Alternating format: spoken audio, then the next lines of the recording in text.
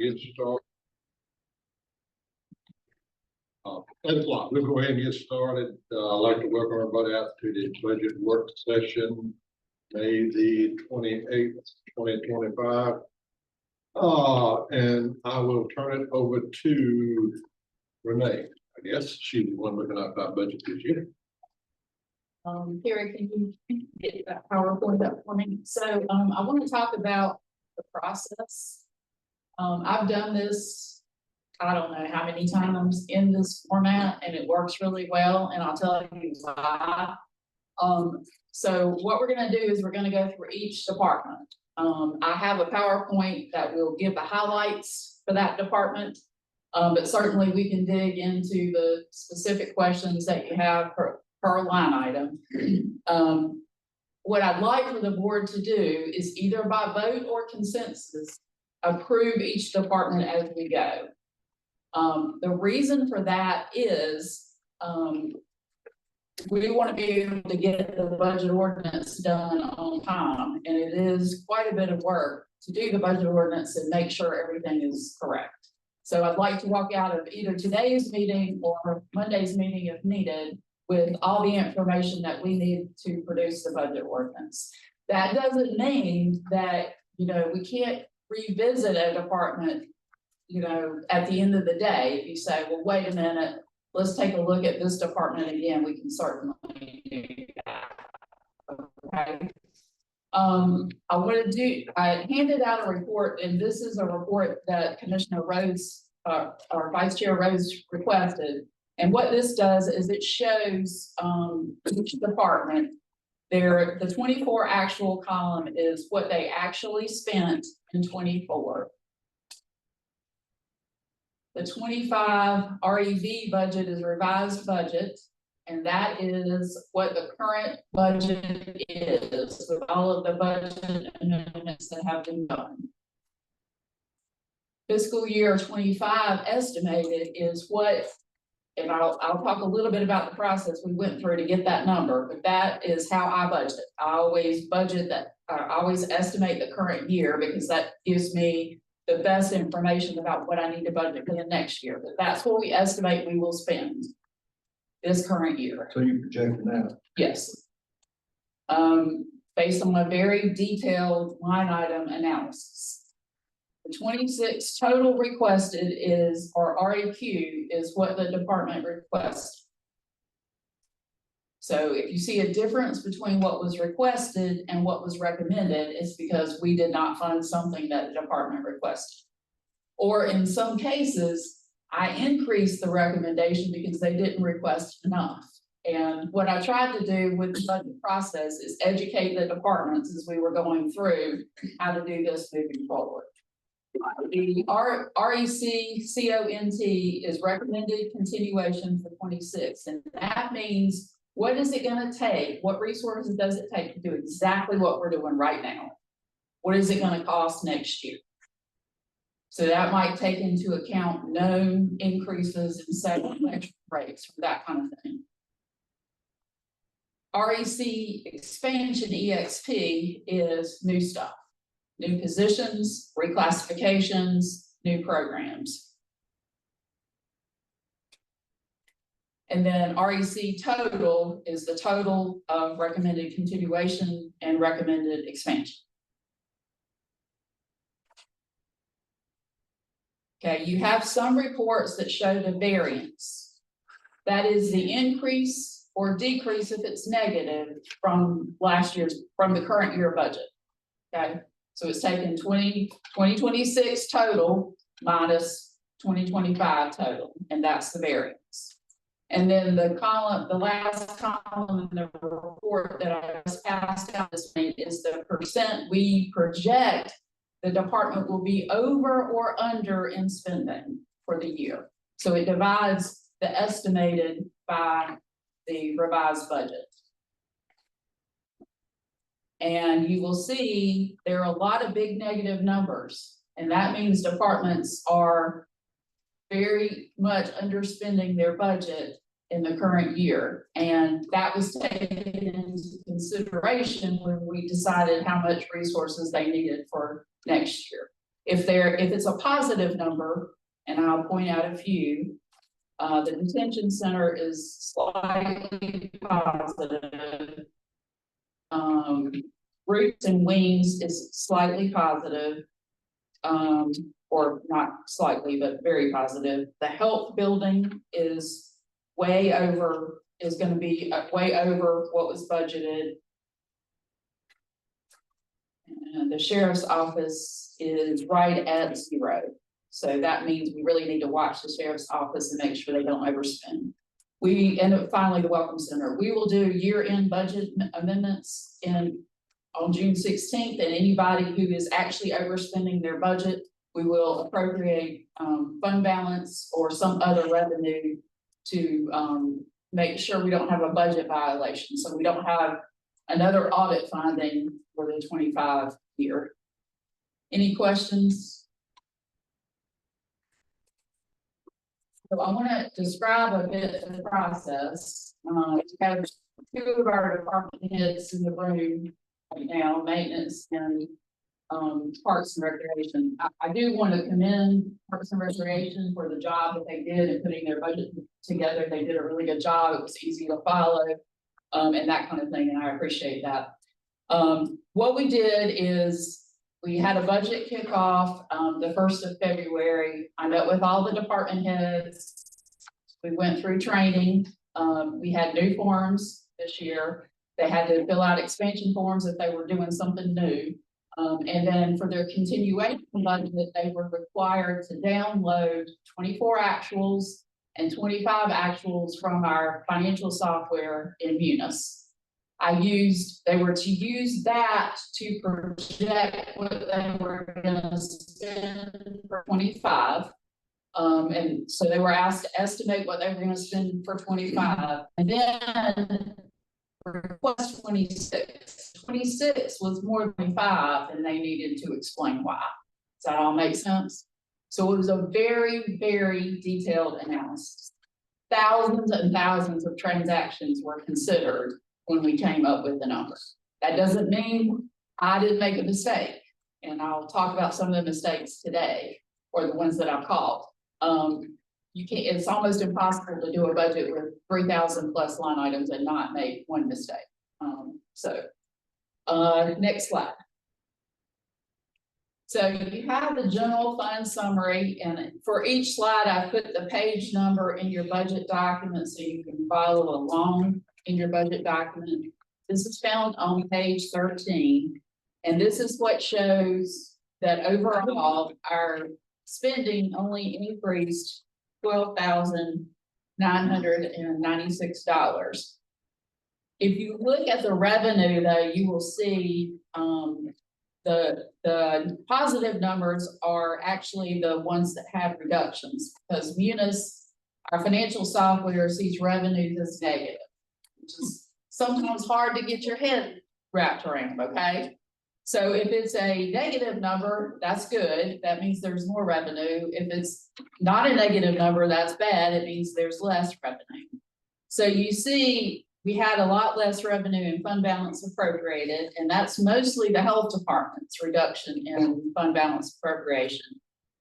We also had a big reduction in intergovernmental restricted, unrestricted and restricted, investment earnings, and miscellaneous, and permits and fees. So the problem, we were able to keep the budget pretty much flat with expenditures, but because we had so many fewer revenues, that's the reason for the property tax increase. That's the only reason for the property tax increase. Any questions about the general fund summary? All right, next slide, please.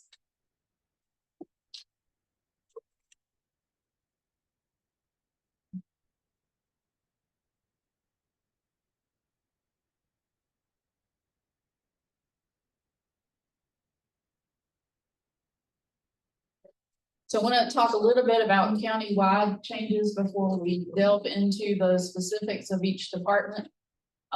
So I told you that salaries, we we did a salary increase of 1.5% cost of living, which means across the board. The general fund cost for that salary increase was a little over $200,000. The Association of County Commissioners did a survey, and the average increase for counties in North Carolina was 3.1. So we're significantly below the average. We eliminated the vacancy allowances across the board except for in finance. Finance had a small vacancy allowance of $50,000. And right now, about half of the positions in finance are vacant. So I don't see that we're going to be able to fill those by July 1. I don't see a problem with that vacancy allowance. In other cases, particularly in EMS and the sheriff's office, it's going to cause their budgets to be over or almost over. So because they've had to backfill those vacant positions, and a lot of times they use overtime, which is time and a half, and it costs you 50% more to provide that. There's only one new position recommended in the entire budget. I'll have another explanation. One new county position, and that is in the tax office. And the tax administrator agreed to reduce part-time salaries and contracted services to get an appraisal position. So the savings more than pay for the cost of that position. The only other new position recommended in the budget is in Cooperative Extension. That is not a county position, that is a state position. And the reason it was recommended is because it's now being grant funded, and that grant ends in September. So that person would have lost their job as digital agent if they had not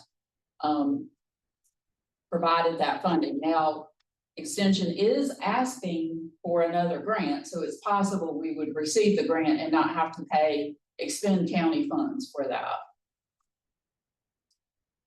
So in terms of benefits, this is what was known when the budget was developed. We talked at length about the increase in health insurance. And then there was a $45,000 increase in benefits from the cost of living increase.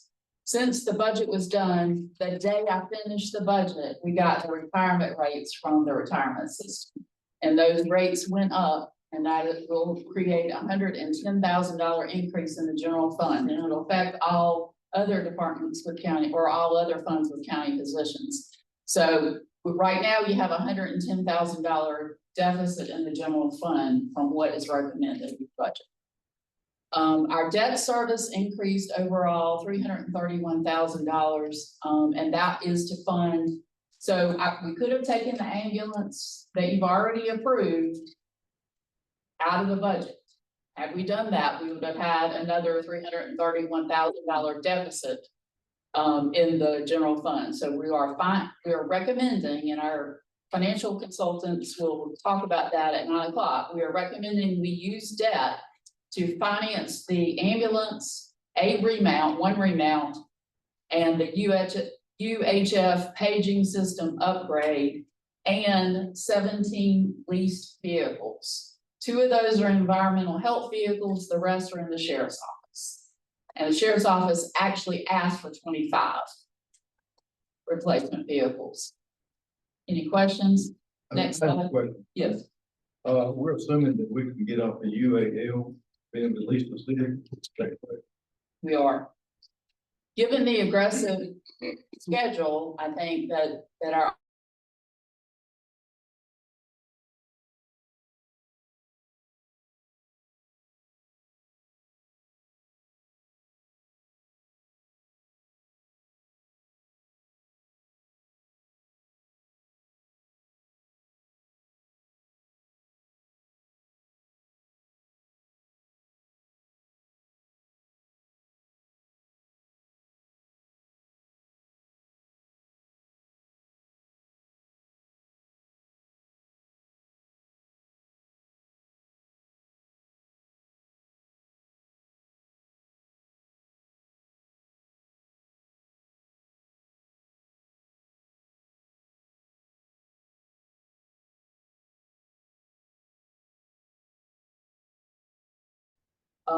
we would save money.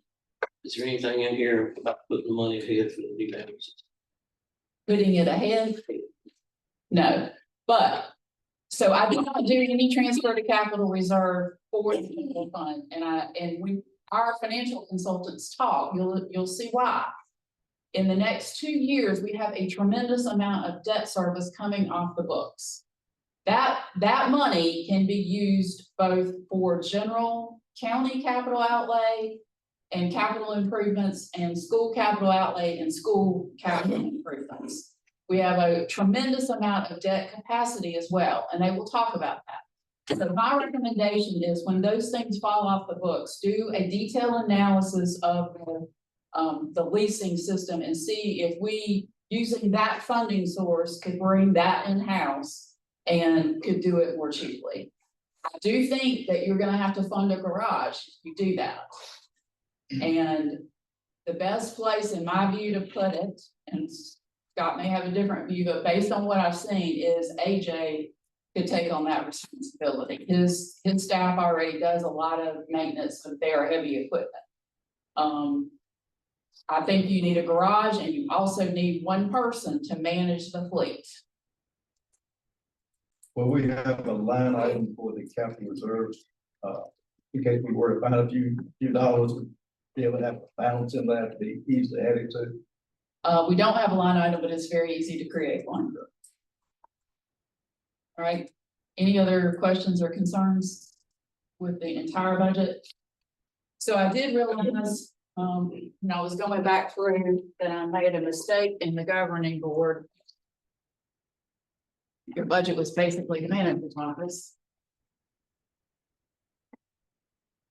For the administration.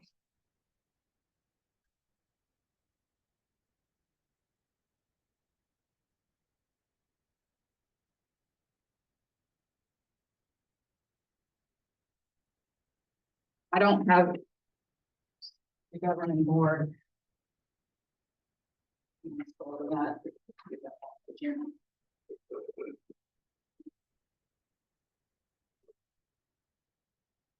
All right, so the governing board, there was a decrease of a little over $17,000 or 19%, and that was based on actual spending. There was a $9,000 reduction in supplies and an $8,000 reduction in travel. And what I did was I looked at 24 and 25 spending to come up with those numbers.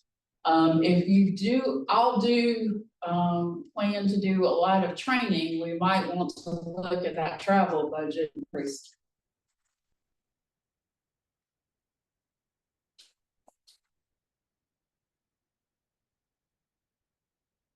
Any questions or concerns about the governing board?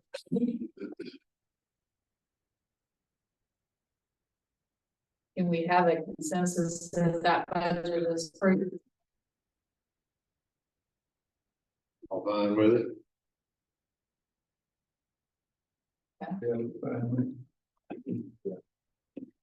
All right, next is administration, which is a 28,000 or a 4% reduction. There is an increase in salary and benefits. We remember that we made several adjustments both to the manager's salary and also moved the deputy manager into the administration full-time. And so salary is no longer shared with Katz. The main reduction in the salary or in the budget is me, paying for me. And again, all the estimates and the budget are based on prior year and current year spending. Any questions or concerns about administration? Consensus to be approved. It's Jonah's money in this area, Or Jonah Sharp's money in this area. no, it would be in finance, and I did not budget for that. But we'll explain why, because we're now in the finance office. So as I said, half of the positions in the finance office are currently vacant, including the finance officer.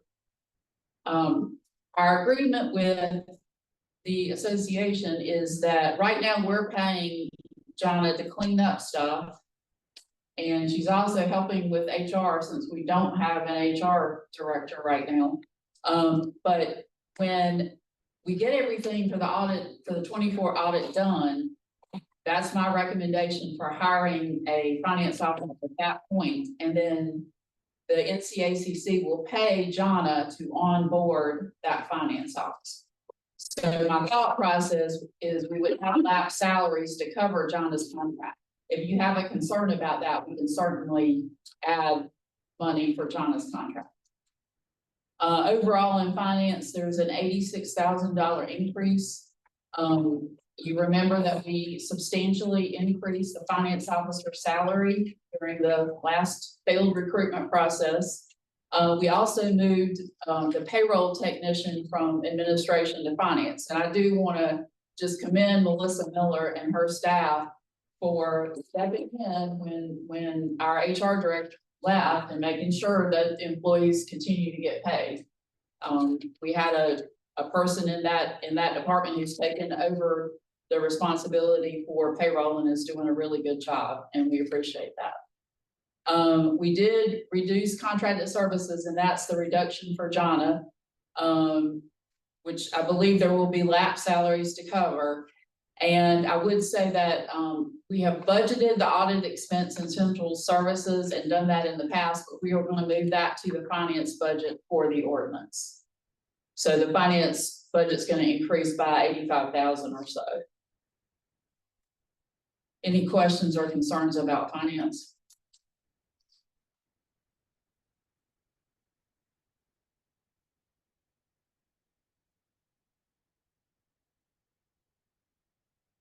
Next is maintenance on page 29.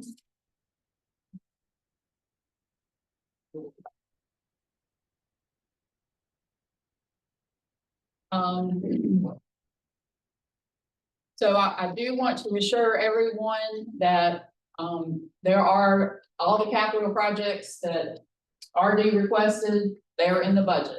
It's just we've been in the past, we've been catching up on deferred maintenance, and RD and his staff have made tremendous progress catching us up. So we're actually able to reduce our capital expenditures for the upcoming year. It does include the reclassification of the maintenance director, because RD's is responsible for maintenance and he's done a fabulous job. He was also promised one salary when he came on board and was not given that increase. And so those are the reasons for the reclassification. It does include capital outlay for maintenance of Pelham sewer. Right now, if something goes wrong with the sewer, our staff have to hike through the woods to get to the sewer pump. So this would give them an ATV vehicle to reach that sewer pump, and then they could also use that vehicle for snow clearing. They could attach a plow. The budget includes both the ATV vehicle and the snow plow. That listed under equipment. It is equipment, yes, greater than 5,000. I'm trying to remember. The 39,000. Yeah, the 39,000 is the ATV vehicle and the plow, and then I failed to mention the 7,300 is for a building out there. That's inside the fence for the pump area, right? That's right. Which is going to be required, as I understand. Can I ask where the pump station is? Pump station's in off of 700, approximately 1,400 feet off the road. Off of which road? Off of 700. Out there on the front. Yes, sir. It leaves 700 and goes up 29 in behind the old movie theater in Virginia and crosses over and ends up at the old pottery plant in Virginia. We have to walk, the manholes are every 150 feet. Yeah. And we have to walk it middle of the night, whenever, and bleed them valves off. It's actually pretty dangerous, you know, to be out there by yourself, walking out on foot at 1, 2 o'clock in the morning, that's 49. How many times do you have to do that? We've done it approximately probably about 6 to 8 times a year, a month. We have to keep that right away clear. If trees fall in it, they have to be cut up and removed. And then, as much building as we got going on out there, I don't know how much more we're gonna be out there. Right now, we only have one entity that's connected to the sewer, and that's the Welcome Center. When the Seed Project and The tobacco warehouse. Cherokee Tobacco are built, and we'll have 3 entities that are connected to sewer. And right now out there, all we have is a chain link fence with a pump station. If I have a man out there and he gets sewage all over him or whatever, all he does is stand out there in the middle of the woods and changes. I don't have no way to keep any tools out there, cleaning supplies. I was gonna try to put a little storage building up, at least put a portable eye wash and stuff up, because that's gonna be, that pump is state maintained and state regulated, so we need something besides a chain link fence up around it. Or what's the approximate length of the sewer line? I don't know the approximate length of it, the roundabout way of looking at it is, it goes from the Welcome Center to the old movie theater on the other side. I was at the state line. Yes, sir. As far as this, Let me ask you, if you said the pump is state maintained, This pump is not state maintained, but they state inspected. If that pump overflows and hits the ground, we're in we're in a whole bunch of other stuff, so. you got a long support built into that. Yes, sir, and it's attached to a cell phone. If our cell phones go off at 1 o'clock in the morning, we gotta go check it. What kind of vehicle are you looking at? What I've done is, it's hard to price a used side by side. So the other year I priced a used side by side and was gonna try to trade in some lawnmower. And that backfired, so when I called John Deere up there, I just asked him, I said, what other counties normally buy? And he told me, and I said, well, can you give me a price on that? I couldn't get a price on a good used one because we was taking quotes for stuff in February, and I knew it wouldn't be good. So the only way I could put a dollar amount on it was to get an estimate quote on a brand new. When the time comes, if they have a good used one or something like that, we're more than happy with that. It's just hard to walk up and down them hills in there carrying tools and pipe wrenches and stuff.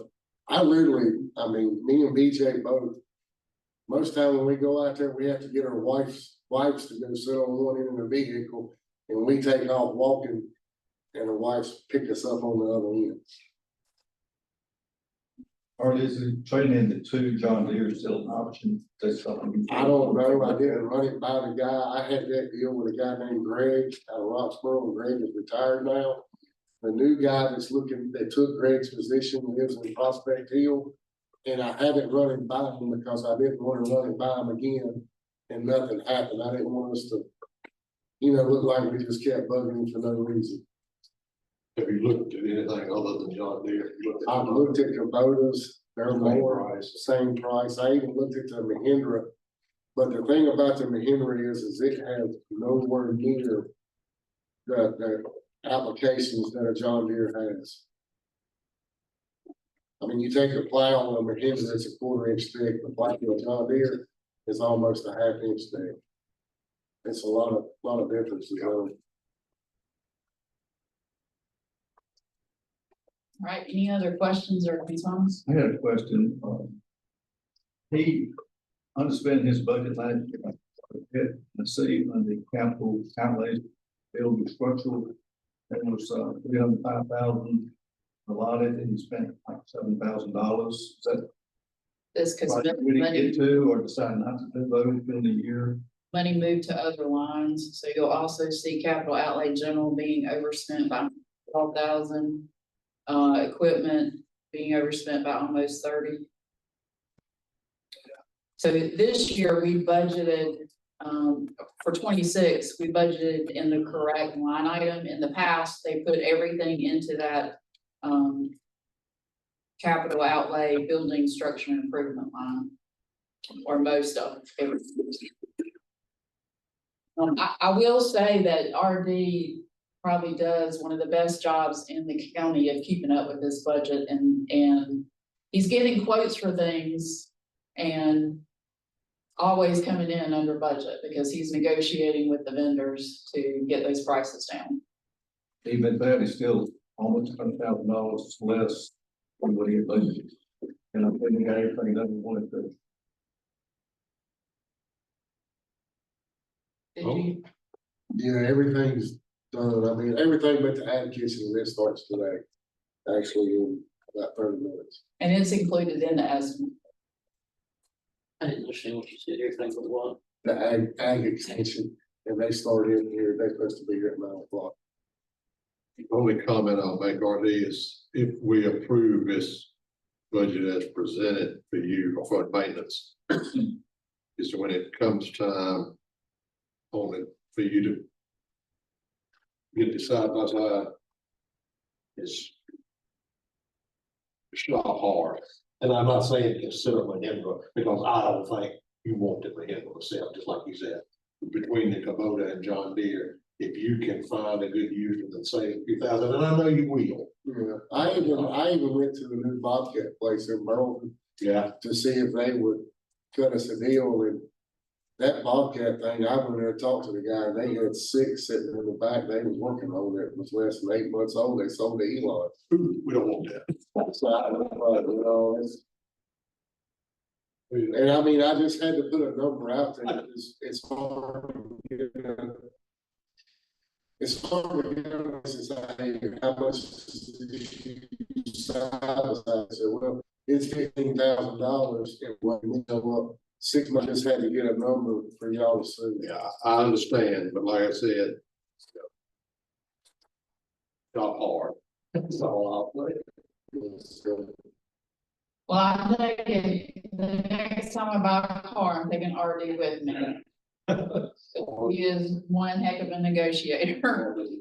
So with those, I'm sorry, with those two, lawnmowers, actually, if you actually was able to go out and say, how much can we get for those 2 lawnmowers? That would actually take off the 39,000. Yes, sir. Yes, sir. Okay.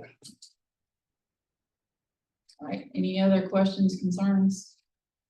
Have consensus to approve this budget? All right. These are pretty quick. Health building, I realized when I was doing the budget, for some reason, the budget was in there twice, and I did the budget, so this is on me. But I deleted the duplicate, but I deleted the wrong line item. So we need to increase the budget by $18,000. As you saw in the report that I handed out, for the health building, we're spending more than 82.35% more than the budget. So we need to increase that budget by $80,000 to cover utilities. And these are just the water, sewer, and electric and gas for the health building. Any questions or concerns? Do we have consensus to increase it to what it needs to be? Right, and then the next budget is the Pelham Business Park / Welcome Center. I'm gonna spend some time at the end of the meeting today going over water and sewer rates for Pelham. But our expenditures increased $5,300 overall. In the past, what I found in going through RD's budget with him and this budget is we were charging Pelham expenses to the maintenance budget. That has been corrected for 26, and we need to be diligent about making sure that, because otherwise, how do we know to set water and sewer rates if we don't know what our costs are? So we were very diligent about including the accurate costs, and we will need to talk about water and sewer rates and tap fees at the end of the day. I've got all the fee increases at the end of the day. Any questions or concerns about Pelham? Have consensus to approve that? All right, court facilities. I did the court facilities budget. That's on page 24 based on prior year spending. Mr. Satterfield did reach out and ask to see a copy of it, and he looked at it and was satisfied that it was sufficient for the court facilities. There's only $160 increase, and that's based on actual spending in prior years. Any questions or concerns? We have consensus to approve. All right, central services, and I promise, maybe I'm getting to recreation. Central services is on page 27. So this is where we have a very large increase. So almost $400,000 in expenditures and almost $450,000 in cost to the county. And I'll explain that in a minute. So $289,000 of that is in contingency. I use contingency as a budget management tool. I have used it in Chatham County and I've used it in Harnett County, and it's a very good tool. What it does is it takes the what ifs that departments want to put in their budget that ends up increasing the base, because nobody ever remembers that that what if was in there. It just becomes part of their base budget. I put that in contingency, not in the department budget. The best example I can give of that is a second primary. If we have to have a second primary, it's in contingency. If not, it's not in the Board of Elections budget, so it doesn't become part of their base. Does that make sense? So it is a big number, but think if that number would have been in every department, or not all the departments, but departments that were asking for what ifs.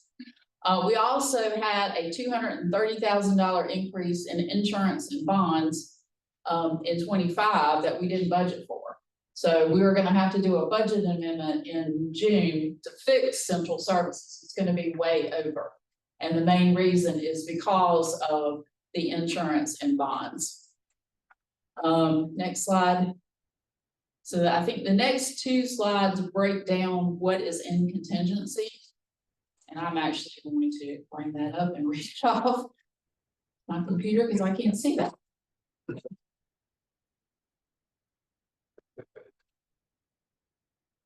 And I'll just go through it line by line.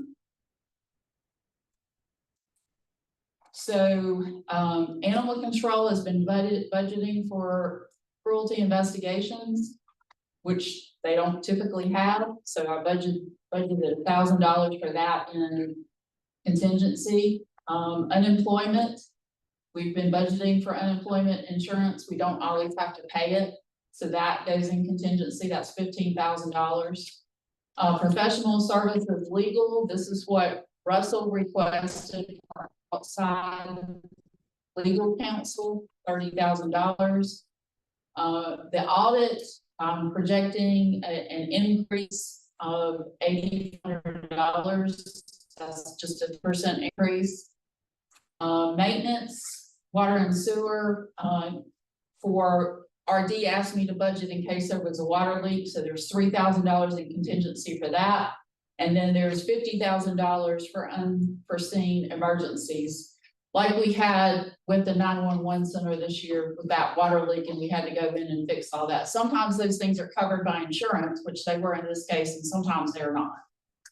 The planning department, there is a contingency of $2,100 for Jason to take a zoning administration class. The reason I didn't put that in his budget is because that's by lottery. So they do a lottery to decide who gets it.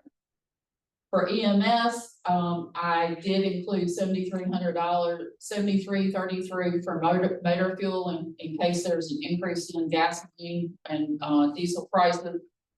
For IT, I included a $15,000 contingency for professional services, equipment, and software. IT is another department, not unlike maintenance, where things just come up and they've got to fix the issue. So this gives them some money outside of their regular budget for that. 911, our deputy 911 director, that's not his right title, but he may become the vice president of the American Profession. I don't know what APCO stands for. but it is the National 911 Association. So there's $57 in there for him, for his travel in case he becomes vice president of APCO.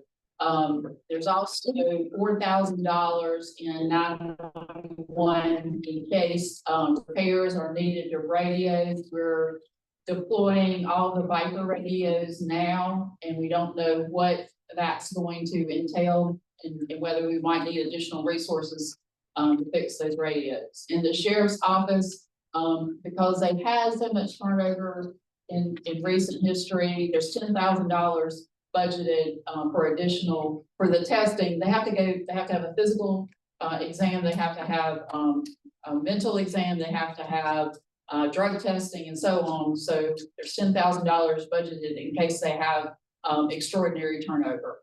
Countywide, there's $25,000 budgeted for gasoline in case gasoline prices go up. Thank you, Kara. In detention, we budgeted $20,000 in part-time salaries. Again, that's in case they have a lot of turnover. We also budgeted $1,000 for pharmaceutical and medical, because I like to base the current year number on what they've been actually spending, but in case they have to spend more, they have more local inmates, they're paying more in medical costs. So that's there for them. And then I budgeted $43.50 for utility, for electricity. In inspections, I budgeted $1,456. One of our inspectors is due to receive a pay increase for a level advancement. He's got to pass the test in order to do that. Soil and water dues and subscriptions, they've been budgeting every year a $3,000 payment to the federal government that we have never made. So it's in contingency in case the federal government asks for that payment. In social services, they've been budgeting for unemployment. I put that in contingency. We have an EV charger that we paid for a few years ago.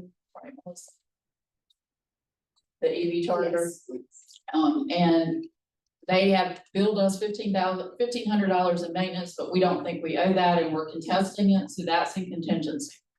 There's a $50,272 amount in contingency for the second primary in case that's needed. There's $1,000 for equipment, less than $5,000 in elections. And that is in case they need to replace any of their elections equipment during, at the election time, something breaks. And then finally, there's $2,000 in Board of Elections in case they have new members. They have to go to a lot of training, so that's for their travel and training. I put $2,000 in medical examiner / coroner, and for autopsies, you cannot predict how many autopsies you're going to have. So I based the number in the budget on past spending and put $2,000 more in contingency. And then finally, in extension, we budgeted for a 3% salary increase. So those are state positions, and the state decides what their salary increase is going to be. So we budgeted for 3% across the board, and then a ladder increase from one of the agents that's due to get it's like a step increase in pay. Any questions about contingents? It's on two separate slides, Renee. I believe on this one, the top line is 25,000 countywide for gasoline. Yes. Then on the previous slide, you had 7,500 or something for EMS for diesel and gasoline. Why don't you break that out? I think I did EMS before I did the countywide. Okay. And they do consume a tremendous amount of fuel. But your EMS and sheriff department is the most confusing. Yes. I thought. That one, on the state raises, didn't we vote against them have been mandatory for us? You did. They came to us and we didn't we didn't want the state dictating the amount of raise and. She said that we had to do what it says. You don't have to do what the state says, but we are including it. If you want to cut it, you can certainly do that. I would. I'd just like to see us do the 25,000 countywide for the gasoline and strike out with only gas. Myself. Okay. It was only $7,500 or whatever dollars it was, but it's still $7,500. So, and like I said, we've already got money budgeted for those items. This is just like you said, what if gas goes up? I think in my mind, $25,000 worth of fuel is still a lot of fuel. I know they use a lot, but I think that would cover unless economy just goes completely in the tank. And Renee, of that soil and water, that federal payment, the diesel subscriptions, 3,000. What can you tell me about that as it comes up? It is for software, so software that is included for the program. That's a, because I used to serve on that board, that's a budget item they have every year, but it's just, you said it's never been paid. Never been paid. When you guys go up to the EV charger, we talk about electric vehicle charging station. I Yeah. did not know we had. We do. Where's it at? It was a brand new. It's where Rick? We had it before, you would have came on board, it was a board before, yeah, it for was. y'all that approved it, and we went through the Volkswagen settlement to be able to help purchase it. And, I did the grant work, to get the maximum amount that we could get on it, but Russell did tell me, because I turned the claims over to him because I knew we didn't owe it. Because in order to get the grant, you had to have 4 years of warranty on it. So I had all the documentation, and Russell told me, I think last Monday night at the meeting, that the case was closed. We did not owe. So we can take that out. Good. Is it just one charge? It's just one. It's got 2 ports, but it's one charge. Do we know if it's ever used? We did use, we did reports on it, and so yeah, it insurance.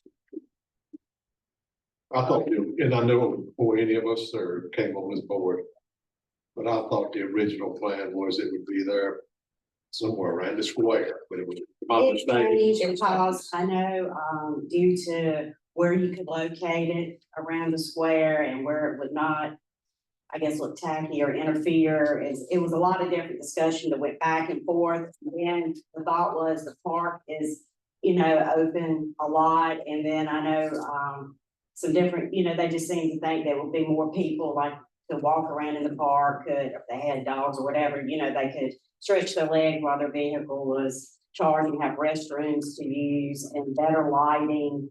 And that's just where the board decided to. Is there any idea what it's costing us in electricity? Right now, would you say we're breaking pretty even? So Yeah. they have to pay something when they, Do it now? do they pay when they? Yes, yes, yes. Yeah, they pay. That thing works off of the car.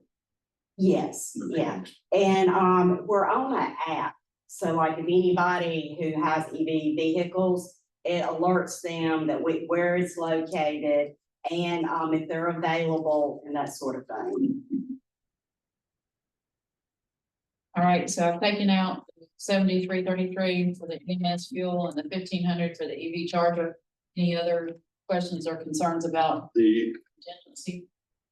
insurance, where it's going up, 230,000. Is that just because it wasn't enough budgeted this year? It is going up again, 13% for property and liability. And I think 5% for workers' comp or something less than that. But, we probably need to take a look at our insurance. I do know insurance, property and liability insurance has gone up across the country. So we're just, We didn't have all that through the NCACC, right? yes. Renee, you mentioned, you said something about state jobs, and then you said 3%. When would those November? Yeah, so the extension agents are actually state employees. And, so there's money in here to match. If the state gives a raise 3% or less, there's money in contingency to match that raise. Sort of like locally paid teachers. Is that a 50-50 split county and state on their salary? No, it varies by agent and I have to pull up the worksheet, but I think one agent is paid totally locally now, and then Tyler, if you approve, the expansion request for his position, he will be paid totally locally, and then the others are split. But it's Depends not, on the position. it depends on the position. The professional services other, will be increasing almost 60,000. I know you hit on that, but go back over that increase again. Can you bring up the teams?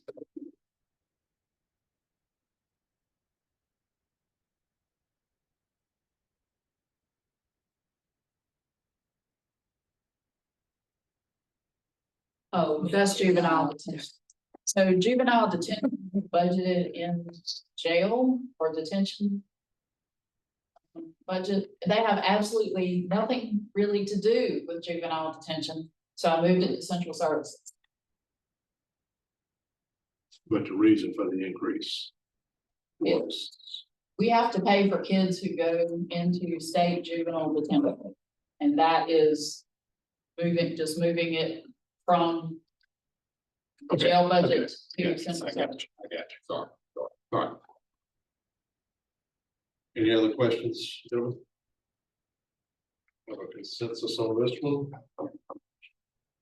Those changes.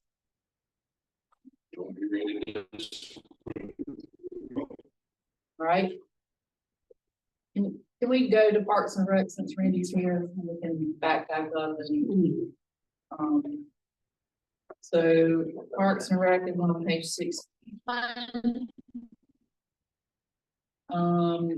As I said, did a very good job with this budget, going through and looking at, prior year and current year spending. And we were able to decrease his budget just based on doing better estimates for the spending. Are there any questions or concerns about his budget? The salaries for the concessions.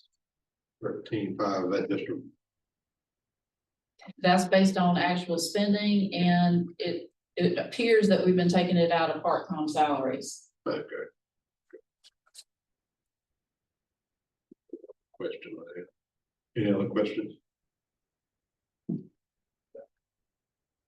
Consensus, we'll move on. Right. So we have, Tyler, Tyler. Tyler, right? Tyler? Trying to remember 5 zillion things at the moment.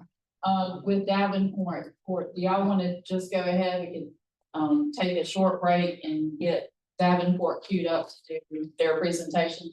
Yeah. I hate to make this. About a 3-minute recess. Gentlemen, ready? Right. All right, so next up, we have Davenport, Ty Welford, right? With Davenport is senior vice president. They are our financial advisors. And what they do is they help us model particularly debt decisions. They tell us how much debt we can afford, and help us if we were to have to go to the rating agencies for a rating, they would walk us through, handhold us through that process. They're a very valuable member of the team when you're talking about issuing debt or doing capital improvements generally. And so Ty is going to talk about, I mentioned earlier about the fact that we've got a tremendous amount of debt service coming off the books in the next couple of years. And he's going to walk us through all of that. Yep. Okay. Great, thank you, Renee. Well, good morning, nice to be with y'all. So we're gonna flip through the presentation. I'll have copies for each of you all. The front part of it, there's a bunch of reference information in the back as well, which you all can look at on your own time. But the goal of the discussion today is really talk about capital improvement planning, right? And as Renee said, we work with a lot of local governments across the state and region and help them figure out how to fund capital. Whether that be debt or cash or some combination of the two, usually it's a combination of the two, and trying to help make the best decision for each locality. And as Renee said, we worked with the county for a number of years. It's been more focused on the debt side when you all have needed to issue debt. Most recently for the Bartlett Yancey School project, we helped with the whole USDA process, which was a multi-year process, application, approval, securing interim financing, and then the takeout in 2022. But the goals and objectives for today are to really talk about what we see and ultimately what I think it'd be good for you all to think about in terms of moving towards adopting a multi-year capital plan, identifying projects, prioritizing projects, but then figuring out how you pay for them. But before we do that, we want to give you some perspective on where you currently stand financially. Look at your fund balance, look at your debt picture, show you how you stack up versus your peers to get your arms around kind of where you stand right now. I'll cut to the chase. You are in a very strong financial position, which is a great starting point. We're also going to talk about the financial policies you adopted back in February, which is also a fantastic thing to have in place because it puts some guardrails, some safety nets in place as you look at making some of these key financial decisions. And then we're going to kind of wrap up with how you might start to look at planning in terms of looking at dedicated revenues to fund capital, and then talk about kind of the process of looking at projects and prioritization. So it's a lot that we're trying to cover, but I hope that you'll find it helpful as you kind of start to frame your mind on how you might start to look a little bit farther ahead on capital planning. So flipping ahead to page 4, I'm going to go through this quickly. This is more an FYI, just it's been a while since we've been in front of the board and certainly new faces, but just our role as financial advisor kind of fits into 2 buckets. The left side of the page is more on the consulting side, helping look at long-term planning, some of the stuff we're talking about today, helping develop financial policies. You've already got that, looking at peer comparatives, looking at some of this analysis. If you had credit ratings, looking at strategy to help improve those credit ratings. The right side is what I would call more transaction services. If you do need to issue debt, we help quarterback the process. And there's certainly a lot of ways you can issue debt, bank loan, USDA, a public bond issue. We're not going to go into all that today, but we help local governments through the debt issue process, start to finish, coordinating with the LGC, all of that sort of stuff. Page 5, very simply, just giving you a little perspective on some of our highlights with the county over the last 10 years. Really focused, like I said, on some of the key debt issuance you've had, the Bartlett Yancey High School project, dating all the way back to 2018, the bond referendum there. The next main category is some of the bank financings you've done for the courthouse improvements, the library expansion project in 2018.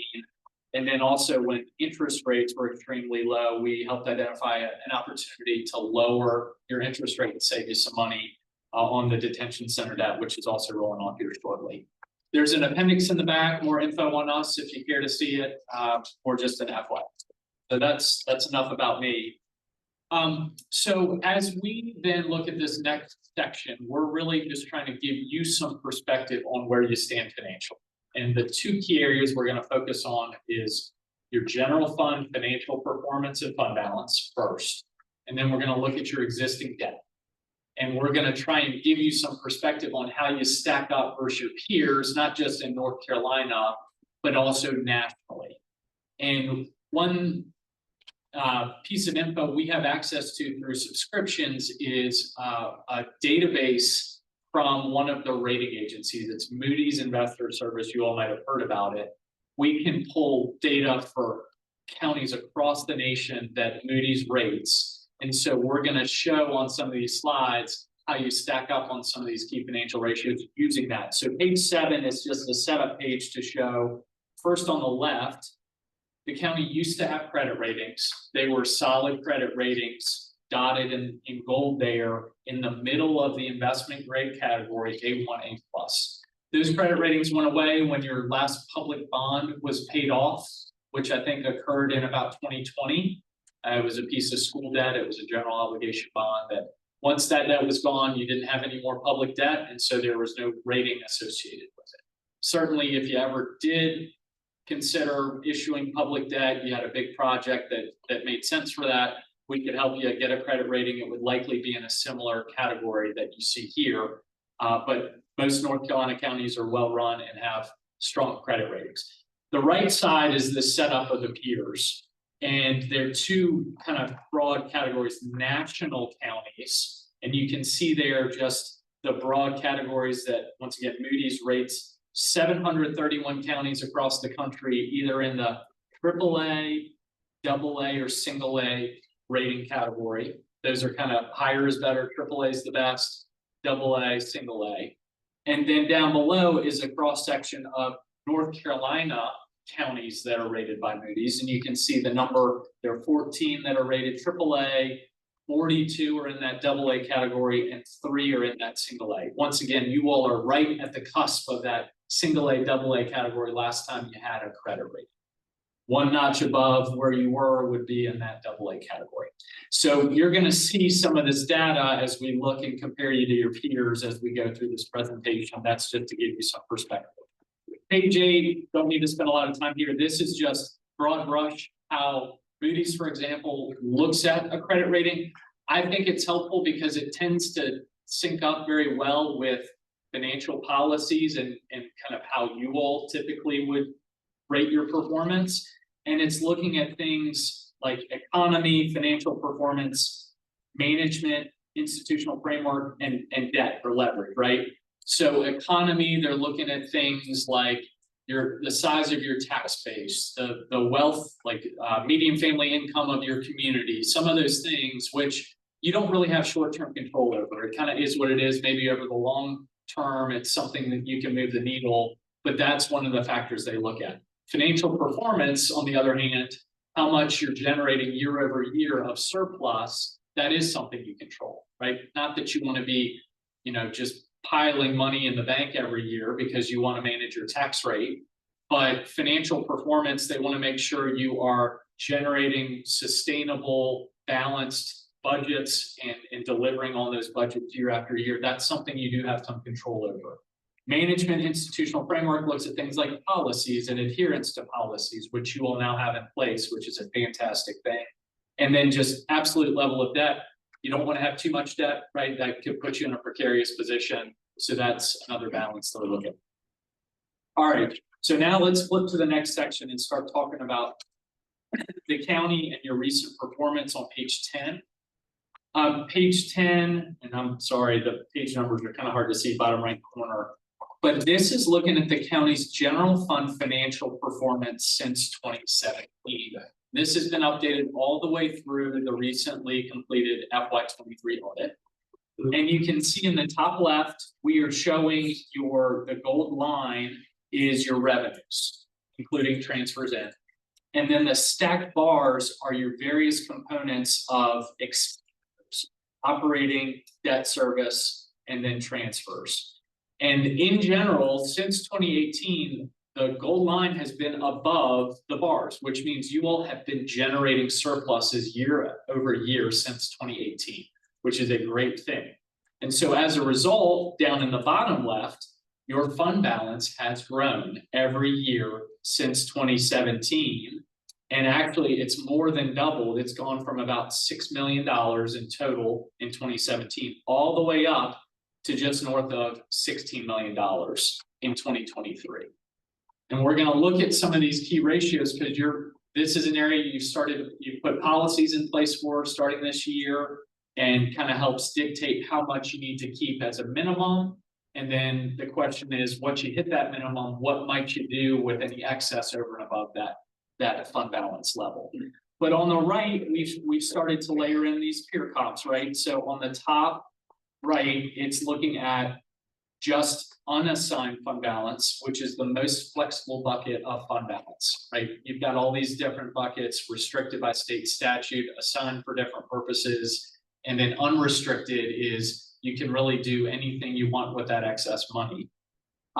You all are shown in the gold bar, higher is better, but you are, in the ballpark of your medians, both nationally and in North Carolina. We'll see this in a minute. 2023, our unassigned fund balance actually stepped down. Really was just a timing thing from, I think it was a grant that y'all hadn't drawn down to reimburse yourself. So 2024, we should see that bump back up. But still a little bit lower than the peers, but still in the same ballpark. Down at the bottom, you look at total fund balance. We are above all of the peers we're showing, AAA, AA, single A, both nationally and in North Carolina, on total fund balance as a percentage of our revenues, which is a great thing. So compare very favorably with the peers there. And we would expect the 24 fund balance to increase, unassigned fund balance to increase dramatically based on that grant. It was $3 million or so. Yep. That's, and I think that ties in perfectly with slide 11. So slide 11, a lot of small numbers on the page here, but we're just putting this in context of some of these key fund balance ratios. It's probably easiest to look at the charts. The green line is your unassigned fund balance as a percentage of your budget, basically, your percentage of your expenses. You can see that was trending up through 2022, and then it stepped down in 2023. And that's simply because since we had to restrict a portion of fund balance for that grant that hadn't been drawn down, it came out of our unassigned and got held up in the restricted bucket. But once that grant has gotten pulled down, which it has, and reimburse yourself, that money will fall back down to your unassigned fund balance. So we should see that green dot for 2024 jump back up. And the lines that are shown there in red and gold on the top right graph are the policies that were put in place in 2025. So we're showing it going back that the policy didn't exist. So the fact that you're below it in 2023 doesn't mean anything because the policy wasn't there. We just put it there for reference. And we've shown the policy, you've got a minimum floor of 15% and a target of 20%. So once again, I think 2022 is probably a better year to go off of because it didn't have the grant concept going there. But you were at about 25% unassigned fund balance. So you were above both of the minimum, both the policy minimum and the target. And so as we start thinking about this concept of capital planning and resources, that says you had more money over and above your policy that you could theoretically utilize for things like capital or for some other one-time purpose, right? So you've got some capacity there. And I think once 24, the dust settles on 24, we'll see that same concept be that you'll be above your policy that you're adopted, which is great. Down at the bottom, you also have a total fund balance policy minimum of 30%. You have been well above that really through this whole horizon, but in 2023, you were north of 50% versus the 30% minimum. Once again, that's very positive. You got some flexibility. Whose minimum is this? This is y'all's minimum. There were policies that were adopted in February. Okay, it's not the government's. Not the government. Okay, so yes, we went through that before. Yep, good question. And it is also worth noting on that point, and the policy document speaks to this. It doesn't mean you can't go below your minimum, but usually what is the concept is if there's an unforeseen event and you need to tap into your rainy day fund, your fund balance, there's at least a plan that you put in place to try and get back into compliance over a 24-month or 36-month period. So just because you have a minimum doesn't mean you can't ever use it. It just, usually you want to have a plan to get back in compliance if you do need to use it for unforeseen circumstances. Tyler, there was a surplus in 23 according to the chart, That's right. and it dipped in 24, is that correct? Right, so total fund balance, if you look at the table on page 11, the top left. If you look at line 12, that's total fund balance in bold. So from 22 to 23, that increased by about $1.3 million, right? So total fund balance went up. However, if you look at line 11 and line 8, you'll see unassigned fund balance dropped and your restricted by state statute increased both by about $3 million. And that's because of the grant that you spent the money planning to reimburse yourself from that grant, and the grant just hadn't been drawn down at the end of the fiscal year. So it got held up in that bucket. Am I saying that right? And so if that's since been resolved, even if you don't add to fund balance in 24, that $3 million should come out of line 8 and drop back down into line 11 into that honest. So every year we'll have restricted money in the fund balance. That's correct. Fine, but it just excessive in 23. Correct. And I do want to say something, it's thanks to your interim finance officer that that money was found and drawn down. She found that we had not drawn it down and did it. So. Thank you. All right. In your professional opinion, where would the surplus come from? In terms of your general, additions to fund balance, yes.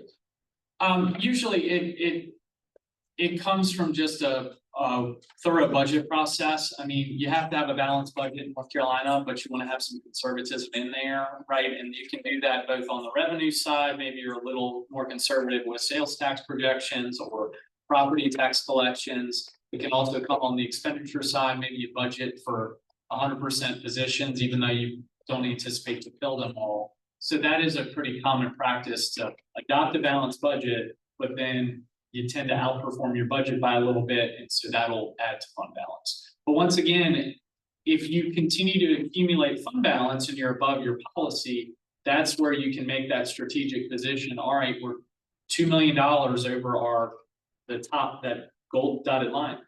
We want to take that and fund this capital need, or we're going to put it to this strategic initiative, whatever it is. That tends to be the best approach in our mindset versus spending it before you've realized those savings. If that makes sense. Most of our surplus, you think, come from our tax? I think it's probably just coming through your budget process you've done and outperformance of your budget, both on the revenue and expenditure side. So if you look at the expenditure summary that I passed out first thing, and you see all those large negative percentages, those departments are reverting money. You cannot count on that going forward because they have been budgeted much more strictly in 26. But you don't want to estimate, I usually say you want to estimate about 97% of your revenue. You want to be 3% above what you've estimated. And on expenditures, you want to be 5% below. So that's what gives you that add to fund balance. As your expenditures go up, you have to increase fund balance in order to maintain the percentage of fund balance that you have. The last thing I'll say is, even though these numbers show us favorably, if you'll remember, well, Commissioner Patton, you weren't at the retreat, but we presented comparisons in North Carolina of where we stand with fund balance. We're a fairly small county, and most of the smaller counties have a lot more fund balance than we do. Because if something catastrophic were to happen, let's say we had a hurricane blow through or something like that, it's years before you get reimbursed by FEMA, if you get reimbursed. So you have to be able to handle those unforeseen situations. All right, so next part of this, that's a little perspective on general fund performance and fund balance. We're gonna talk about debt now for a minute. Once again, this is looking backwards at where you stand. Page 13 is your existing debt service payments. And you can see this is countywide, county and schools. You currently are paying about 1.5 million a year in debt service. That's projected to step all the way down to about 600,000 over the next few years. And we'll see that's almost entirely on the county side as some of these older installments, detention center, library renovation projects have paid off. And what you're really left with going out to 2052 is the Bartlett-Yancey USDA loan that was a 30-year repayment structure.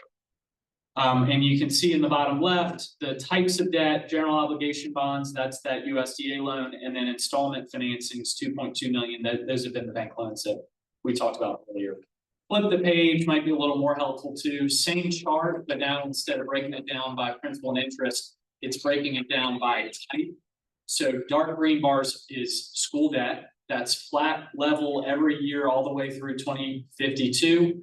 And the lime green bars are the county debt. Those are the installments that are paying down really over the next few years and will be fully paid off by 2028. There's more detail in the back of your existing debt if you want to see it by series, but this is kind of, as we think about it, school debt for school projects versus debt for county things like library, detention center, those types. So the debt we have now is the library. Detention. That's right.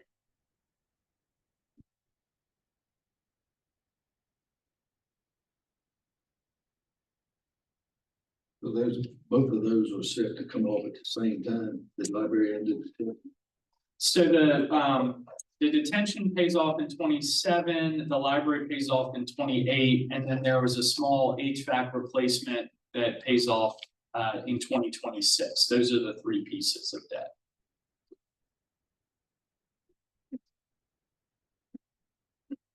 And the USDA loan, like I said, that's set at a really attractive interest rate, 2.75% through the life of the loan, and that rate doesn't change.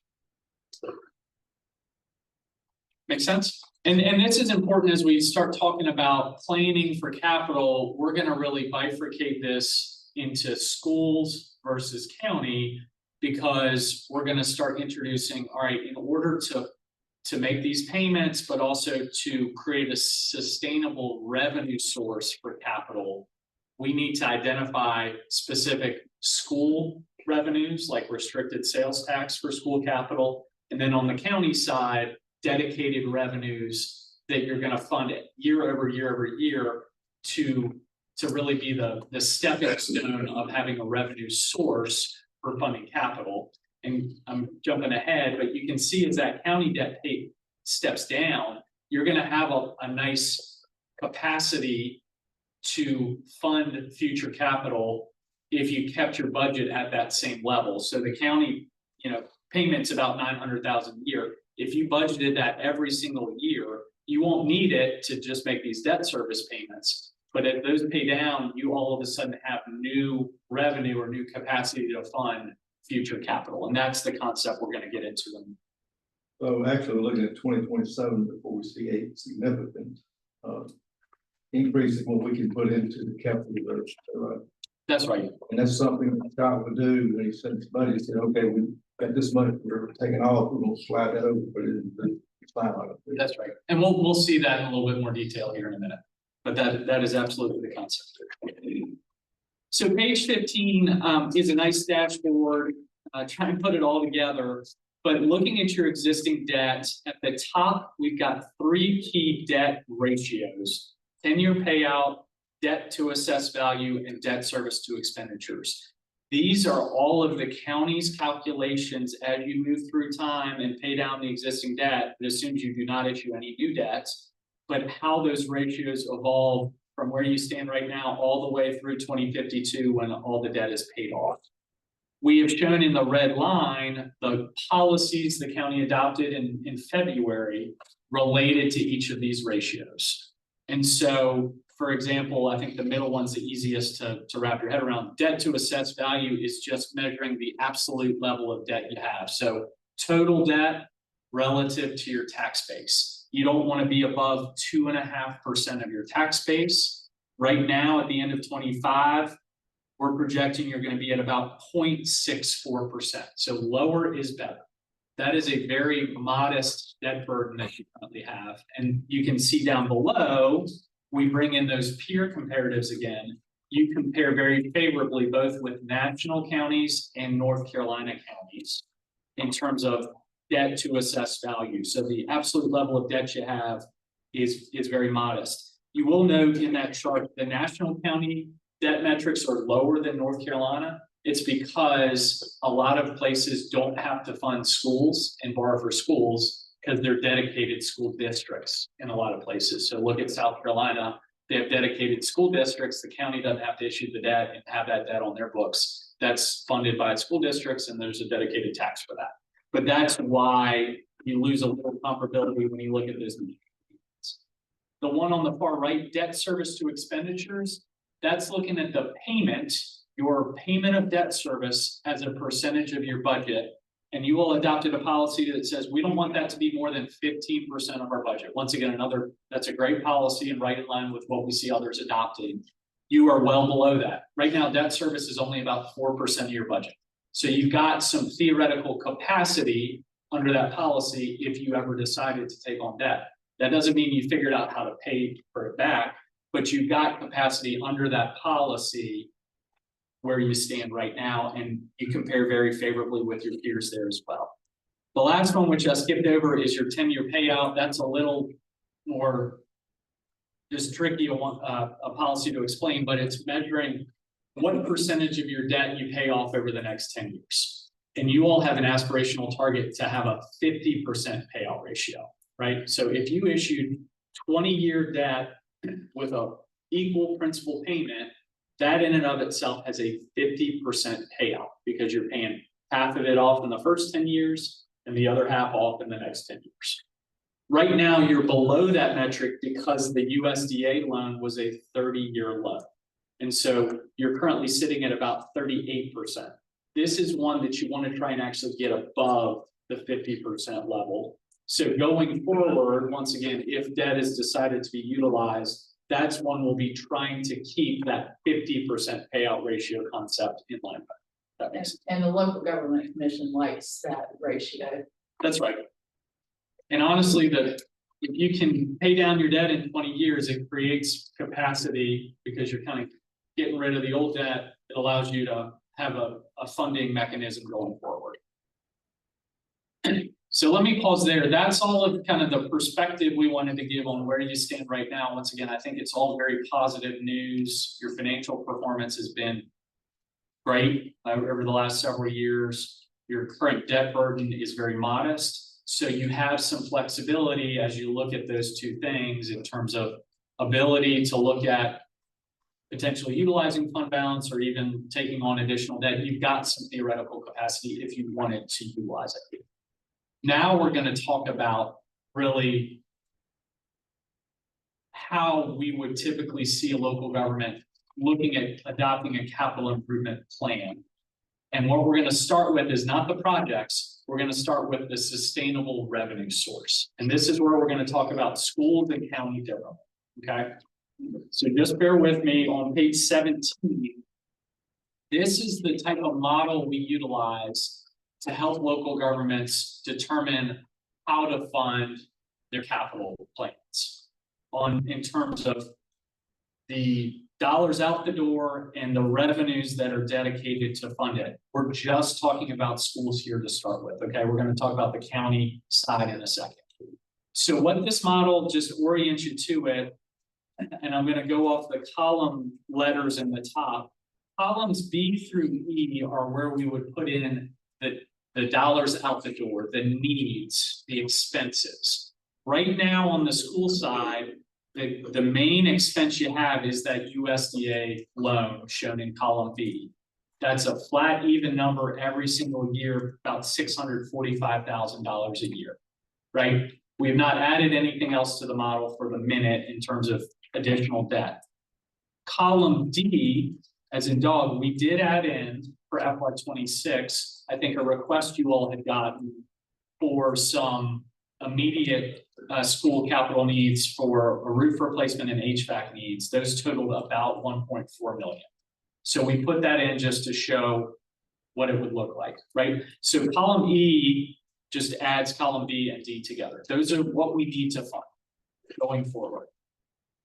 Columns F through H are where we put in this critical sustainable revenue source to fund school capital. So right now, we're working with county staff. We've identified two main drivers for funding school capital. Column F is the restricted Articles 40 and 42 for school capital. That currently is about $1.245 million a year, based off, current year's estimate of what that is. We're not assuming that grows at all. We just assume flat growth. But we're saying, okay, if we put all of that sales tax in this model to use it to pay for capital, that's our sustainable revenue source. Column G similarly is your lottery distribution. That's about 150,000 a year. And that was based off some information we had accessed from the state website. That was the last full year's dollars you all had gotten on the lottery side. It was about 150,000. So column H adds those two together. It's about 1.4 million a year of revenues that we put in the model. Okay. What we then show in column I is the difference between H and E, your revenues versus your needs in column E. That is positive in every single year except for 2026, because we have those one-time needs for the roof replacement and the HVAC. So we have a shortfall of about 650,000. We're going to show that that's covered from capital fund balance here in a minute.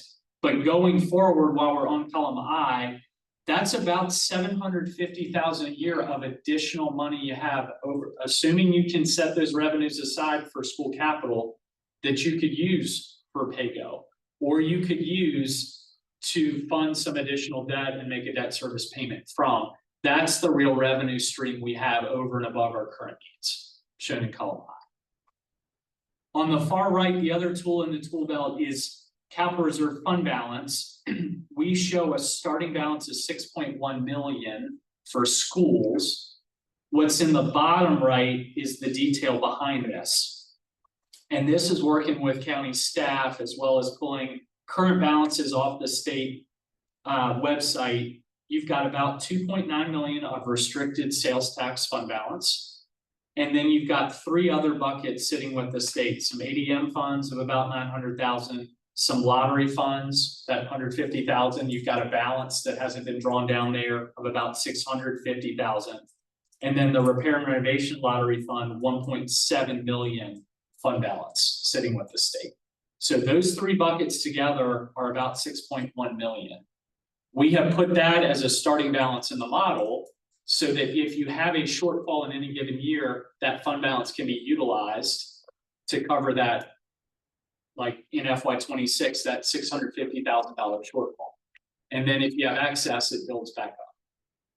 So I know that's a lot of moving pieces, but this is kind of the critical concept of funding, the funding analysis. And usually we work with local governments on a regular basis to update this, to modify it, to run different scenarios. Well, what if we pay cash for this? What if we debt finance this? What if we increased our revenue stream? What if we wanted to grow sales tax at 1%?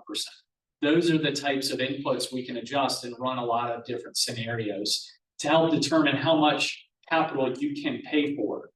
And that helps go to the other side of this that we're going to talk in a minute about project prioritization and timing of approving projects. Make sense? And I'll say, Ty has definitely implied this, but I just want to state it outright. These monies have to be used for schools. They cannot be used for general fund. Okay, this, the 6.1 million, is that, do we have a threshold on that? How low can we go on that before we reach, a point where we should stop for the year, or is all available at any time? This, I mean, this is separate and apart from your general fund balance policy. These, I mean, in our mind would be something that you could draw all the way down to zero. You wouldn't want to go below it. But if you all can get on board with the concept of setting aside the dedicated revenue streams and having this fund balance available for school capital, then as you start to develop a school capital funding plan, you can use both of those tools, the annual revenues and the fund balance, to fund the capital program. So we can every year expect the sales tax and the lottery money to be the same, pretty much the same. I think that's a conservative assumption. I mean, sales tax has grown, right? I mean, this revenue stream, I think back in 2018 was like 600,000. It is almost doubled. And that there are different layers to that, stuff that's changed with the state. But I think sometimes we'll see people grow that akin to what you're seeing in your property tax base growth, or, you know, something conservative like 1 or 2%. So a flat assumption is conservative in my mind.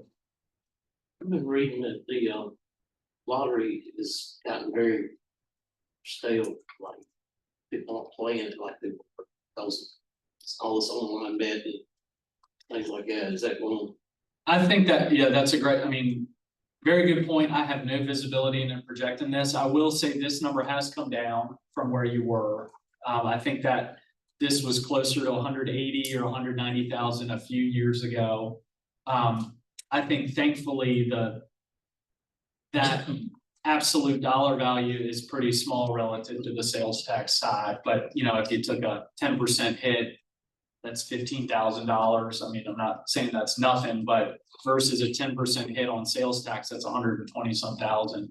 But we could certainly haircut it if there was any consternation, or we would absolutely update it. You know, once we know what 25 is, if that came in at 140,000, then we'd update this and show that number going forward. It's a good question. Renee, the money that we received that was unaccounted for in the 2023, is that primarily sales tax and lottery money at nearly $3 million?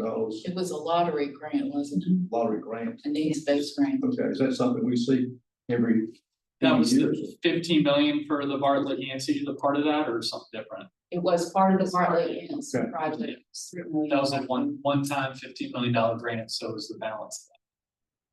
And we went back and looked, when we were prepping for this presentation, we went back and looked at those lottery distributions for maybe 40 years or so.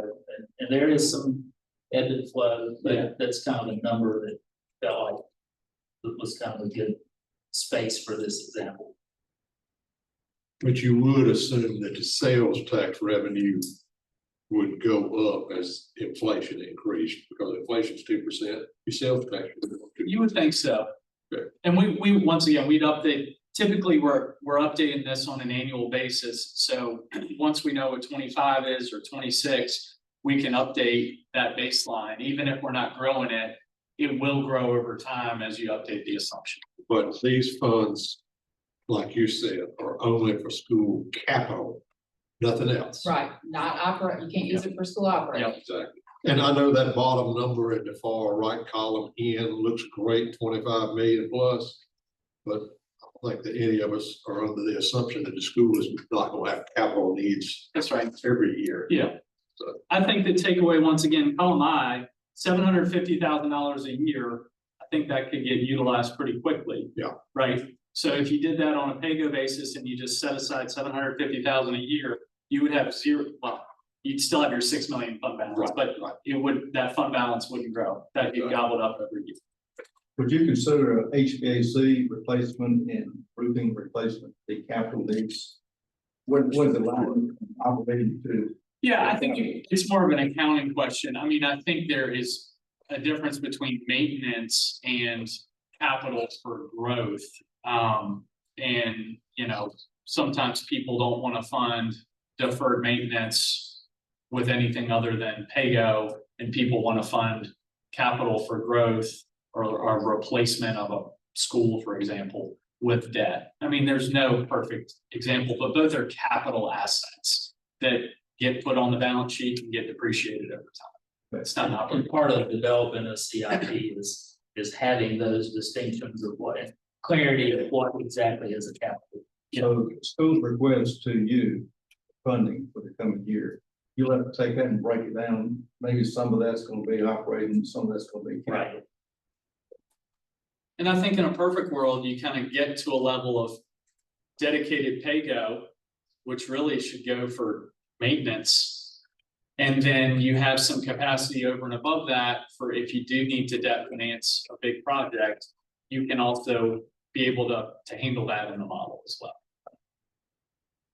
So real quickly on page 18, this is a hypothetical exercise, but to give you some perspective on how we would go about it. This is taking that same model and we just said, all right, what if we used everything in for debt, every resource we had in the model and did a borrowing pretty much immediately? How much could we theoretically borrow under these dedicated revenues and fund balance?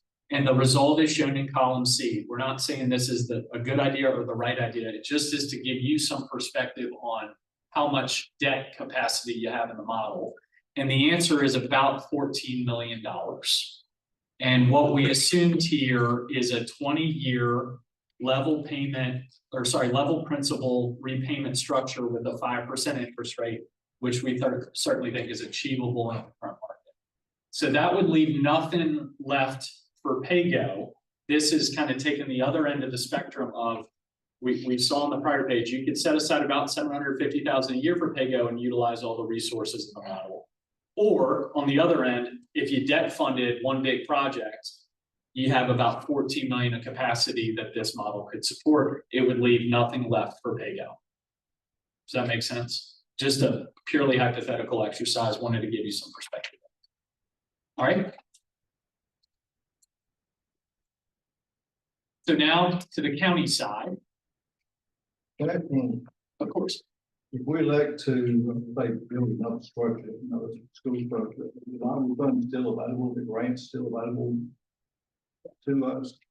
I mean, you have to apply and you have to be accepted. And I know the schools have applied for grants this past year for maintenance, and they didn't receive that grant. So yeah, it is a competitive process and it's not a guarantee. These funds though, the 150,000 per year, those are available just to us. So the schools have a project and they would apply to get the grant and then bring it to us and say, this is what we have. Right. So pivoting over now, done with the school side, we're going to look at the county. Okay.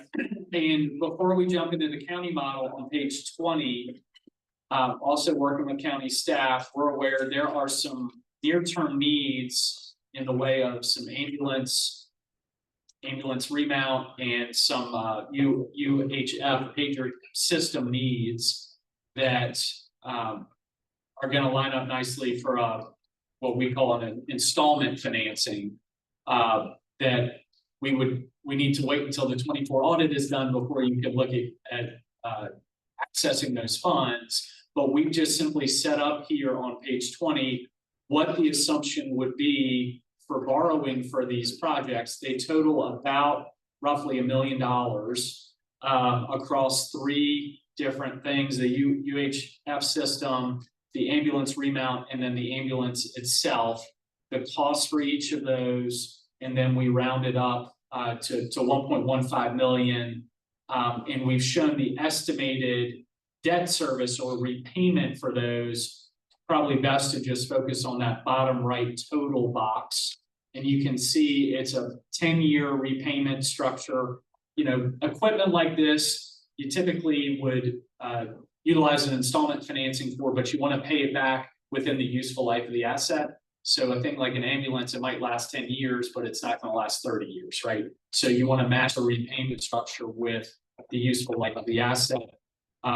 The remount portion we said was 5 years, the ambulances were 10 years. We worked some of this out, but this is the estimated repayment on a hypothetical borrowing that we would look to fund later this year through a bank financing. And you can see there is an estimated payment in 26 of 57,000. That's part of the 26 budget that Renee had asked us about a couple months ago, folding that in to make sure we have that covered as part of the budget. So that's the only new debt component on the county side as we flip the page to page 21.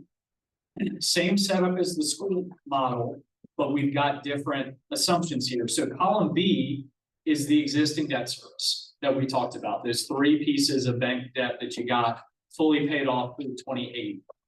Column C is this new bank financing for the 3 projects we just looked at on the prior page with a 10-year repayment structure through 2036, gets us to our total in column E.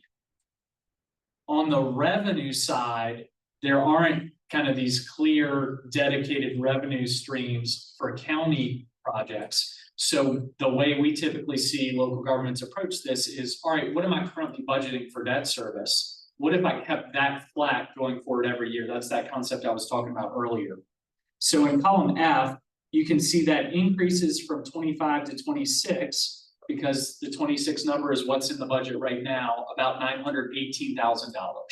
If we keep that flat going forward and don't drop it, you can see all the way over in column I, we go from basically break even, no excess, to starting to generate annual surpluses where you can start dedicating that to capital. And that was your point exactly. It's really not till 27 that we start to realize that. But you can see in 27, it's about 300,000, and then it increases to close to 800,000 a year. And so that is a similar dollar amount that we could conceivably set aside for capital maintenance, capital reserve. Takes us a couple of years to get there, but that is the revenue stream you would have available to utilize for PAYGO. We didn't identify any beginning fund balance for this model. Certainly you could say, all right, we're $1 million over our fund balance, general fund balance target. We want to put it in this funding model. That could be a starting point in column N, but we did not assume any starting fund balance for the county model. So last page, as I'm sure you're sick about looking at all these tiny numbers, but it's page 22, we just did the same illustrated example. All right, what if we kept these assumptions? We know how much we have on an annual basis from the prior page for PAYGO, but what if we utilize all the resources in a debt financing? It's about 8.3 million of borrowing you can afford under this model. You can't really do that until 27 once you start getting some of that cash flow freed up. So that's just to give you some perspective of how much, under those assumptions, how much debt capacity you have under the county model. Question. We doing a retreat, we targeted economic development as being one of our main objectives for the year. And discussion of shale building came up, spec buildings and so forth. At some point in time, say 2 or 3 years down the road, if we start talking about putting that into the budget, what type of financing would that take? How would we finance that? Do you have an estimate for the cost or? I would start with 500,000. Yeah, I mean, and I think that's probably best suited for some sort of a bank financing, quite honestly. I mean, there are other potential programs. I think y'all have utilized USDA, you've utilized Golden Leaf. There's some other programs that are out there that we could explore, but based off the size, it would probably be some sort of a bank financing, kind of an installment type of financing like we were talking about with the vehicles, the ambulance. And then, so if we could build up our capital reserves in that area, we'd have that money possibly to apply towards the cost. correct. You could absolutely, if you can build up the dollars, you could also use the model and use PAYGO, pay for it with cash versus having to debt finance it, which would be a great result as well. So you would have some flexibility there on the decision. Have you ever seen any situations where they will finance say a shell building on an interest only loan, no principal for X number of years or months? I mean, honestly, the LGC is not gonna let you do it. And banks really don't like that structure either. So I think you run into a couple of hurdles there. But we need to kind of give up the facts to definitively say that. Okay. Looking at our portfolio, do you see, have you seen any other areas that we could invest better or with a better return? and what we're getting. That's not something we've really looked at much. I'm not sure where you'll have, if your money's with the trust or, yeah. Yeah, I mean, I think honestly, the trust is a really competitive return right now. There are a couple other liquidity pools, NCIP, NC class, they're all generating about 4.25% right now, which is a great return. I mean, honestly, you're limited in North Carolina what you can invest in. And if you went out and bought a 1-year treasury or 2-year treasury, it's going to be lower than the trust because the yield curve is inverted right now. Now, as if the Fed continues lowering rates, that return at the trust is going to drop step for step with what the Fed does. And there might be an opportunity to go out a year or a little bit longer and get a bit higher return. But no, if you're invested in the trust, I mean, there's nothing else that's out there that is going to be better than that, quite honestly. Are those equities, is that, Now you can invest in equities in your I'm trying to think of the stat 159-30, I think it is, the investment of public funds. You can only invest in basically fixed income treasuries, agencies, banks. You can put your money with the bank, but the bank has to collateralize your deposits. The trust is simply investing in short-term treasuries and agencies is all they're doing.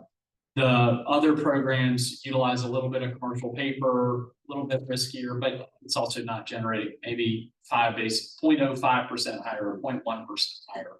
But based off state statute, there's nothing else you can really do on investments. Renee, you feel differently? No. Yeah.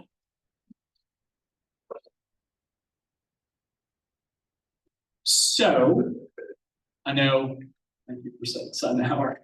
Yeah, all really good questions. The last two slides I'm going to hit on. Slide 23. Once again, this is just to give you a flavor of how we tend to go about this. The hypothetical debt exercises, if we ever were in a mode where we were looking at either of those seriously, we then want to step back out and look at your financial policies. And slide 23 is to show, okay, if you put that debt on top of your existing picture, are you still in compliance with your debt policies? The answer is yes. You're still within your debt to assessed value and your debt service to expenditures policies. And the payout ratio, that new debt, is in compliance with that 50% payout ratio. So all good news. I mean, this is more, once again, an illustrative example. Flipping to 25, this is where I wrap up, I promise. This is where kind of we would suggest you go from here. And so this is just a start to finish and then back to the start of how we typically see a capital improvement plan process being implemented.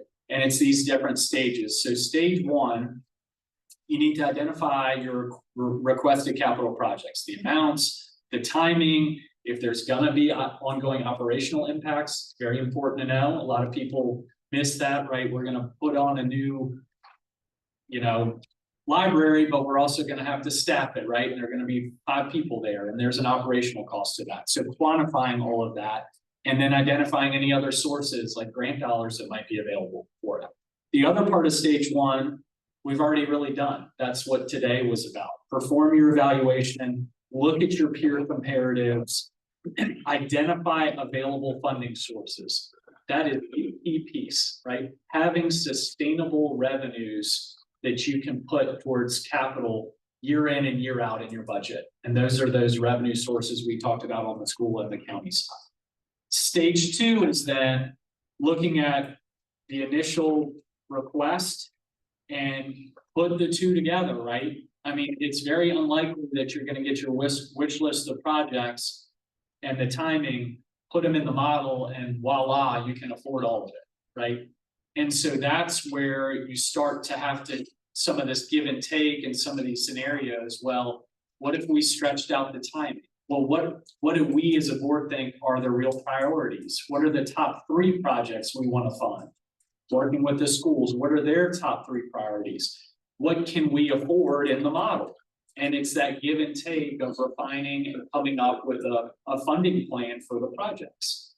And then once you've got that in place, you go ahead in stage 3 and you adopt the CIP for that year. You approve, FY 26 capital needs that are getting approved for that year. And ideally, you're also adopting the 5-year plan, both sources and uses. And then stage 4, you finalize it and you start back again the next year. So this is a living, breathing process that you need to reassess every year, because assumptions change, costs change, your revenues change. But once you have a process in place, it's just like the budget. You can point to it, everybody's on board with it. There are only but so many resources available. And so it's coming together to determine, how do we prioritize the projects that fit within our means, live within our means, and then continue to adjust and tweak that going forward.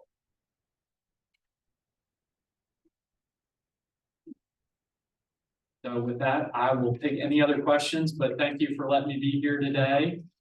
I hope it didn't overwhelm you with information. I know it's a lot, but hopefully it gives you some helpful perspective. And this is, once again, maybe a jumping off point for more planning efforts to come. Appreciate you. Any questions? Questions? Thank you. Thank you, sir. Absolutely. So,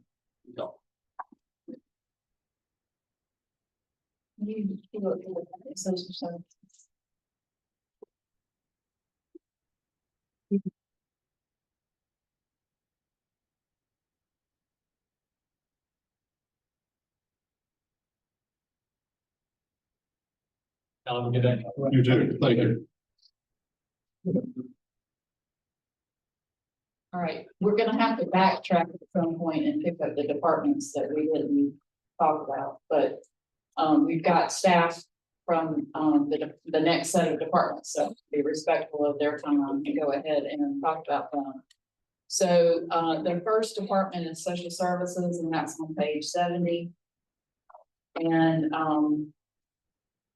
I called social services staff a lot of heartburn because I had slashed the budget. I think what's happened in the past is we've over budgeted revenue and we've over budgeted expense. And I've been budgeting social services for 30 years, so I drew on my knowledge of how to budget for that. And also, we filled out the state template. They give us a template that if we fill in our expense, they will tell us how much revenue we should be generating. And so we did all that to come up with these numbers. And I feel that this is a good representative of what their expenses versus the revenues will be. There's actually $272,000 less needed from the general fund because of the changes that we made. Any questions or concerns? The adoption assistance, $140,000. Why such a, did it go off the template from the state? No, 140 in expense. Yes. Yep. I'm sorry, I had revenues. I'm looking at revenues. I'm sorry.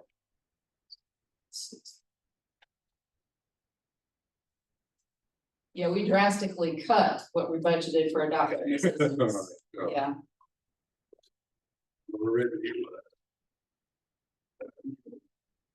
And you'll see mostly negative on the expense. Exactly. And I'm sorry, Michelle. Any questions, gentlemen?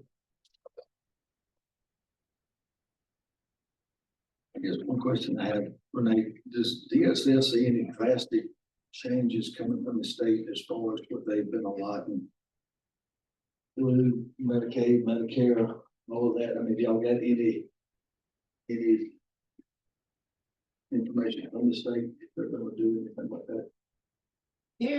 We're gonna have some drastic cuts when it comes down to Medicaid, through NC Pass. We don't know exactly how much that's going to cost us. And I didn't know if this was the platform to bring it up. We just had a couple of concerns with some of the foster care money, only because we had some changes that we may need. One of which was the $2,400 that was cut down to $1,800. We do have a child that's gonna need that 24. So we may have to bump that back up, but I don't know if this is the platform for that right now.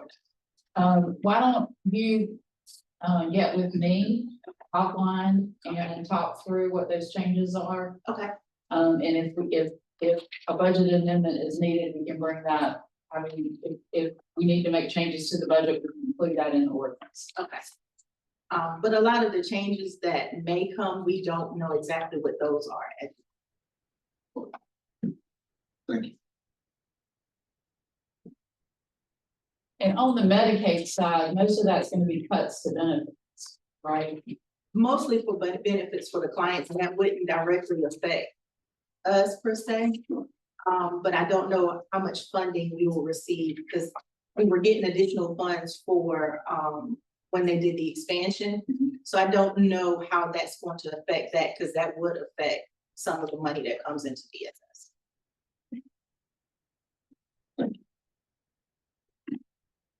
Any other questions?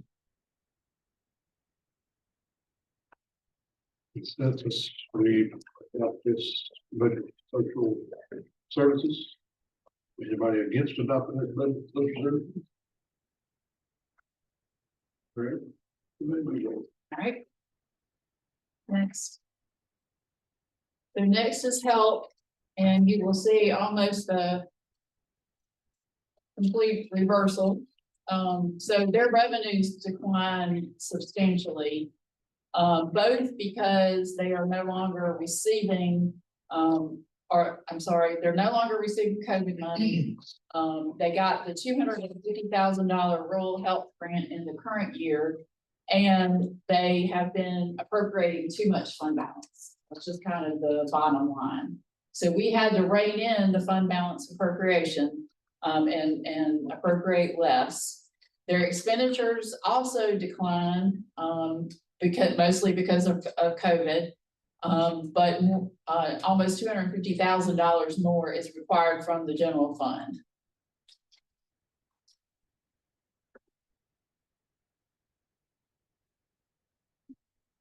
I will say we've made some operational improvements too, to better track their revenues and expense. What is CAP services and supplies, $70,000? So the Communities Alternative Program is for disabled adults, is that right? And so it's Medicaid funded.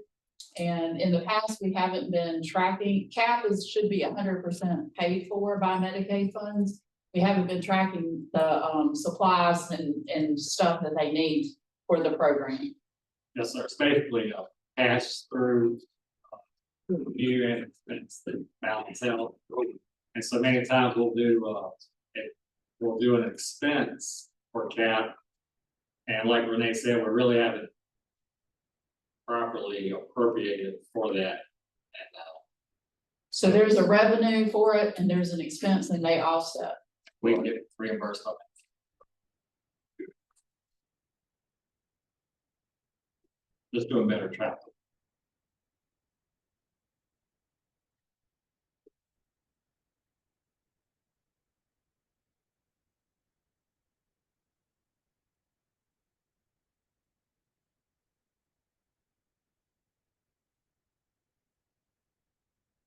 Any other questions? Renee, what do you call them, professional services, like? I think it's mostly contracted for medical services. I'm sorry, I didn't. Professional services, other is for medical services. Yes, and also, we have, with the county schools, they're the biggest expense, $200,000 just for them. For the nurses. Yes, yep. Why such a large decrease? COVID money. We've done well for the last 4+ years with keeping county expenses down for COVID. Unfortunately, it's probably Well, this is pretty much in line with what we showed you at the retreat. There was going to be about a $200,000 hit. It's a little more than that, but it's in the ballpark. On the nurses, that's in this department at school. The other night, ladies got up and was talking about how they didn't have the nurses. Wasn't gonna be able to cover all the schools. Oh, you remember this, Tim? During the public, only budget hearing. Yeah. And it made it sound like she was trying to get it from the school budget, so. Well, this definitely won't cover their entire expense, so. It's, Yeah, this is just, School nurses. I think we're currently paying for whatever one each school, I think. But, I'm sorry, what does, I'll get one, have a couple of those. I think it's like five, I wanna say 5 or 4, that we, yes. But again, sir, it doesn't cover their tax. Gotcha. Renee, one question I got down on telecommunications, and I apologize for coming late. You scheduled 3 things in one day, something you gotta give a little bit. Sorry.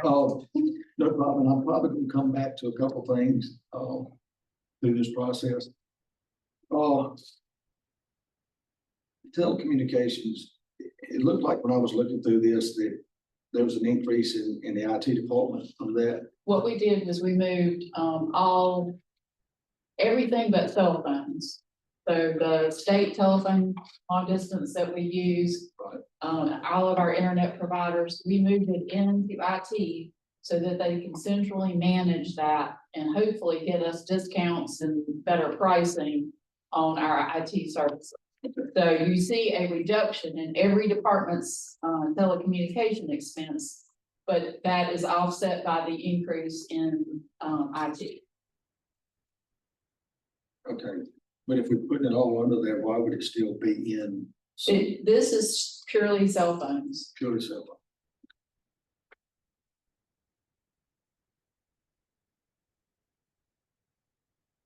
So that's why we see them in some departments that don't, some don't have them, some do. That's correct.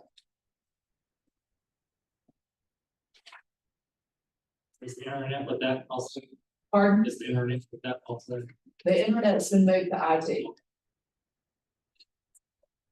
Use, no, it's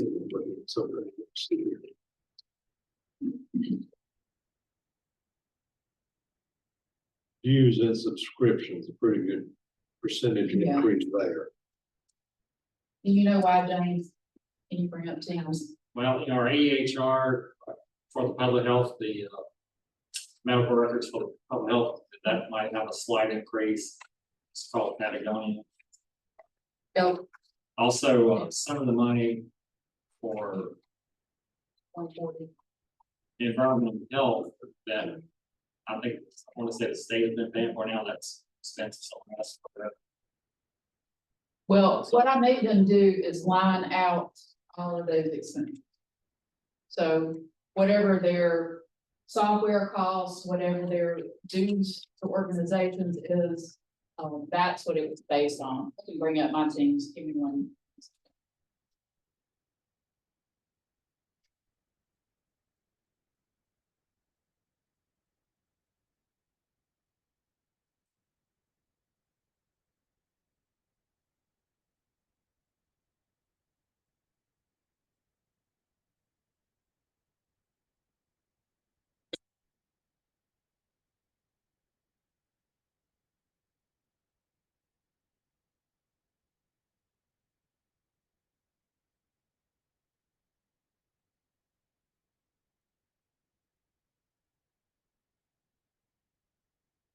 The internet connection in here is a little slow. Might want to look at bumping that up next year. Not this year.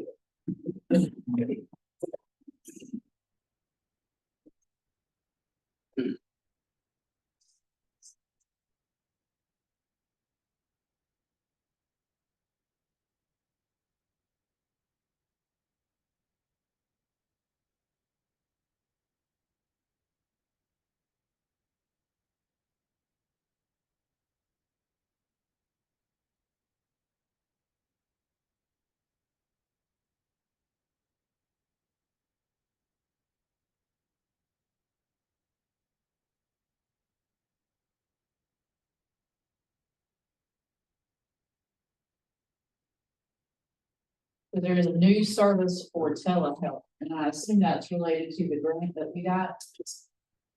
I think that is the increase, How much was the grant? 200. 250.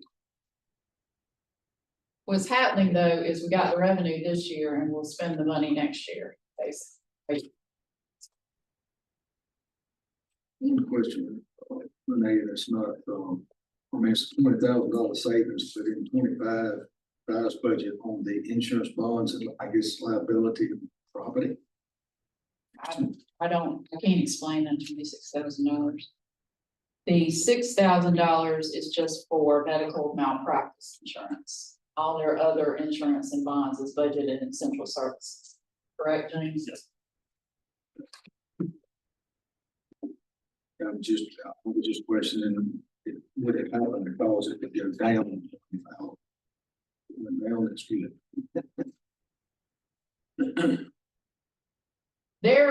I have to say that their revised budget was a little wonky because I don't know if you remember, we had 2 large budget amendments this year in public health. So I think there might have been an error or two in those budget amendments. Any other questions? Census would go with this one on public health. All right.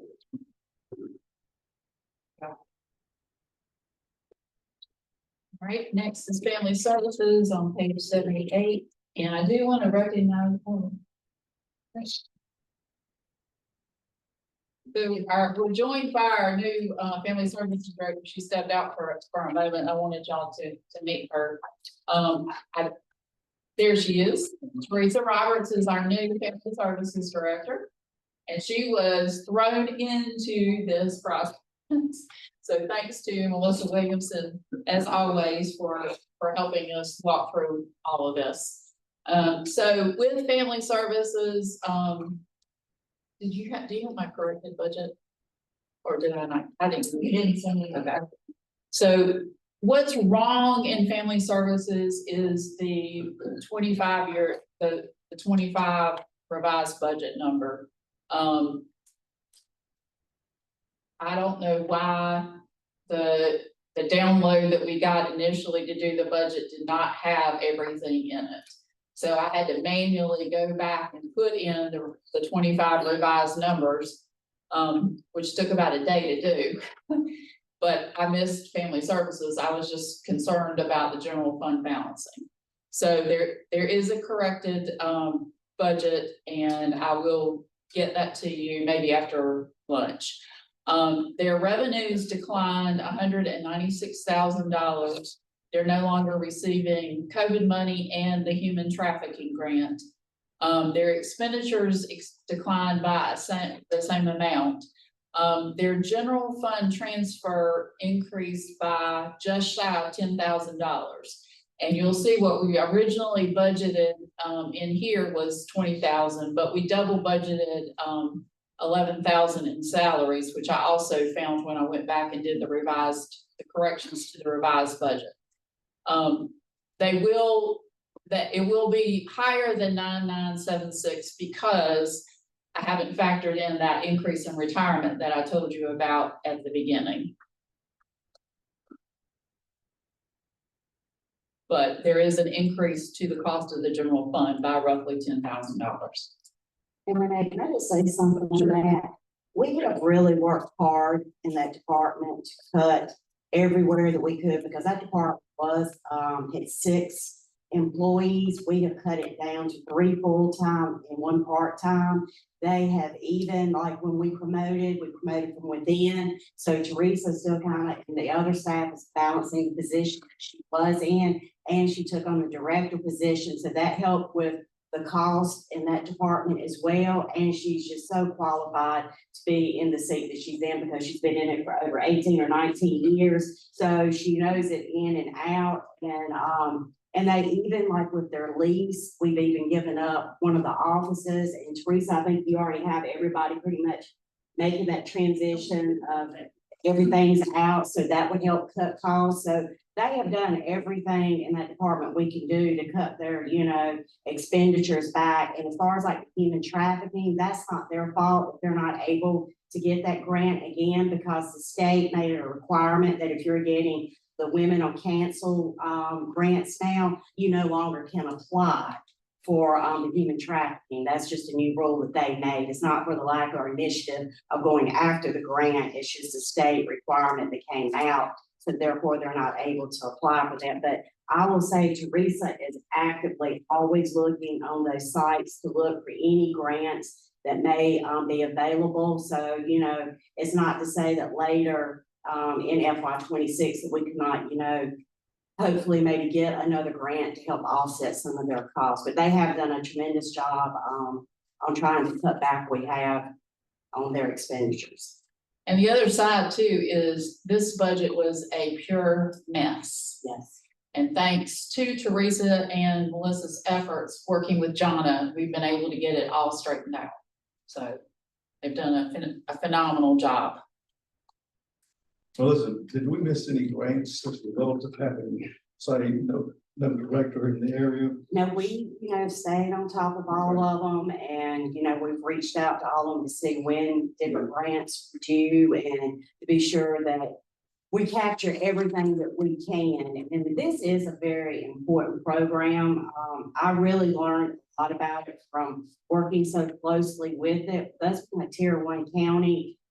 There is abuse that goes on. People may not want to acknowledge or not, say that it's out there, but I mean, it happens all across the state. I mean, there's abuse that goes on. And being a tier 1 county, of course, that means we're a poor county. You're not going to have individuals that are going to feel comfortable going to the sheriff's department to go ask for help because they're going to be kind of scared, possibly for law enforcement. They're not likely to go to a neighbor because their neighbor, they may be scared that they're going to tell the abuser. So a lot of these women, and it's not just women, it's men too, they know they have a resource because their information is out there to where they can go, and they know it can be a safe. First thing they do is work on a safety plan for these individuals and their children. And if we didn't have that county, I mean, they would have to go to one of our neighboring counties, and how are they going to get there? Who are they going to trust, or they're just going to keep staying in abusive relationship? And this program, it is amazing, and I have seen several individuals' lives that it has helped get back on the right track, get them out of an abusive relationship, and their family now thriving. So they do provide them with a lot of tools. Thank you, and we're stepping up, working on this department.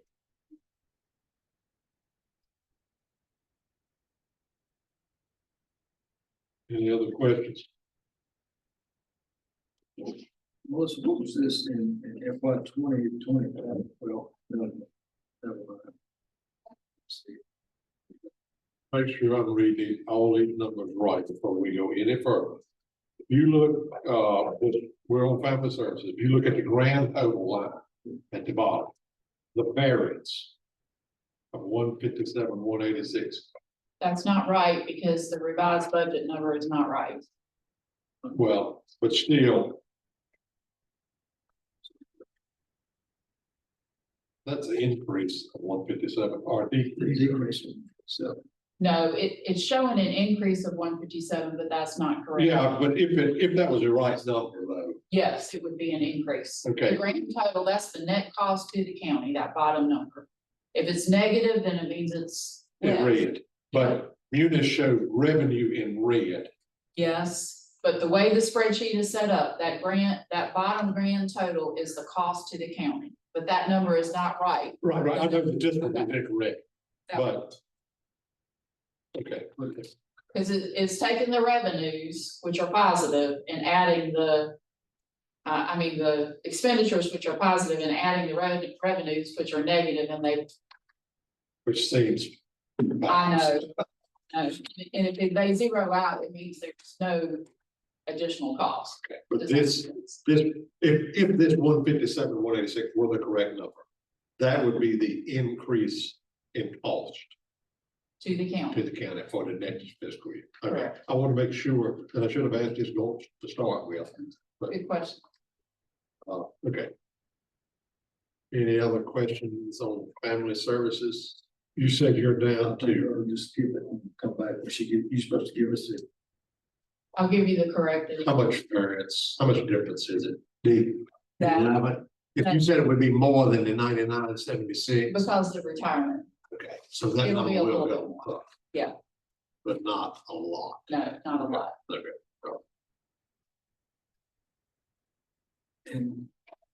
And that increased even after cutting those positions. You lost some grants. I mean, we don't have the, COVID. I was hoping, but we haven't heard anything. There'll be an extension. Yes, we were hoping to get an extension on the ARPA because that grant they gave you for only a year. And I mean, it was a lot of money in that, but we still have not heard yet if it's going to go past August or not. So if they give an extension on that, they will be in really good shape, but we still don't know yet if they're going to do an extension. Right, and I guess the only thing about that is, and I guess issue wise, I would have is using those funds, those grants or whatever for stuff that's reoccurring. Because if it gets cut off, well, that reoccurring is not going, unless that position's gonna go away. Well, they do sign a form at the beginning of each fiscal year, letting them know that their jobs are contingent upon funding. So they know that. They were well aware, yes. Okay. And I have done a lot of, we had a domestic violence agency in Chatham County that was a nonprofit. The county had to take over that agency. Those funding streams that are in the current budget are very reliable. They have been there for years. But just a comment. Yeah. This COVID money and ARPA funds, it was all great when it started. I think everybody knew that there was gonna be a day if those funds wasn't gonna be there. And see, with your human trafficking, I None of us think, were on the board doing that budget at that time. What happened with that due to everything nation? I think that's why they took it from if you're getting and Teresa, you feel free to jump in on the Women and Youth Council grants that they get because you're getting some funding there. I think because it is so much human trafficking going on, they want to just target it completely to human trafficking. And there's also, what is the name of the other agency in the county that can help some, like the sexual assaults? Yes. And they know that they have another, opportunity that they can use for sexual assault. So therefore, they can take all the human trafficking money and put it all to human trafficking now. It's kind of the gist of what I got from the meetings. Any other questions? Family services? Family, if you come down to the fourth line of the family violence prevention, 54,000 increase. Wasn't That's a decrease. decrease, my fault, sorry. We will apply for that again, but it was how many? It was only, and they only awarded, it was very few that they awarded. Yeah. But you never know when, because like other grants can pop up, and like I said, we are definitely trying to, I have them saved in my favorites, and I know Teresa does too, trying to catch anything that may come across to help offset any of their costs. Like you're saying, it was a decrease on that 54 Yes, Revenues. the revenues. revenue. Yeah, positive revenue. I know, I'm not gonna be just confusing. Okay. Okay, gotcha.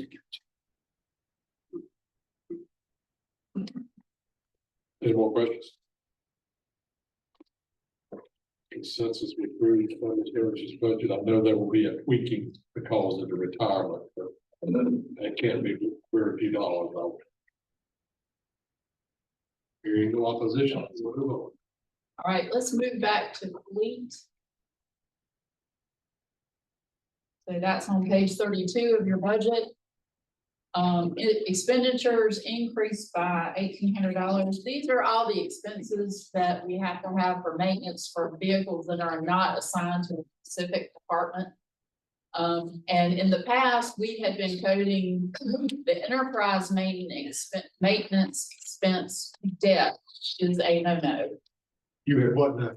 In the past, we had been coding all the enterprise maintenance, so they bill us for maintenance too.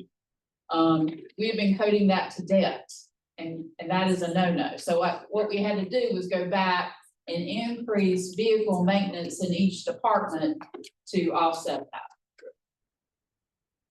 Any questions about fleet? All right, next. Are y'all good with that?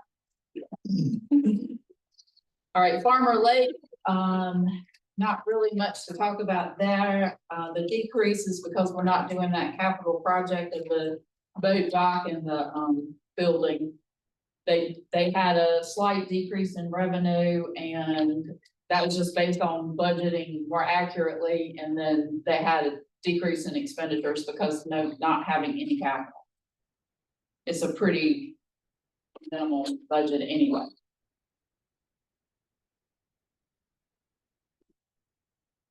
Everybody good with that one?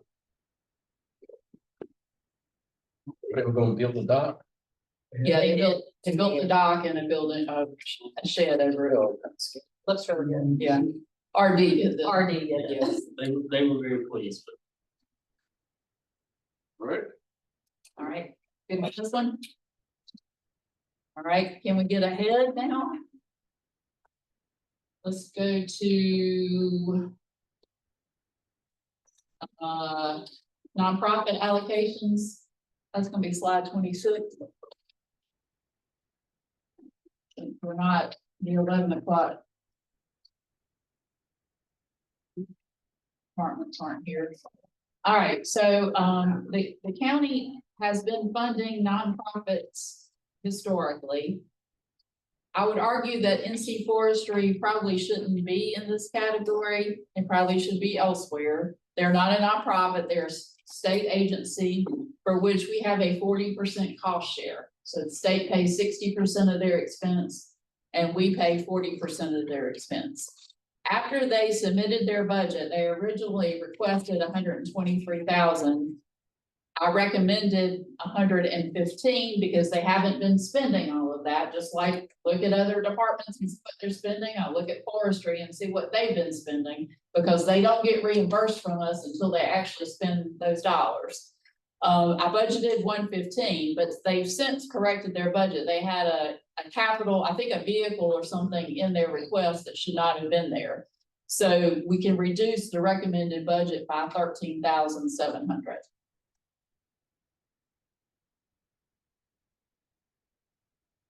So the 123 goes to 102. All right. Well, I didn't recommend 123. I recommended 115. Okay. 115, 824. I got you. I got you. So you're saying change that to 102, 124. Correct. 115. Yes.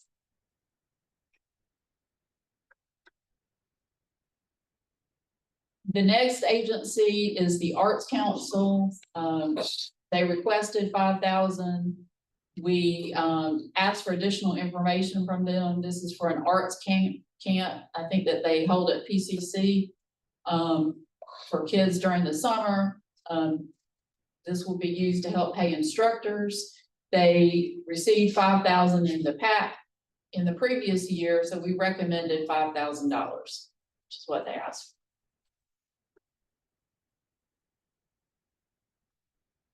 Any questions? Caswell Parish requests. But the arts, they requested this year as well. They spent the vibe. Or We just allocate it to them. We don't know if they spent it or We not. don't know what they spent it on. Yeah. We need to tighten up our nonprofit process a little bit. I did make them apply for the money, so they had to fill out a pretty extensive application to tell us how they were gonna use the money. And I have a draft contract that Russell has reviewed, because you should not be giving out money to anybody without a contract. It's illegal, in my opinion. You need to get something in return for taxpayer dollars. Can we do something as far as like invoices? Like if we allocate them $5,000, we hold the money. They give us invoices of what they're spending on and we pay it. I would suggest that you do that once your finance staff is fully staffed. Right, but what I'm saying is that at least shows where the money went to. That we can explain, or we can say, if somebody said, well, you know, would y'all spend that money on, we can say, well, it went to this or this or this, rather than just saying we gave this and we don't know where it happened. What I did in Chatham was require a mid-year report. So we're not getting anything right now. We're not getting anything. Al, I understand what you said about a person, but is there any way we could come up with something policy wise or whatever Or we could put that mid-year report requirement within the in, budget? in this year. Yep. This year. Because I'm saying is, you know, just say they don't have to explain where the money went, they could just bank it, and then have 30 or 40,000 sitting there, and then we don't know anything. Could we apply that same request towards schools when they request funds? I mean, once the current expense amount has been set, then you pay that allocation monthly. You can't really direct current expense, which is their operating dollars. You can't really direct that. You can do something called purpose and function, and our board looked at it in detail in Chatham County and decided it was complete bull. Like, you're not really designating. They wanted to cut the central office, right? Our commissioners were interested in cutting the central office, but there's no way with the legal tools that we have that we could do that. How about the capital projects? We can designate by category. Now, for capital improvements, what I would say is I would not roll their capital improvements money into that capital outlay. I would hold the money in the general fund, and as the projects are done, I would pay the invoices, just like you suggested for the nonprofits. And that leaves the money with us, and we have control over that. But you also want to make sure in doing that, and these invoices come in, they don't come in over what you budgeted. So you're gonna have to set yourself a little bit of a line to say, hey, wait a minute, you ain't got but this much money left. All right, let me go a step further. Okay. RD, when he's looking at doing a project, he'll bring us three quotes. Can we request that of the school to provide quotes on those major projects? I'll check. And I guess that goes in hand with not going out to one company and saying, well, my cousin's brother's friends with this person, they get the job. Right. Make three submit a bid on it. And I think the bid, to go a step further, I think the bids need to come directly to finance, not go to the schools first. That probably can't be the case. Because we know what can happen. I'm not saying it will happen, but I've seen it before. But all you gotta do is make a phone call and you get another bid all of a sudden. I mean, I'll check on the legal authority. We don't really have the legal authority to spend their current expense and their capital out. We provide the funding to the school and they spend it. On capital improvements, do have the authority to fund projects, and you can hold those monies. Since we've gotten off on school. Is anybody coming today from the school? Okay, because the other night, there was a lot of questions raised, a lot of things thrown out about issues at the school, about the roofs, about ovens, about whatever. I think the board, I'll just put it out there, I think we need to go take a look. Because what's done happened is you kind of laid the ball back and said, well, I'm telling y'all about this. And if we don't, you know, I want to go see. I want to go see and show me what they say is wrong. Because there could be And like you said, if you can't make the school do. Let's ask this question. I heard the other night that we own the building. We don't own the buildings, the schools own the buildings. Okay, so Once in a while when you do, I don't know if we own Bartlett Yancey, do you? they're not hated, not if they just need it. So sometimes, when you do a financing like we did for Bartlett Yancey, the county will actually take ownership of that asset. Otherwise, it makes our books look really bad. We are paying out for an asset that we don't own, if that makes sense. But the other schools, the Board of Education, if you go look at the deed, it's owned by the Caswell County Board of Education. I think it's only one school has permission design. That's a big one. Board of Education. Yeah, and that's because we did that USDA financing. So we are responsible for the buildings. We are, absolutely. We're responsible for building the buildings and maintaining the buildings and operating the buildings. That's very clear in state law. But we don't actually own most of That's that. what, that was addressed in that, what I sent you yesterday, training. But my thing is, if we're, just like you said, if we're required for maintaining, then some of this stuff that came up the other night, all under maintaining. So Yeah, a lot of stuff came up the other night that we don't have anything to do with. yeah, I mean, that's my thing. A lot of the stuff I heard the other night was, it sounds like to me there's some maintaining issues. But how are we as a board supposed to direct the school and say, well, you need to get this done to the, or you know, a punch list? Something that RD goes around and looks at our buildings, looks at the roofs, looks at other things. You can ask for a condition assessment, for school facilities. We did that. I've done that in the past in various jurisdictions.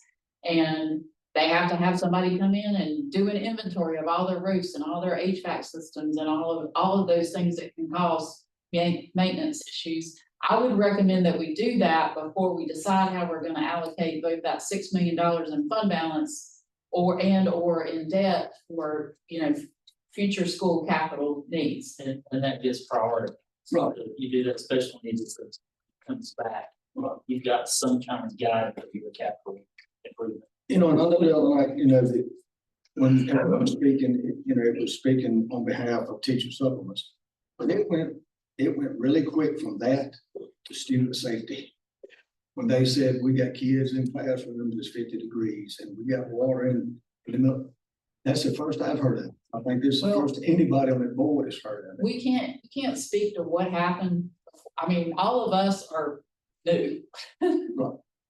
And we can't speak to if there were conversations in the past, but clearly we have not been having conversations with the school board. They have not been talking to us to tell us what their needs are. And we need to start those conversations. Let's get back on track. All right, so the next was Caswell Parish requested $15,000. They received $15,000 and we in the current year, and we recommended $15,000. Do we have contracts with any of these organizations? Not currently. But we will be working on it, I hope. No, we will have contracts. I've already drawn up the contract and gotten Russell to approve. With all of these. Well, I have a standard model contract. Okay. Yes, we will contract them individually. Okay. We do have a contract with forestry, but not the nonprofits. Caswell Partnership for Children, they requested $3,000 and we recommended $3,000. Right? They also received $3,000 in the current year, I believe. The Historical Society requested $15,000. They received $19,000 in the current year, but they only requested $15,000 and we recommended $15,000. And I did have Melissa Williamson sit down with me and go through all of these applications because she's much more familiar with these agencies than I am. Can you go deeper on historical side? What do they do? Well, they have a building, they run a museum.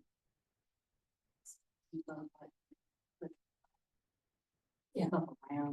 Well, the horticulture, the horticulture society does the arboretum and the little sitting area on the side. The historical is that house right there on the These corner. are They have certain maintenance responsibilities, for instance, with the jail.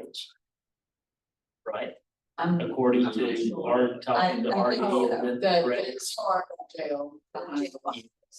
And the schoolhouse back there, the one room schoolhouse. Yeah. They're an archive of records, of historical records in the county, genealogical records and historical documents. And I know they're working with ECU, that they actually have college students coming in and helping them catalog their historical records.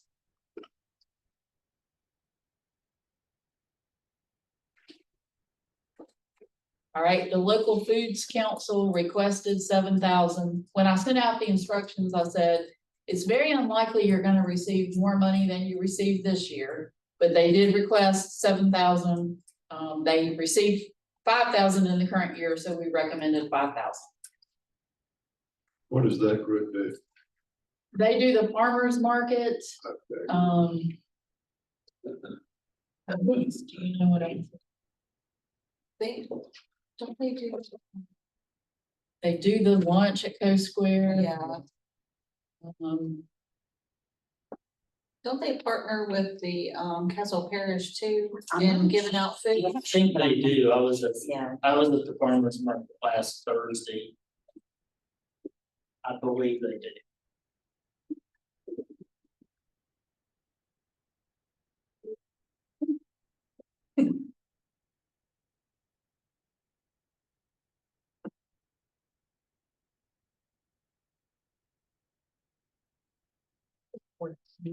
Okay. The next is the Horticulture Society, and they are the ones that keep up the grounds around the courthouse. They requested 6,000, they received 6,000 in the current year, so we recommended 6,000. And then the outreach ministries, which I'm sure y'all are familiar with, requested 15,000. I think they actually received more this year. It's less. 20,000. They received 20,000. 26. So, they requested 15 and we recommended 15. That's Mr. Mr. Robertson. Robinson. Paul Robinson. Yes. And this doesn't have anything to do with the budget whatsoever. But backing back up to the Arts Council. They were the ones that came before the board and asked for permission to do the mural, am I correct? Right. This is a program, the best I remember, is for the youth. It is, it's a summer camp. Yeah. I would like, and not next meeting, Scott, but I would like for their representative to come back for the board. I got a few questions about that mural. I'd like answered in public. Okay. Get some phone call done. No, I've just had a few comments, not all. You know, this can wait 6 weeks down the road. After we get the budget and everything, and we'll get them into July. Not like for one of them, the lady to come back.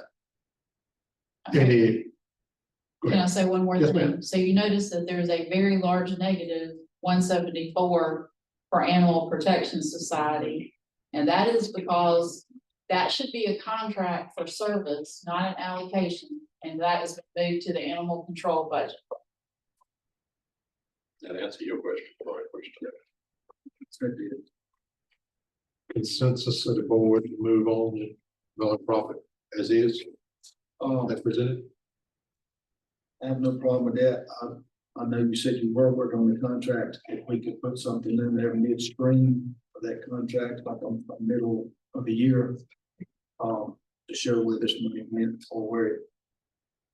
So wouldn't that be a pretty simple addition to that standard contract It would be. mid-year meeting, that just kind of one addition, and that gets used over each organization? Right. That's the only issue I have. I just like where it's going. Everybody good? Okay, everything good, okay. All right. All right, next is debt service. And sorry, you'll find that on pages 64 through 67.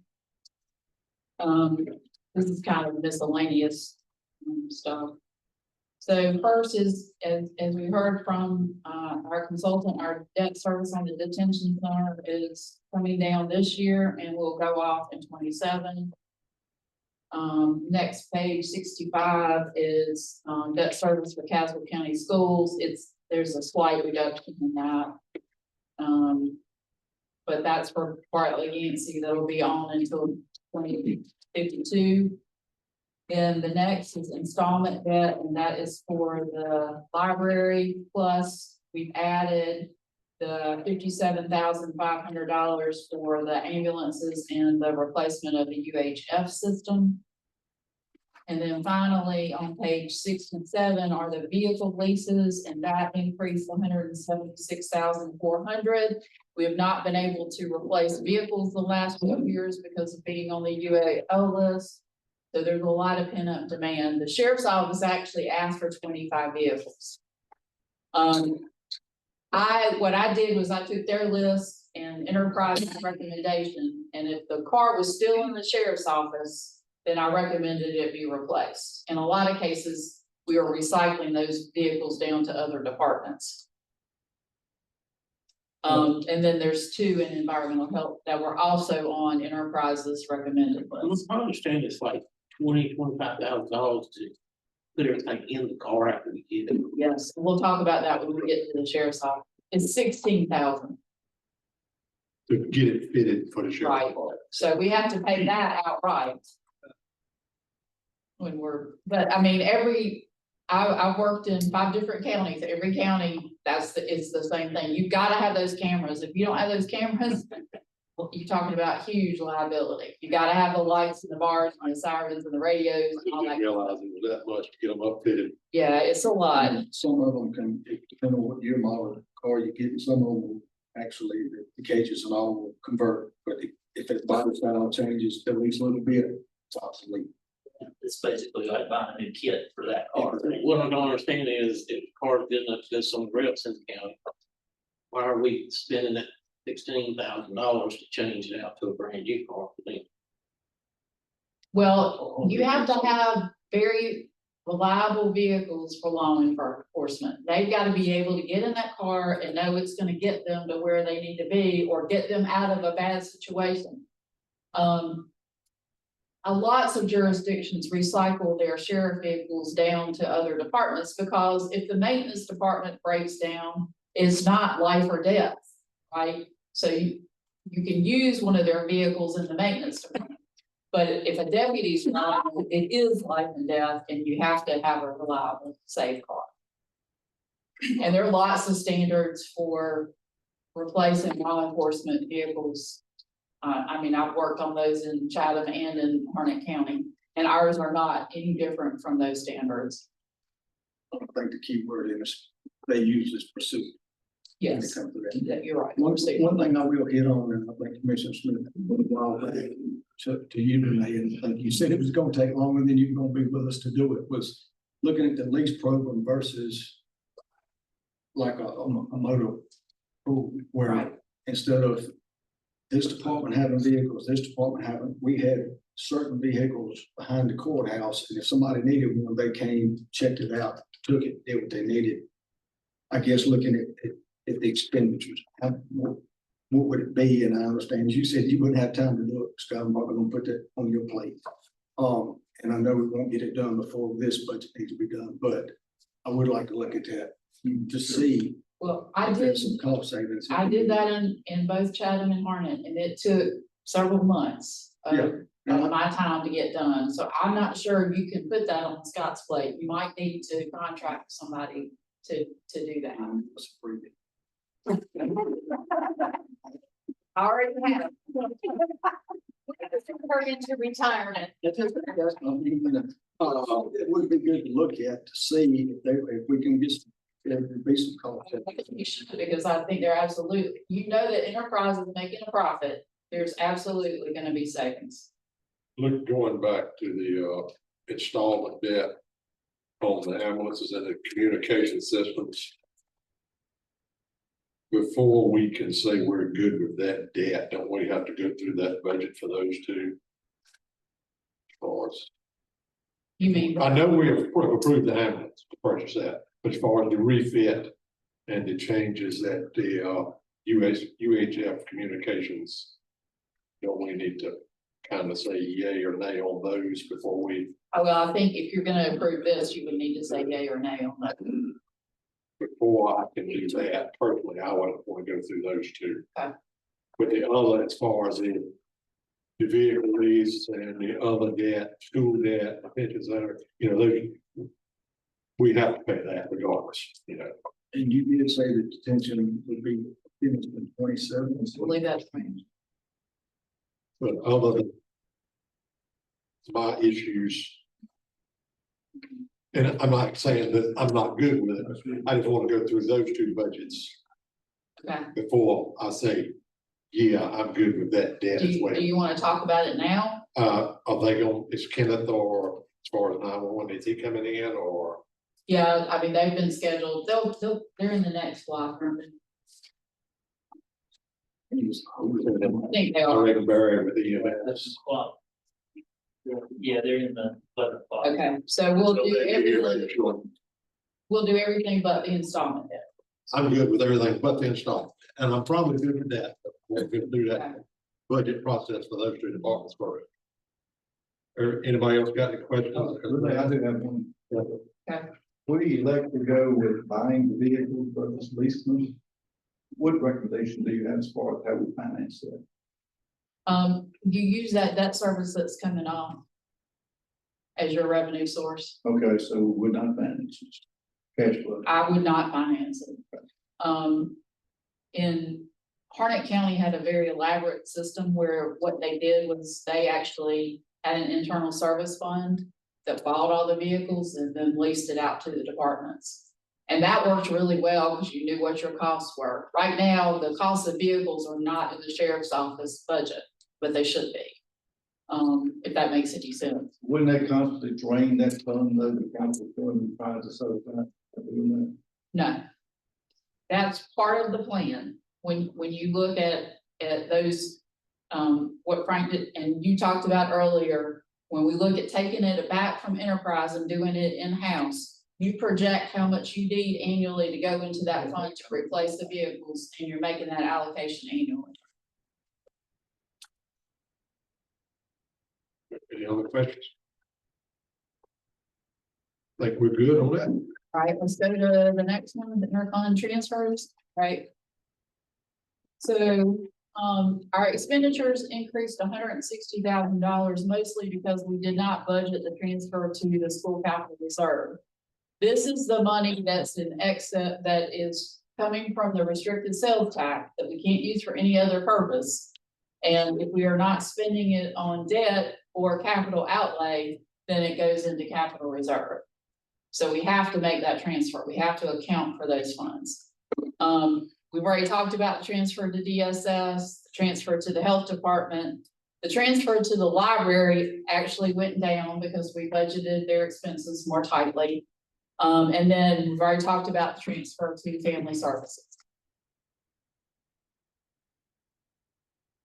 Any questions or concerns about that? On the, transfer special fire district tax, transfer. 162, 692 to 228, 219, what was that? Was that? That's sales tax, Sales so tax. we have to share a portion of our sales tax with the fire districts. Okay. And I projected a slight increase in sales tax, so we're projecting that they'll get more money from sales tax. Okay. I'm guessing this emergency telephone is at the 911. It is, and you remember, we had to make that, mid-year budget correction. So we won't have to do that again, because we're good. Okay. Any questions? Speaking of the devil. It's like, devil, yeah. All. Any All right. questions? Everybody good with that? Right?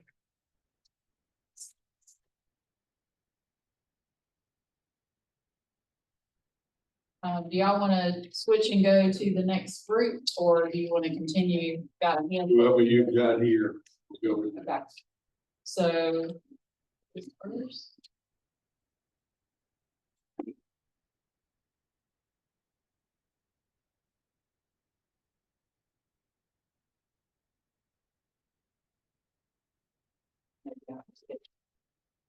All right, 911 is on page 38. Kenneth is here and he can look at the UHF replacement. I know y'all have questions about that. Overall, their expenditures decreased 297,000, but that's only because we're budgeting their capital outlay in that debt service fund and not in the department. So overall, their expenditures didn't decrease, we're just paying for it a different way. We did eliminate the $50,000 vacancy allowance, but then we also reduced their part-time salaries. And I always look at salaries, part-time salaries, and overtime as a group and budget based on kind of not the worst case scenario, but the most likely scenario. You don't want to budget worst case in each of those lines. If you do, then you'll over budget. And that, I think what happened in 25 is you funded 2 new positions and they got put in part-time salaries, not in regular salaries. And then finally is the project that Kenneth can speak to about the UHF system replacement. Tell us about that, Kenneth. So we're just putting in for UHF a new repeaters for paging. We're not putting in a complete new UHF system, but we have to have radios, comparators, and a repeater put in the main tower site within the county. So the one tower site that we have is located in Yanceyville, and so that's one repeater that goes out for paging capabilities that activates the pagers for all your volunteers. So that system was originally, when it was installed, was 07-08 timeframe. Even with annual maintenance and upkeep, it's done well to get to where it is, but replacement timeframe and suggested timeframe is right at 12 months. 12 years, but we've made it past that. So we're closing in on 18. So that's one thing that it's time to upgrade and fix that. So it'll give us a little bit better, better technology, better paging capabilities. With it being an 18-year-old system, you're thinking about reception, you're thinking about towers that have been put up. There's a lot of things in the airwaves that go through the county that reduce our paging capabilities. With this, it gives it a little bit more amperage and more power and a newer technology to activate. So my problem where we're at today is with 18 years, if anything breaks on the system, it's non-repairable. You would have to replace piece by piece, basically the whole thing. So we're at a point where it's time to upgrade that whole functionality and put it in the infrastructure of it and put it back in. What's the life expectancy on a new? It's going to be about 12 to 15 years is the life expectancy. So we have to run gone. But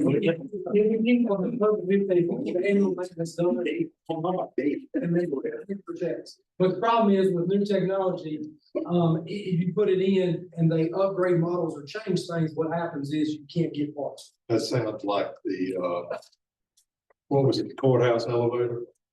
That they had to couldn't get parts for. Yeah, like that.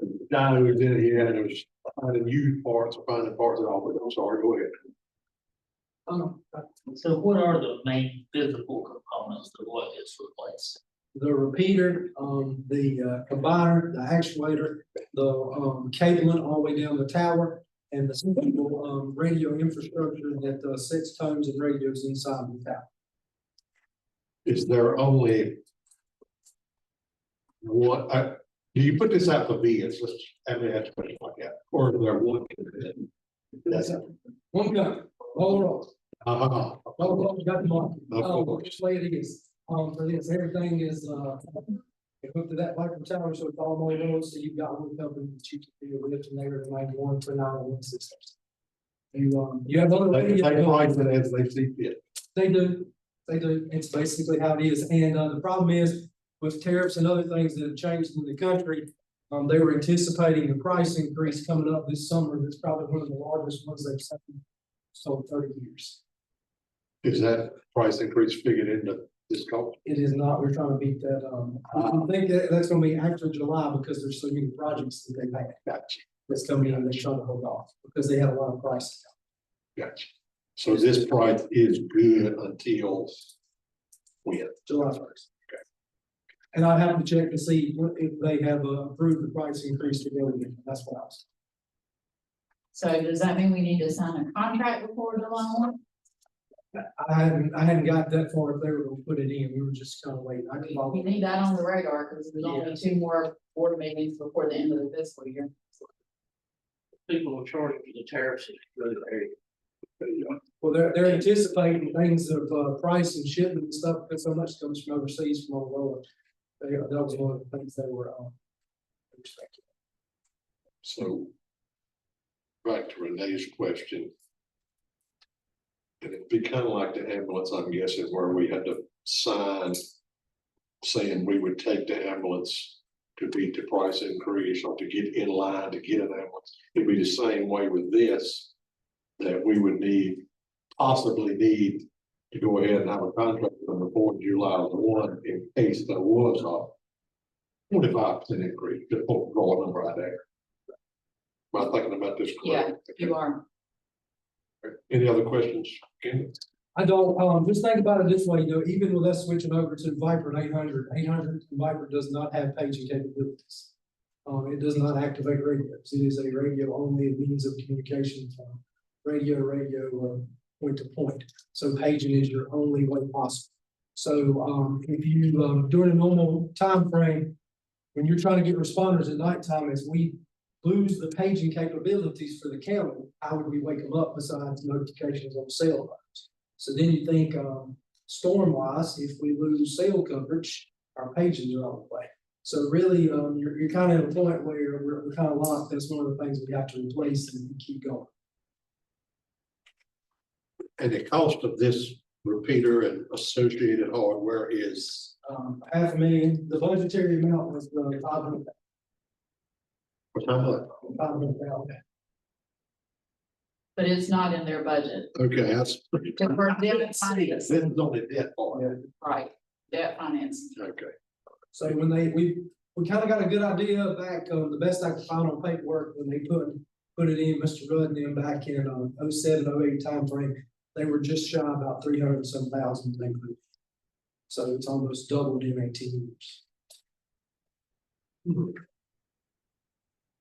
Any other questions? Your coverage coming back the same, comparable, better. Better. It'll be a slight better. The only recommendation to make coverage any better is a couple years down the road for additional funds and grants is to add 2 additional repeaters, one on the north side of the county and one on the south side of the county. But that right now, that project is about 1.3 to 1.5 billion. But this gives you coverage. This gives us better coverage than we have today with newer equipment, newer technology. But to get the best coverage or better would be adding 2 additional towers, 2 additional repeaters for pagers, one on the north and one on the south. So there's not a tower for co-location for those repeaters. We have towers that we could co-locate, but the actual equipment and infrastructure to be placed on those is what's gonna cost so much. Because you put microwaves up for paging. And Ken, if you are seeking a grant from 911 for the UHF replacement. So it is possible that we would be grant funded and it would not be a county expense, or it would not be a total expense. I know Motorola's been backed up in their installation on a lot of stuff. Did they give you a time frame of when this would take place? If it's approved, you're still looking 4 to 6 months for this. So basically this money was 4 to 6 months before we'd have to go out the door. And hopefully we could borrow it by then. Depending on audit. Right. And the audit may also depend on our funding for the grant too. That has a hindrance on that. So the only repeater you have is here in town. Yes, sir, that's correct. From the prison tower, prison platform. For some reason, I was thinking there was one in Prospect Hill. There's a what we call a voting receiver. So that is linked on a copper phone line that was put in place to help volunteers who didn't have mobile radios in their vehicles. It was used to, basically use a handheld and talk back to you, get back to Yanceyville back. Is that still, It's still, in place. We Operational. have 5 of those. 5 of those currently. We did not put in to replace those. so this is not budgeted, this is financed through debt, correct? Yeah, and debt service is budgeted, but Yeah, but there is the possibility that at least a portion could be grant funded. Possibly When will we, when we? September, Oh, okay, so well after July well 1. up to July. All right. Any other questions for Ken? As far as 911 goes, and that's, It still can be grant funded even after the fact. Is that correct? Like, If we were to receive the grant, even after we sign for it, it'd be a way of payment to get it paid for, yes.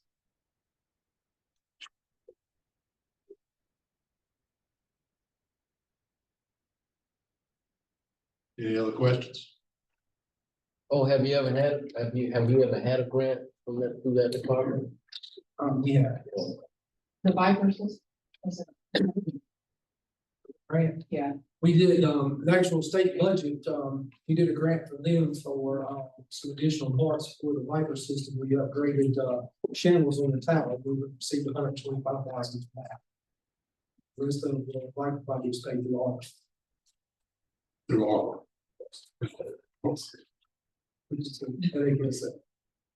But at least, I mean, at least we got it. Then we gotta keep it up. We already used what funds we've been able to use. So hopefully by the time we're completely done within a few more months, we will have a primary radio system and a backup radio system. So for now, Questions? Another item, did you have an upgrade for generator? that's in the process right now. And Grant expenditures and a few other things taking place in the state. Right now. One thing I can't say, I have seen it go down.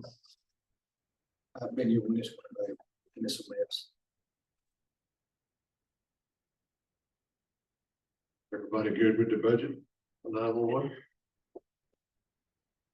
All right. Thank you, Kenneth. Next is emergency services. This is not EMS, this is the EM portion. And so, revenues decreased 17,000. We've been budgeting but not receiving, I don't know what it is. 17,000, Barry, maybe you can speak to it, and our expenditures decreased almost 7,000 based on prior year and current year spending.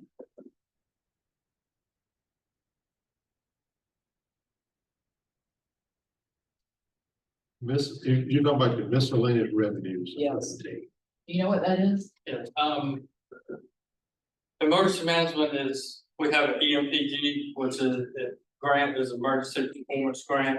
In years past, that has been based on, 11 to 12 different projects that we do, and we get get reimbursed for them. We hit a base rate of $20,675, I think it is what we got across the board. If we did additional things, it was around 17,000. Mid-year last year, after the budget, they said it's not gonna happen anymore. You're not gonna get that $17,000. That's been cut out. And we will get the 20,000 roughly. State funds. That's it. Yes, that was something we had nothing to do about. They called us to a meeting that said effective this time. Going forward, it will all be, prior to now, it was you did the projects and they give you the money. Now it's gonna be all reimbursable. So you have to spend money to get money. But what I've told the state is we're gonna take the money that we get, allocate it all to salary. So it's cleaner, it's easier to do. Because this is the EMPG is a 50-50 match. So if we put it all towards salaries, it's the cleanest way to do things.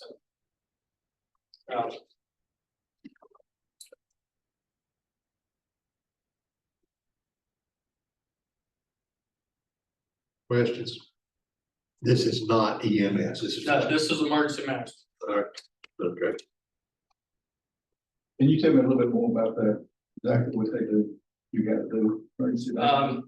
Emergency management is disaster preparedness, mitigation, response. It's the emergency management coordinator is actually a mandated position. Through the state, we have to have a designated emergency management coordinator. Shelter operations, disaster response, preparing for disaster response, as well as whether it's natural or man-made disaster. Did you have to use the shelter this year? No, sir, we haven't.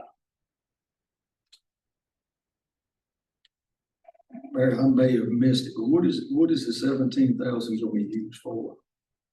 The 17,000 we're not getting, Not getting. yes.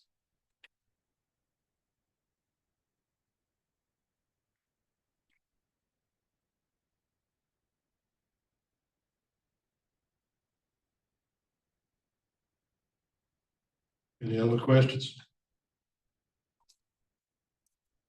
Everybody okay with it? As is? Hearing no objection, we'll move on to next. I'm guessing EMS is next. Next, page 42.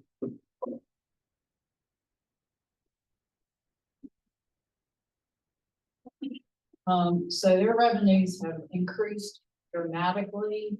You'll even see in the current year, we'll have to do a budget amendment for them because they're gonna overspend their budget. But that's because their call volume has gone up and they've had staff with part-time and overtime. But that, when their costs go up, so do their revenues. Their expenses increased, 352,000, 100,000 of that was eliminating the vacancy allowance. And in the case of EMS and the sheriff, had we not had that vacancy allowance, they would not have likely overspent their budget. $86,000 increase in overtime, $40,000 increase in part-time, and this is just based on current year spending and current year call volume. There was also something that was missed in the budget. We should have budgeted $52,000 for a monitor lease payment, and that did not happen in 25. So that's another reason why they will be overspent. And then the debt funding, which is not in their budget, but is in the debt service, includes funds for the ambulance you've already approved and the ambulance remount. They asked for 2 ambulance remounts, recommending 1 ambulance remount. And we also did not recommend, or I did not recommend, a new position request for an EMS and fire department medical continuing education coordinator.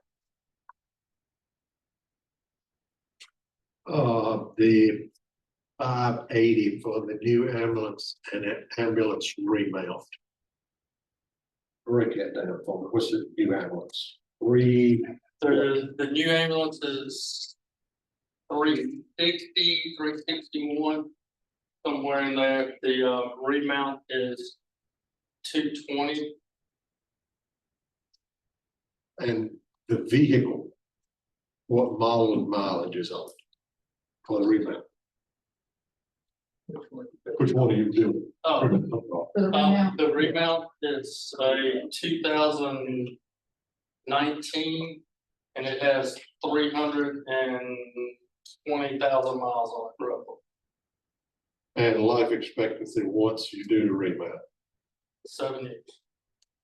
5 to 7 years is what we hope to get out. What of the ones you have in service now, what's the highest mileage? One you remount. And we've got 2 more that's pushing, that one is over 200,000 miles right now, and the other one is getting really close. And you said the one that you want to do the remount only has how many miles? 3? 320. So you're expecting to get over 600,000 miles on that vehicle? No, just the box. No, but I'm saying that you've got 300 some thousand miles on the one that you want to do the remount on, am I correct? Did I hear you right? So once you put the new box on it, you're thinking you'll get another 300,000 miles out of it? Am I thinking about this wrong? Yeah. That's a bit more. So you're putting the box on the box, it's got 320,000 miles. No, Okay. no, the box will be put on a brand new chassis. Okay, okay, now, oh, you're gonna get 600,000, I want to talk to the maintenance man. Yeah, yeah. You're putting an old box on a new vehicle, We take the boxes that we have, so you're getting a new cabin chassis. new cabin chassis. Okay. Okay, I was, The whole box on the new cabin chassis. okay, I was thinking you were taking an old vehicle and putting a new box, you said remount. But you're remounting an old box on a new cabin chassis. You can do one remount. Yes, one remount, we can. 500,000, 5 to some people say 750. 500,000 to 750,000 miles is what they recommend. The life expectancy of a box is, so typically what we do, we buy an ambulance new. And we remount it one time and then we So sell it. basically like a 14-year period. 2.27, you say? Yeah. 2.7. 7 years is the recommended lifespan. We average, depending on the truck, about 40 to 45,000 miles a year per truck. So I would like to have them start the replacement process at around 200,000 miles. That's when I put the recommendation in. And then that's just gonna make it a year. So by the end of that, theoretically, we have around 240. So you had originally requested 2 remounts. Yes. So you're looking at 27 for another. Yeah, well, the reason I ask is because the lead time is so long on getting one that the second remount, we technically wouldn't get until 27. But it's like the other one, we need to put our name on the list to get we had last year. So you probably should be asking like every year, right? Like when Yes. Ideally, I don't know if the presentation that we did last year, there was a replacement thing. And the way it works out is you would have one new ambulance this year. Next year, you would have a remount and it would go every other year in a replacement cycle. So you wouldn't ever have to be asking for 2 at one time. Correct. But we're in a bind right now. I mean, we've gotten into a position. If we do if we can get 3 now, would put us into that process, schedule of replacing, and it'd be pretty much one every year. But you know that in 27, you've got a significant amount of debt service coming on that can be used to buy that or to pay for the remount outright. So you don't, which is what I would recommend that you do. We're financing this year because we're short of resources this year. But going forward, you would have a replacement plan that would be part of your capital plan. That refinance is for one period of time. The financing, the remount is 5 years and the ambulance is 10 because of the useful life you just talked about. Yeah, that's one concern I have. And y'all can educate me on this, on how it would work. Is if we finance the new truck for 10 years. And the useful life of it is not 10 years. What happens when I need to replace that truck? And there's money still owed on. How does it, I'm just asking for my own. From a legal standpoint, nothing. So my hope is, we had an earlier discussion with our financial advisor. A bunch of debt service, close to $1 million in debt service is coming off of the county's books in the next 2 years. We want to use that as a funding source for future capital outlay.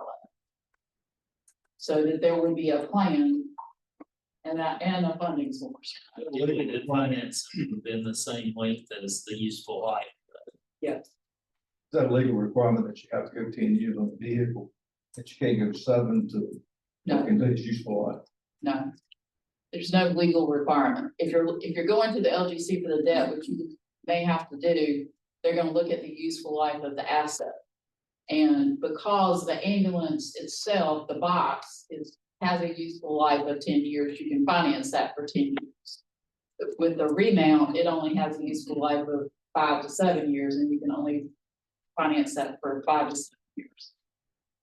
What kind of time frame if the board approved the remount before it would be good to go?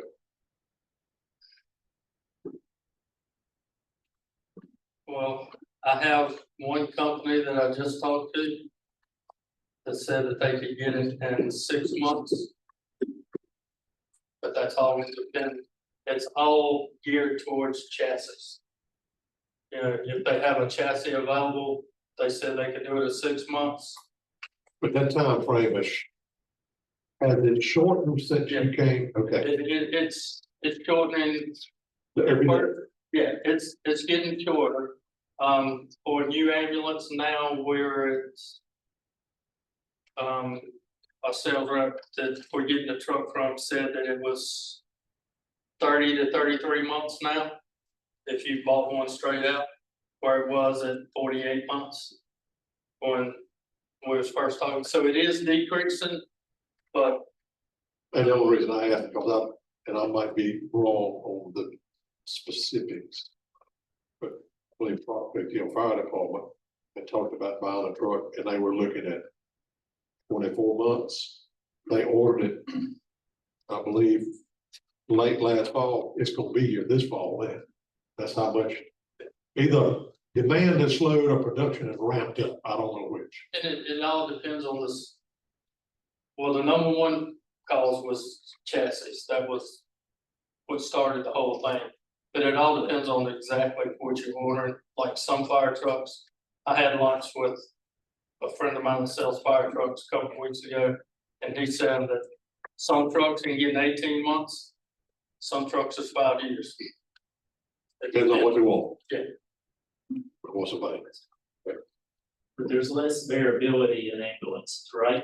Compared to fire trucks that are all over the place, size, equipment. Yeah, I mean, what we're getting is classified as demo model, and we can't make any additions or changes to cabinetry or any lights or anything. It's what we get. Now, if we start doing the custom builds, where we get it fixed exactly like all the other ambulances, that's when you're looking at the 3. Yeah. The reason we get this is the manufacturers came up with the company we bought it from, said, hey, we can't wait 36 months. Our customers can't wait 36 months. Can we order 7 demos? And the 7 demos, they said yes. So we got one of the 7 out of their 4 or 5 state areas. We got one of their 7. Got towards me, I guess. All right, what are we doing with the old ambulances? Didn't you say something about the van we're looking at selling? Yeah. The van we'll either put it on gov deals or do steel bid for it. I would like to, if that is what we decide to do, I would like us to put up a minimum on this thing. I have seen them steel bids come in and they go dirt cheap when it's actually could be. Yeah, we'll put them. Actually, I think we're gonna be shocked at what that van will sell for. Because I've had 4 different people contact me wanting to buy it now. The other question I get back in is, Madam Manager, maybe you can add, why is it overtime so high?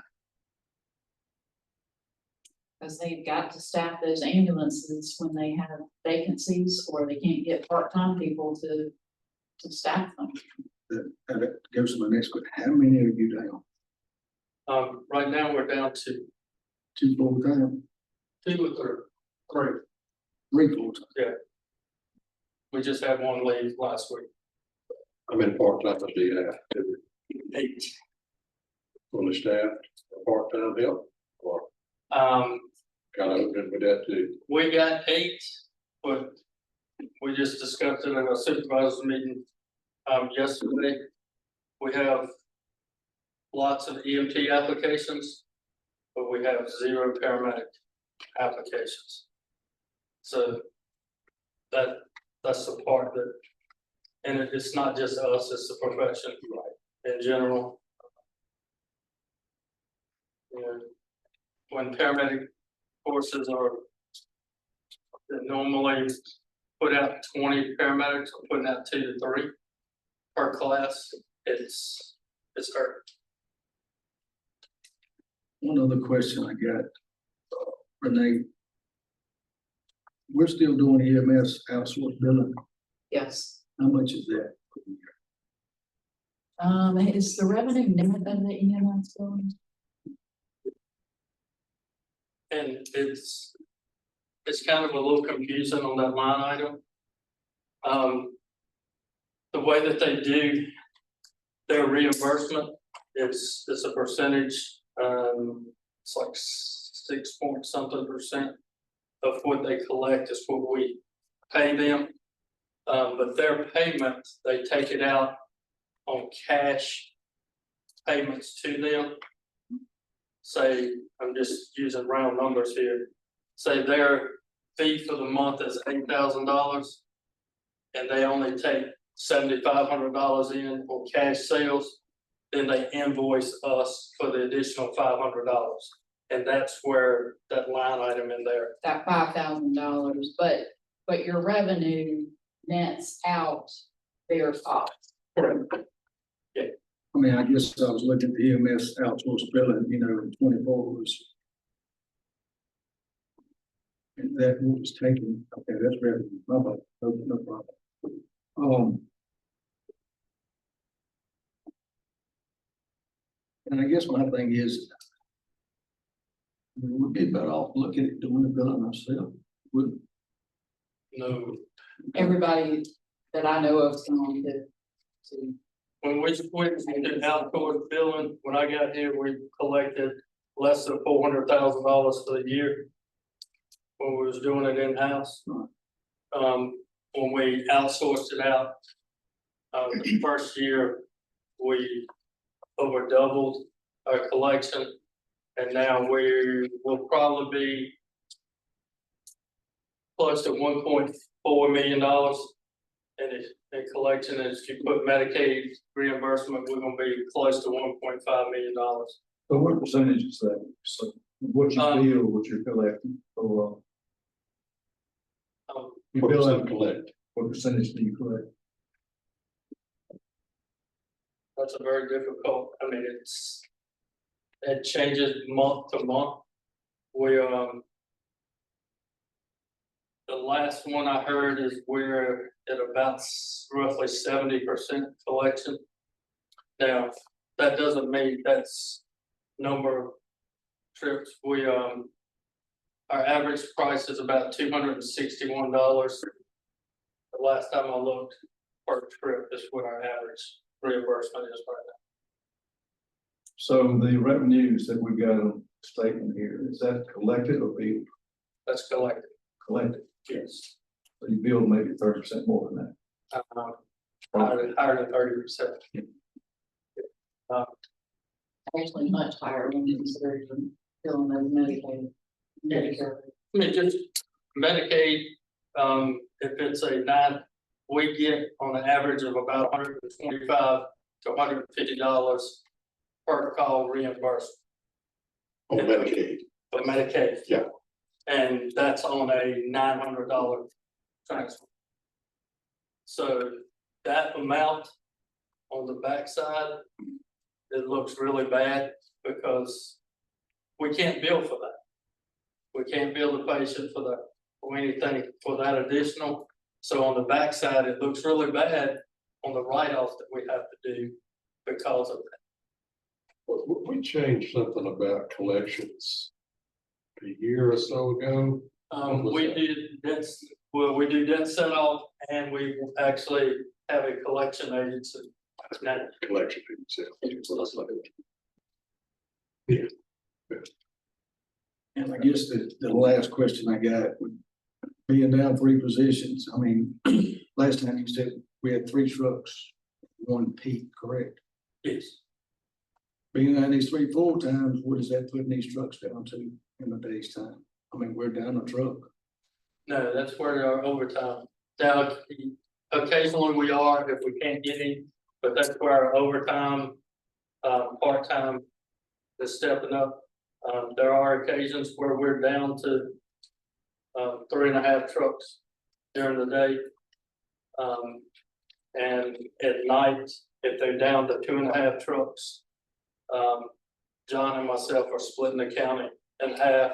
If they get to the third level, I answer with calls in the northern part of the county, and John answers calls in the southern part of the county to keep us at 3 trucks to try to keep having mutual aid coverage. Give me that remount cost one more time. 220. That's a close ballpark. I mean, You were then 5%. oh yeah, give me a couple thousand either way.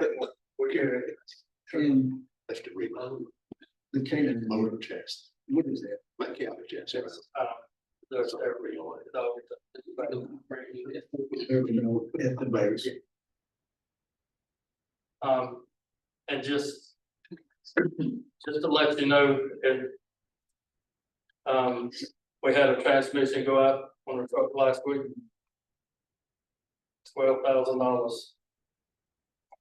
to replace, and that's another, if you look at my maintenance costs for the year, we just went over that bad with that repair. These cabin chassis, is that a F550, 450? It depends. Which one are you? It depends on which one we get. I told them I'll take either. The price is the same, but you know what? We actually have found that, believe it or not, the maintenance cost for brakes and so forth is cheaper on the 450. We get better service out of a 450 than we do a 550. You would think it'd be the other way around. Yeah. The people like riding on they say the 450 rides better than the 550. I can't see it. Well, I'm just thinking, Mr. Holt and I were just side conversation. $240,000 just for a cabin chassis on a 450. But what are we getting above what you could go to? Yeah, it's a chick cabin. The cabin chassis itself is roughly 70,000, Okay, but you have to, they repaint the box. They take the box off the other truck, put it on the new one, have to redo. so the 220 is not just the cabin chassis, that's taking off on. Yeah, that's. Okay, that answers a lot of questions, okay, good enough. All right, any other questions, comments for Larry?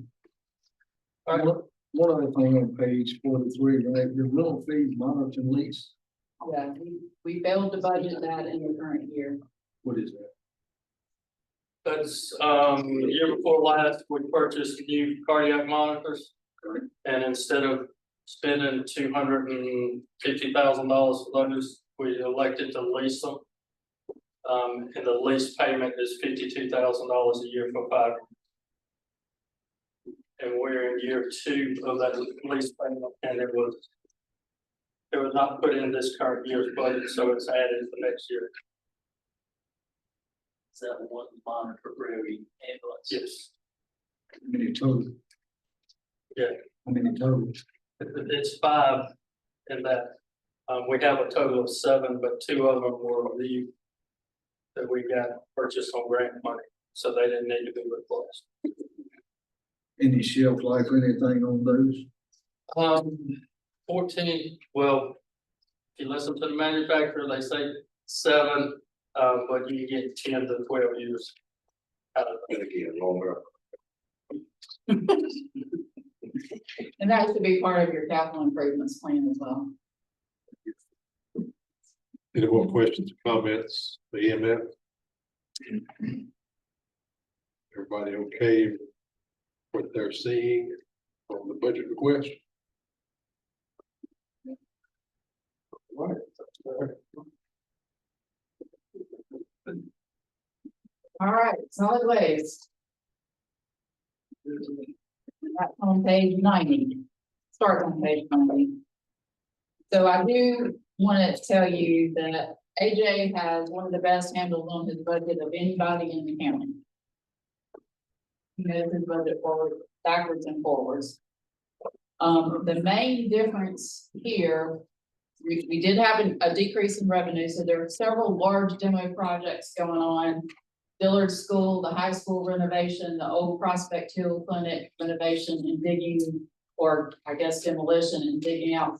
Several people are digging out sediment basins. So we've gotten a lot of money from tipping fees in the current year, but we're expecting that to decrease by 117,000 change. Meanwhile, our expenditures increased $161,000, and the reasons are 21,000 for that is for salary and benefits, which includes the cost of living increase and reclassification of the solid waste director. So I moved the solid waste director and the maintenance director to the same pay grade. Also, when AJ took over code enforcement, he was promised a reclassification, and that reclassification didn't occur. So I'm trying to fulfill those promises that were made to our staff, and he does an excellent job. And then there's a $10,000 increase for part-time salaries that help with the signs. So solid waste works with 911 to replace our street signs and also cleaning, keeping those collection centers clean. And there's a $62,000, almost $63,000 increase in tipping fees. That's by contract. So there's a 5% contractual increase for next year. Plus, we're anticipating a 5% increase in trash. There's an $81,636 transfer to capital reserve. Remember, you just heard from your auditors, we had an audit finding that we're in a deficit situation in solid waste because we have not been funding depreciation. If we make this transfer to capital reserve, we will be funding depreciation. That is about what depreciation is. When I did the analysis that I presented during the retreat, we should be contributing $110,000 a year to replace all of their equipment. But we made a good step towards that with the $81,000. And then there's $16,500 in contingency, just like all the other departments. AJ had a what if, and that is that the state is talking about monitoring for PFAS, monitoring landfills for PFAS. Heard all about that in the news and everything. And so if we do that, that's going to cost us $16,500. But before he can spend that money, it will not become part of his base. Before he can spend it, he will have to ask Scott and get permission to spend that money. I will point out that the county is covering our white goods disposal costs. So if you look at page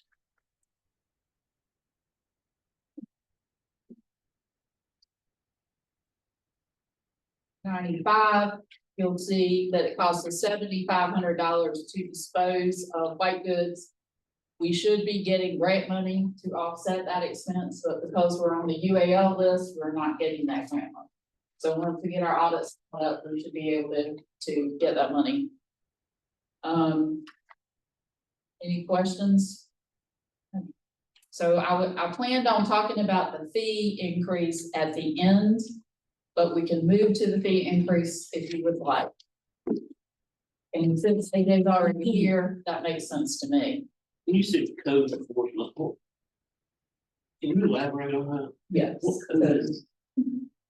I do all the solid waste ordinance codes, illegal dumps, too much yard waste in your house, like the ordinance says, you can only have 7 days worth of trash. We got people that has dumpsters of loads of trash. They just pile up and the neighbors complain because it creates animals and unwanted pests, rats, foxes and all come in to get the food.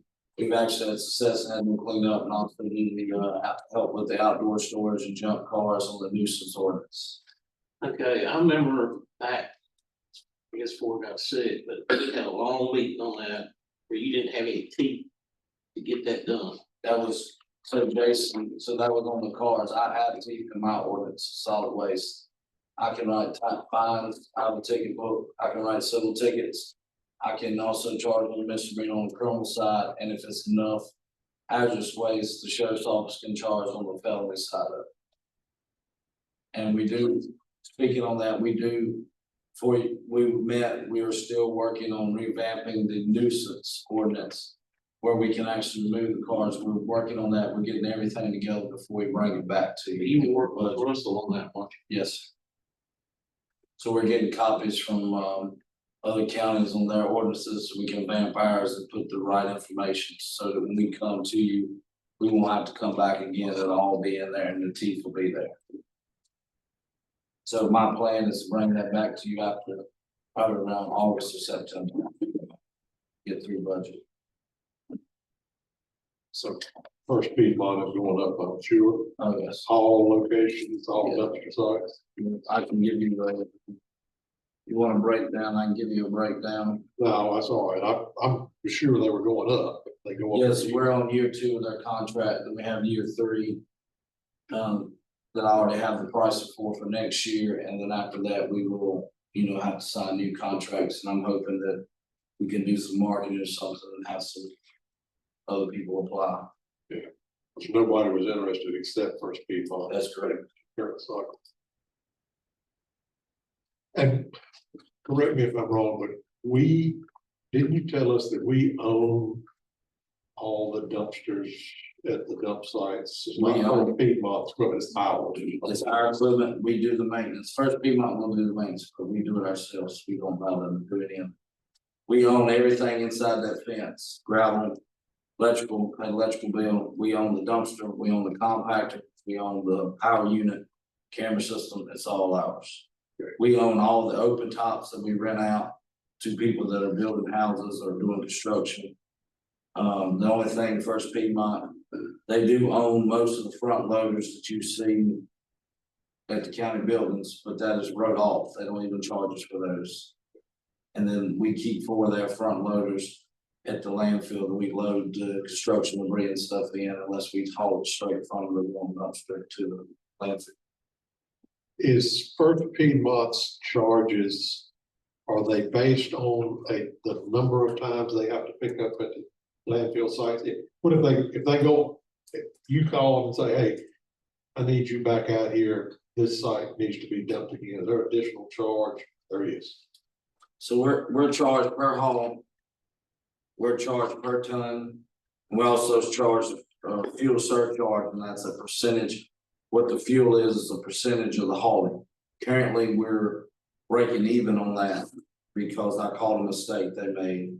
They had to go back for the entire year and fix it. And the last one I seen the other day, we're breaking even. We're not currently paying the surcharge, but anytime we could put it on fuel.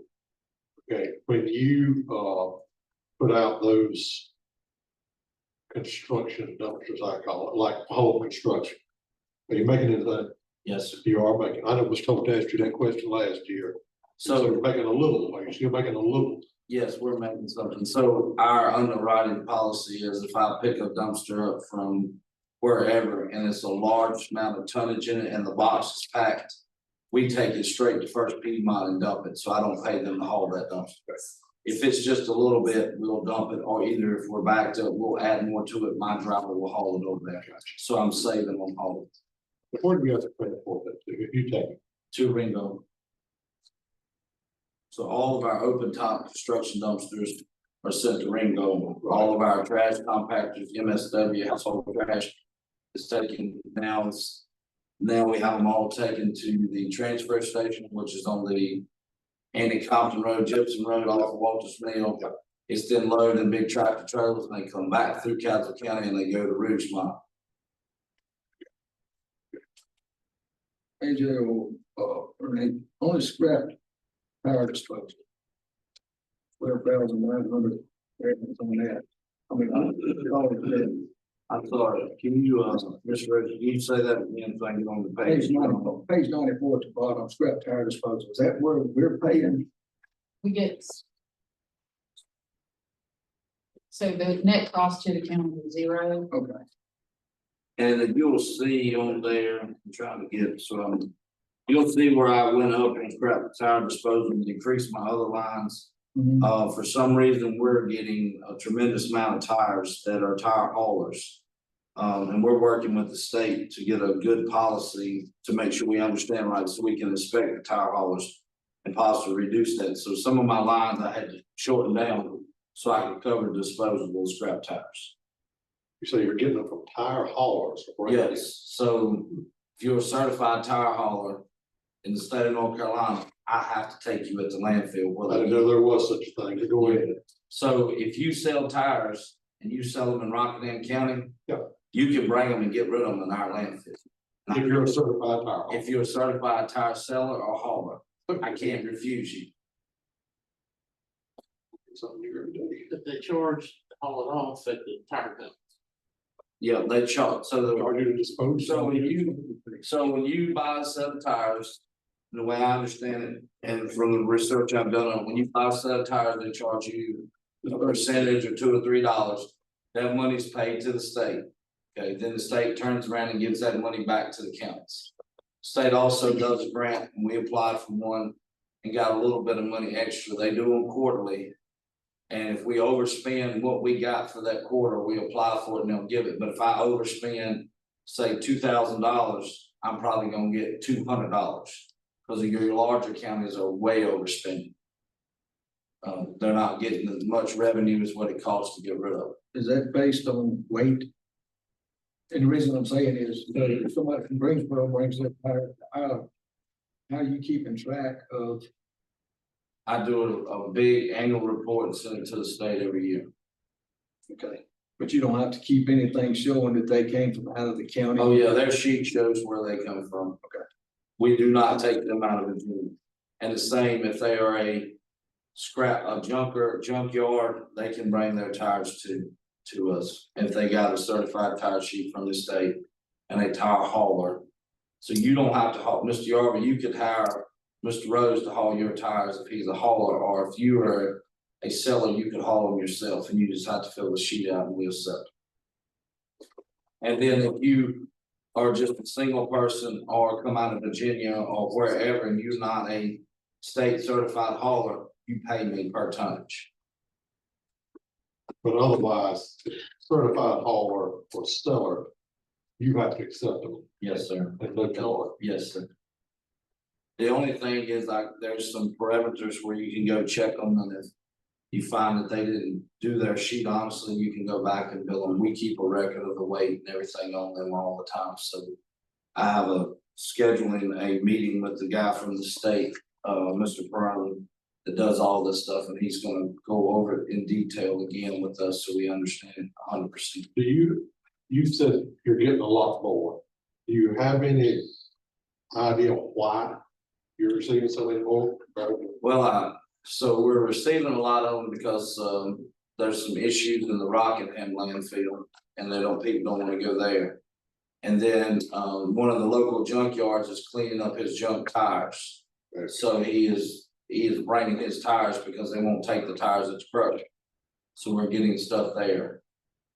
So we're working that out, but we've made it managed. We keep 2 tractor trailers there all the time. What do you, Just a scrap tire. Yes, sir. what are you doing with them? What are you supposed to do? What are you doing with them? So they go to Central Carolina hauling the same, and they shred them and do whatever I pay them to get it. You pay them to shred them? Mm-hmm.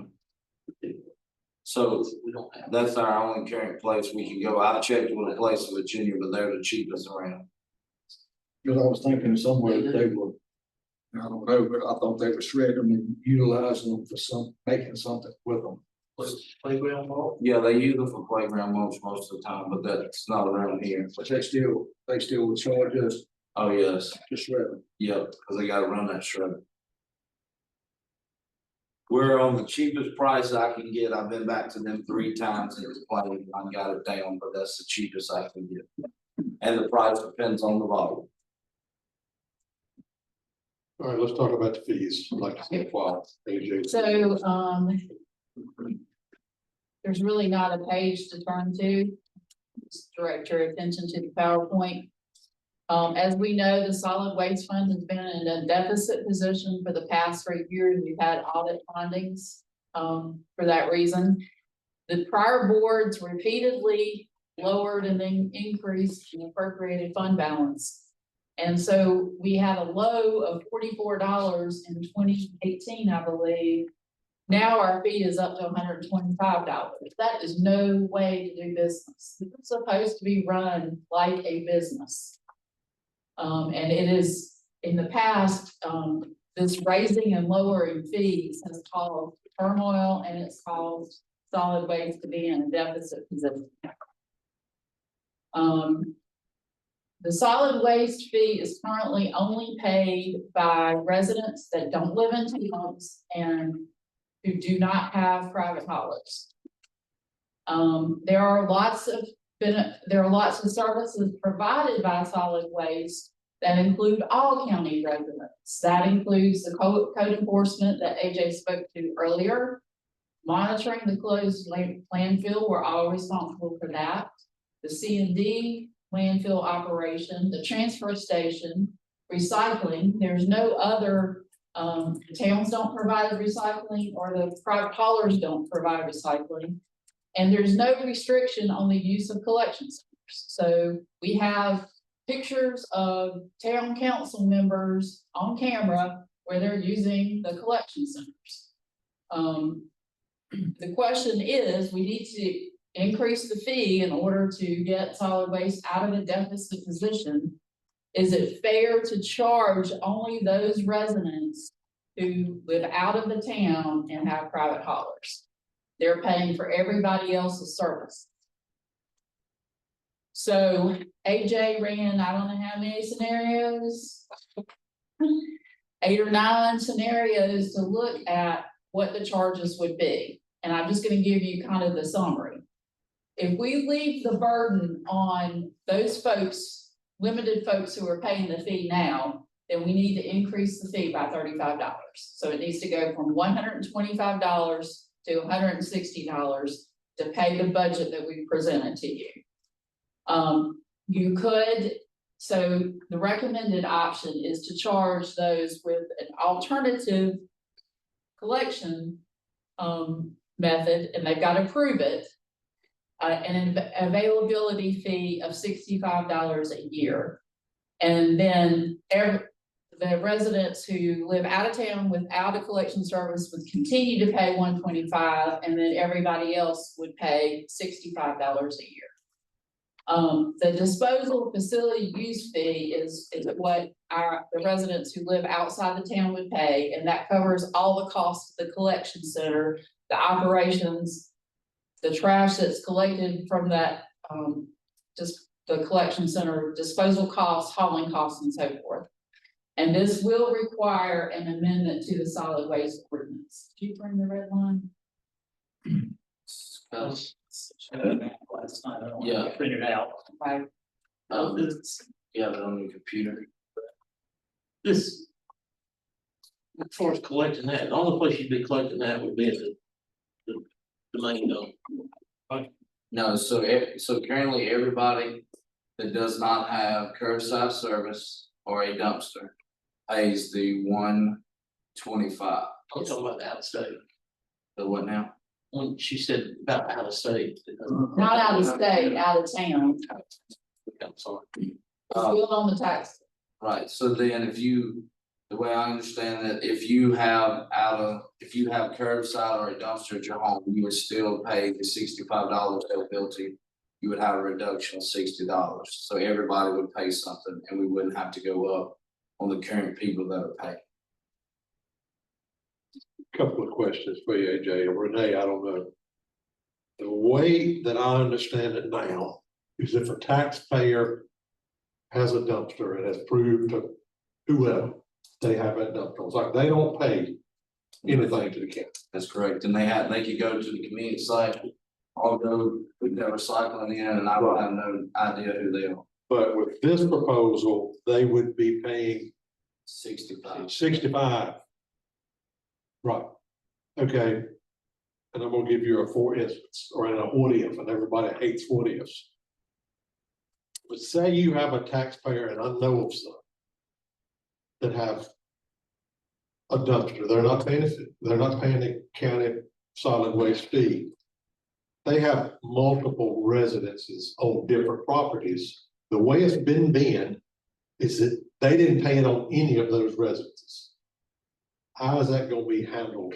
So the way it's supposed to be, the way I was told is, it's only for one house. Okay, so it's only supposed to be if the three of you live or neighbors and y'all buy a dumpster and you each pay for it, only one of you gets it taken off your tax bill, whoever the contract's name is in. But if, I'm not saying if it's three neighbors, if there's one taxpayer Right. that owns multiple residences. So they would get a reduction on home law. Yeah. Why don't they get a reduction? I'm just saying that's. They have a dumpster. But each household would pay $65. So they would have to pay for the dumpster plus $65. Per, Instead of the dumpster, $125. Currently, I'm paying about $400 a year for a Piedmont pickup my trash. That's out of town. But what I'm saying is, I'm aware, and whether this is the way it's supposed to be or not, is the way that it is. You have a property owner that back when years ago, when this was first instituted, they bought a dumpster. They proved to the county they had that dumpster. County says, okay, you don't have to pay whatever the fee was at the time. They also own, just for an example, 3 other houses, whether they are lived in or they're vacant. They're listed on the tax book as a residence, but they don't pay anything. Are they gonna be required? Are they just gonna get the one exemption? Or are they gonna get the exemption for all that property? So if they're a non-habitable home, they would get a complete exemption. But if they rented the home, if they rented the home to somebody, then they would have to pay the $125. Correct. If they're not on the same farm. If you own a house and you paid it on your tax, but you had 2 pieces of rental property, you would only get the exemption for your house. Well, I know of instances where homes are only inhabited for maybe part of the year. So they would get an exemption. We working on a exemption policy. Okay. Thank you guys for what I'm doing. But everybody will pay something with this policy. There will not be any exemptions regardless of whether you're in the town, whether you're in the county and have dumpster service, whether you're in the county and have curbside pickup. Everybody will pay. Everybody will pay something, and unless it's classified as a non-habitable home or business. So if there's no occupancy in it for so long, then they wouldn't pay anything because they're not producing anything. They're not, or if the house caught on fire or whatever, until they got it fixed, then you could add it back on. My understanding is that in the town of Yanceyville, the only ones that are charged are residences, businesses are not. Am I correct? Yeah. By the town, that's correct. Yeah. But some of the town residents are not being picked up because they're considered multi-family. If there's more than one family in the building, their hauler does not pick them up. As well as like a mobile home park that's in the town, they don't have a dumpster and the hauler doesn't pick them up.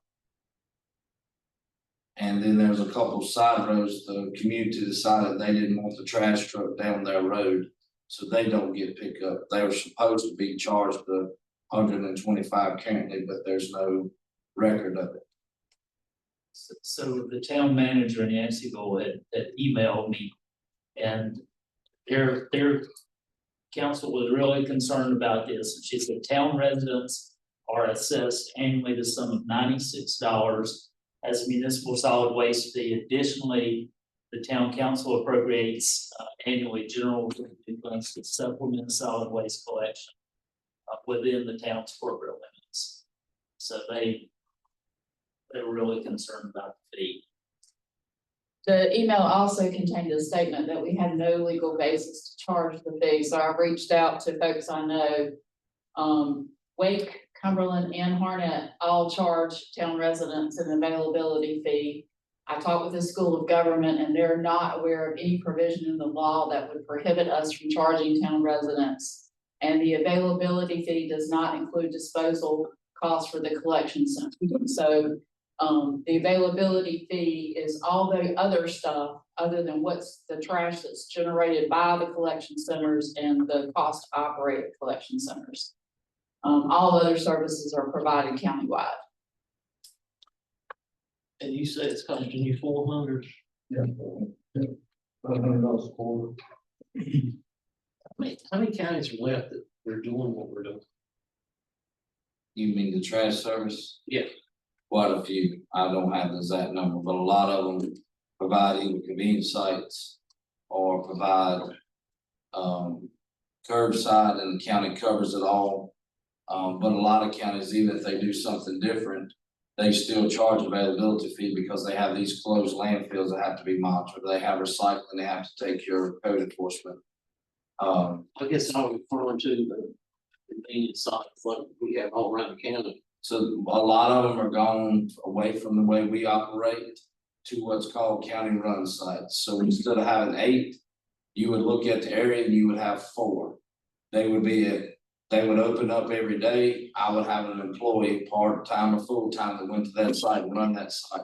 So you can monitor who come in. If you didn't pay the fee, you would have a sticker. They can monitor who come in, who come out. They can keep it 100% clean. They can make sure no unapproved items were dumped there and recycling was recycled correctly. So they would be there all day long at that site, where it's not like that now.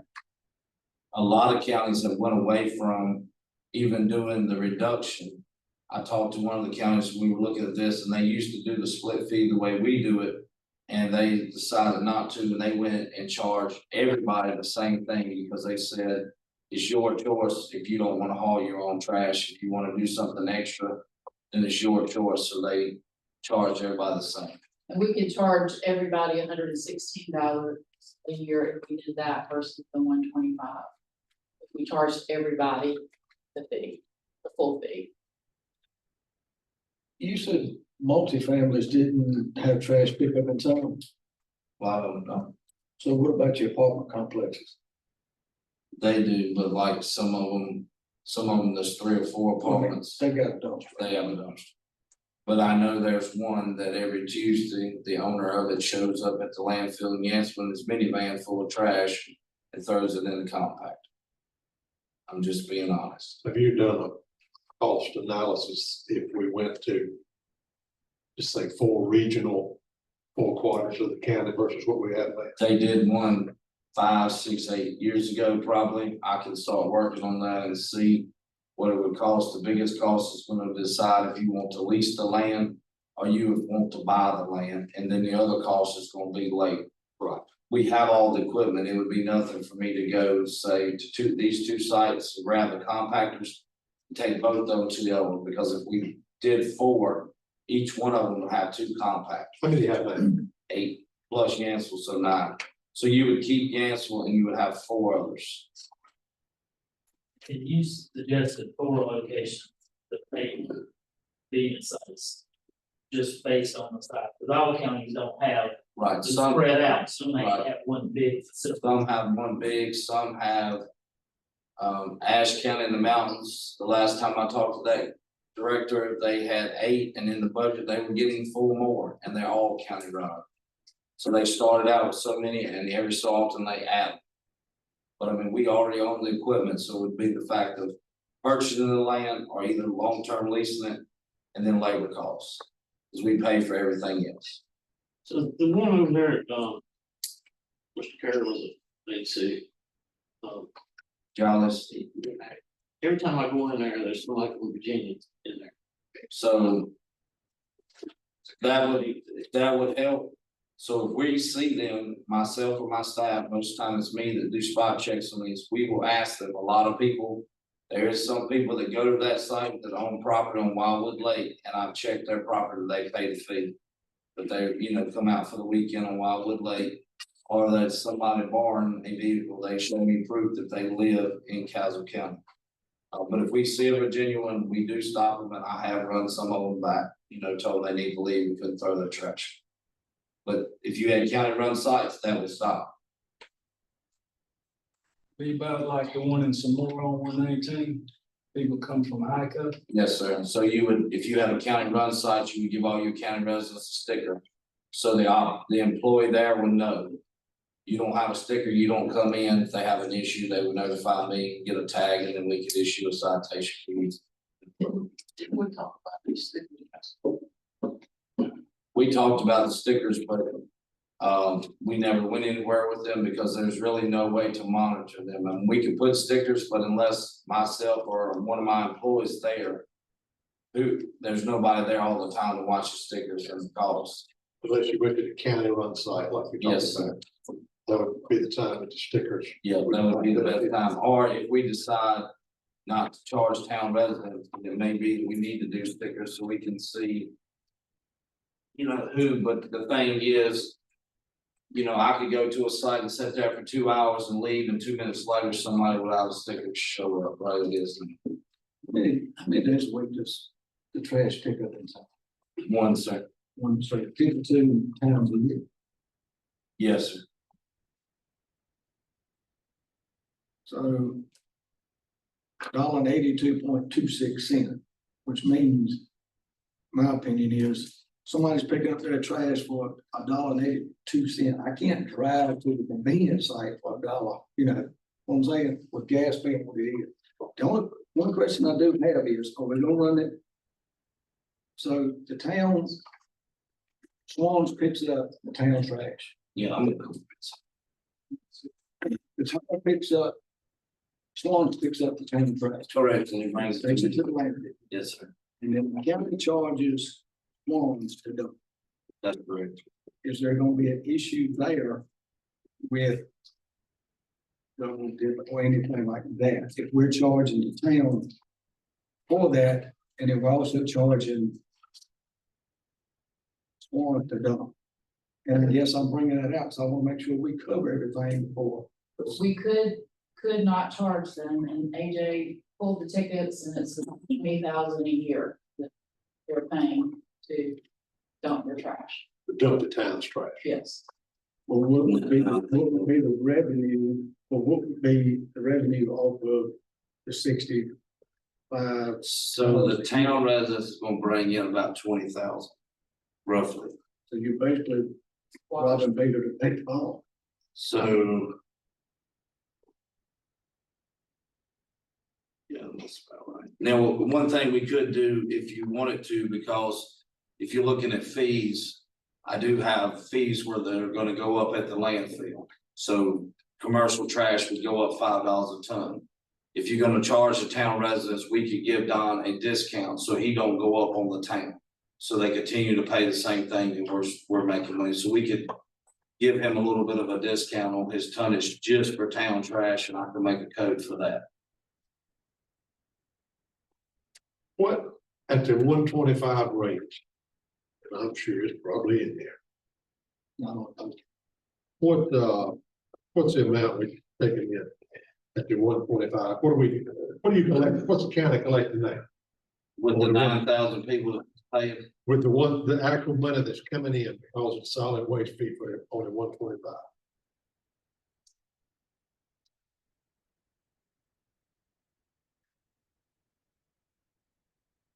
That's in 1,090,000. It's it's 1,157,000 in the current one. Okay, second item under the revised budget. Yes. Okay, So that's what we're collecting there. Yes.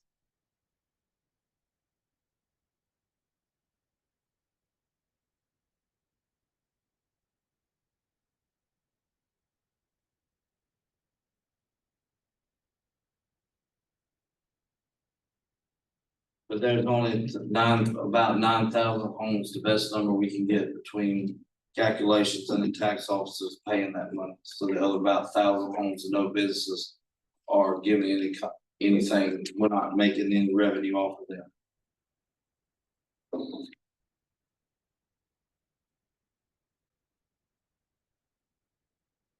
Wondering if it means residents would come in there and utilize it, but not paying.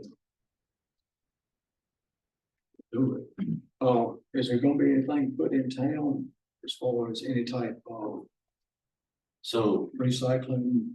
So what I was gonna do, if y'all decided we decided to go with this route, is I've talked to Comair before, but I was gonna go back and talk to Comair and their maintenance guy, and I was gonna either get a place right over here behind the library in the old town parking lot or somewhere central in town and put the town a recycling bin. So that way they don't have to, if there's a lot of town residents that do recycle, because I know them, they could come there when we're closed and still driving again, so they could just drive to that recycle bin, then we would empty it just like we do a convenience site. I already have the bin, so it would be no extra expense, so we wouldn't have to buy a bin.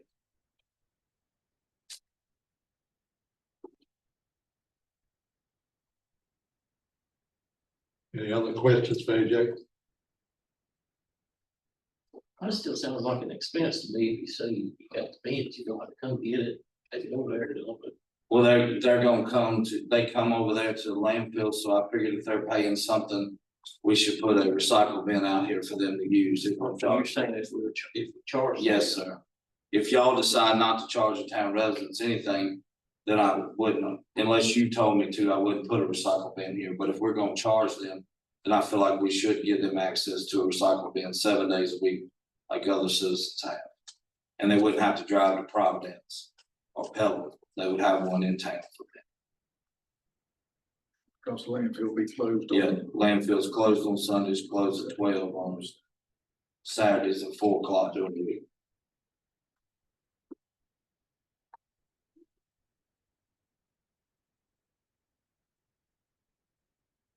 More questions? I don't have an issue with it is if we could do something with the one that dumps the trash from town there to keep that expense to where he doesn't have to increase. So just, I could go back and pull numbers. I think if we're going to 75 a ton on commercial, if we put him about 50 a ton, that would give him where he would not have to go up on the town. And I still would be okay on the revenue. You're talking about SWAT. Yes, sir. But it's only Swans when he does town, so it would only be town trash, because he does a couple other events through the year, big parties, and he brings a truck, so I would, talk to him and he would only get the discount from the town's trash. Because we work well with him on holidays and stuff, he dumps twice sometimes, Okay. But I can get that number, what the recommended fee we should charge him per time for you.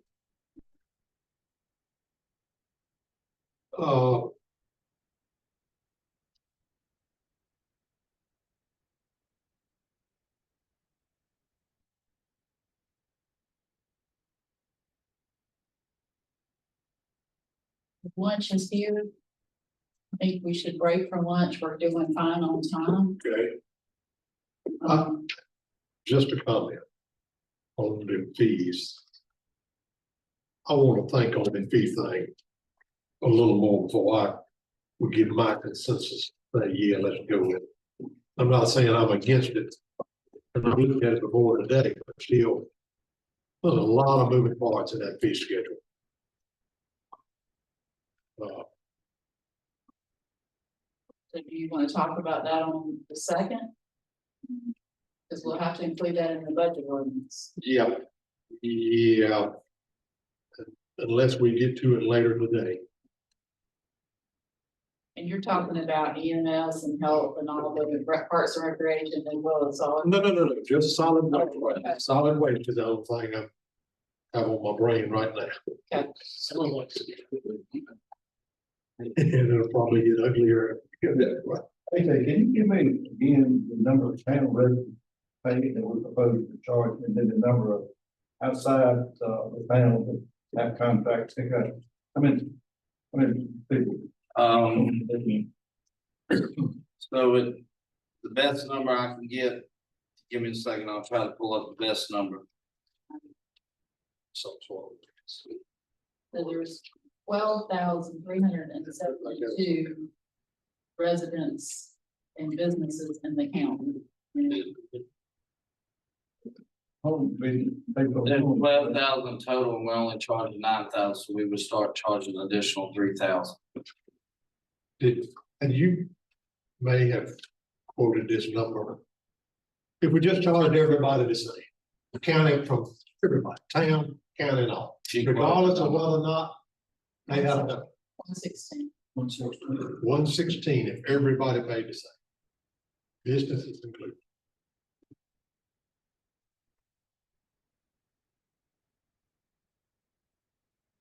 And if you have any questions or I have the breakdown, the numbers, just feel free to shoot me an email or give me a call.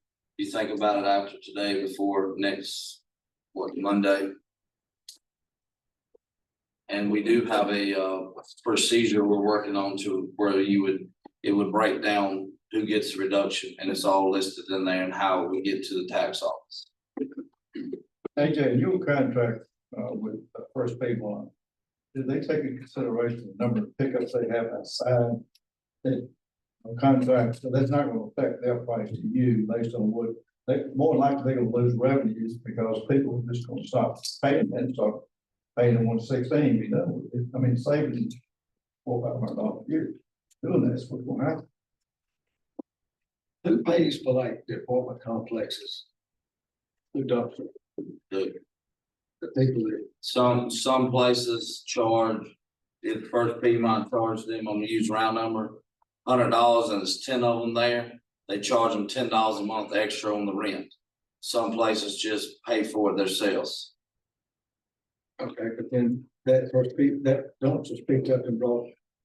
No, That's First Piedmont picks it up on their own, we don't have it. right, but so that's nothing, no, that's associated with the county. No, sir.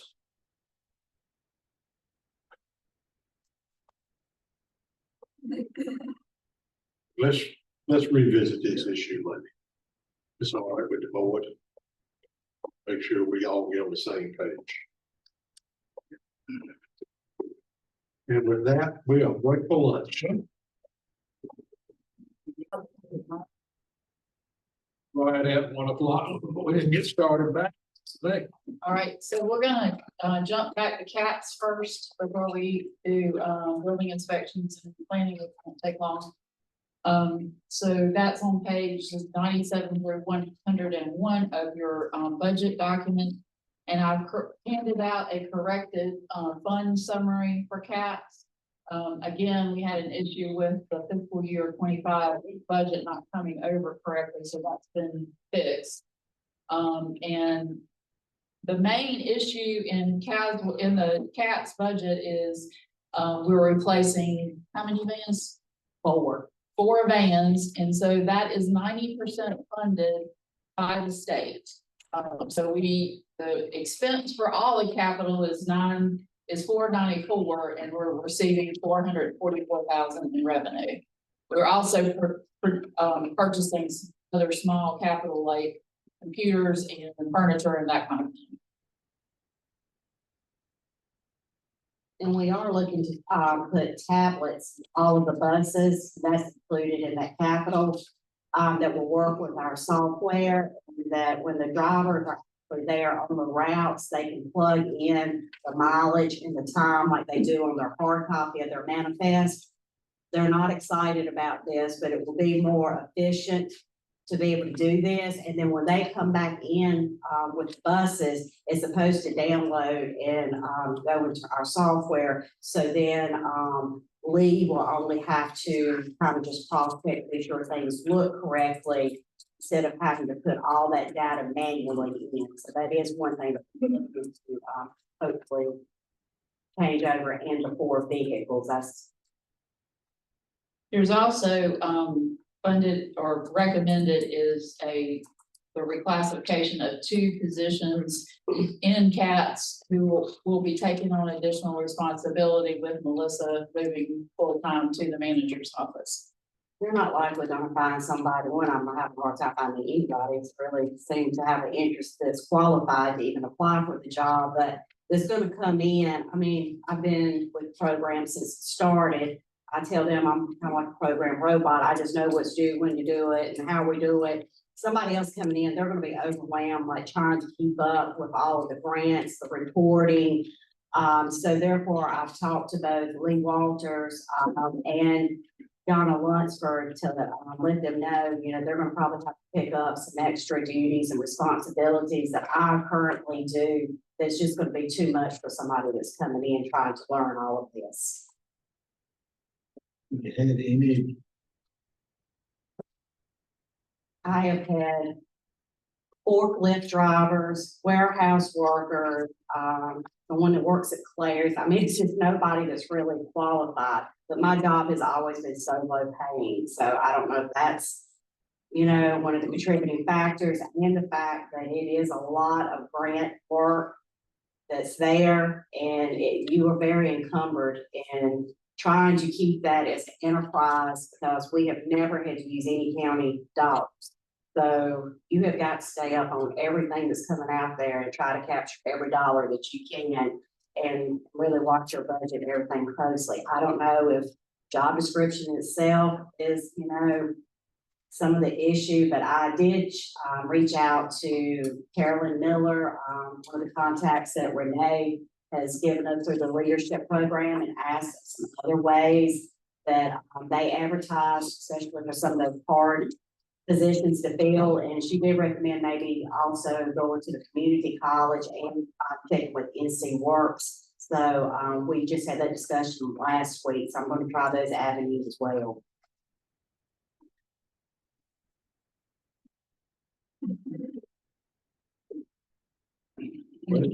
Questions?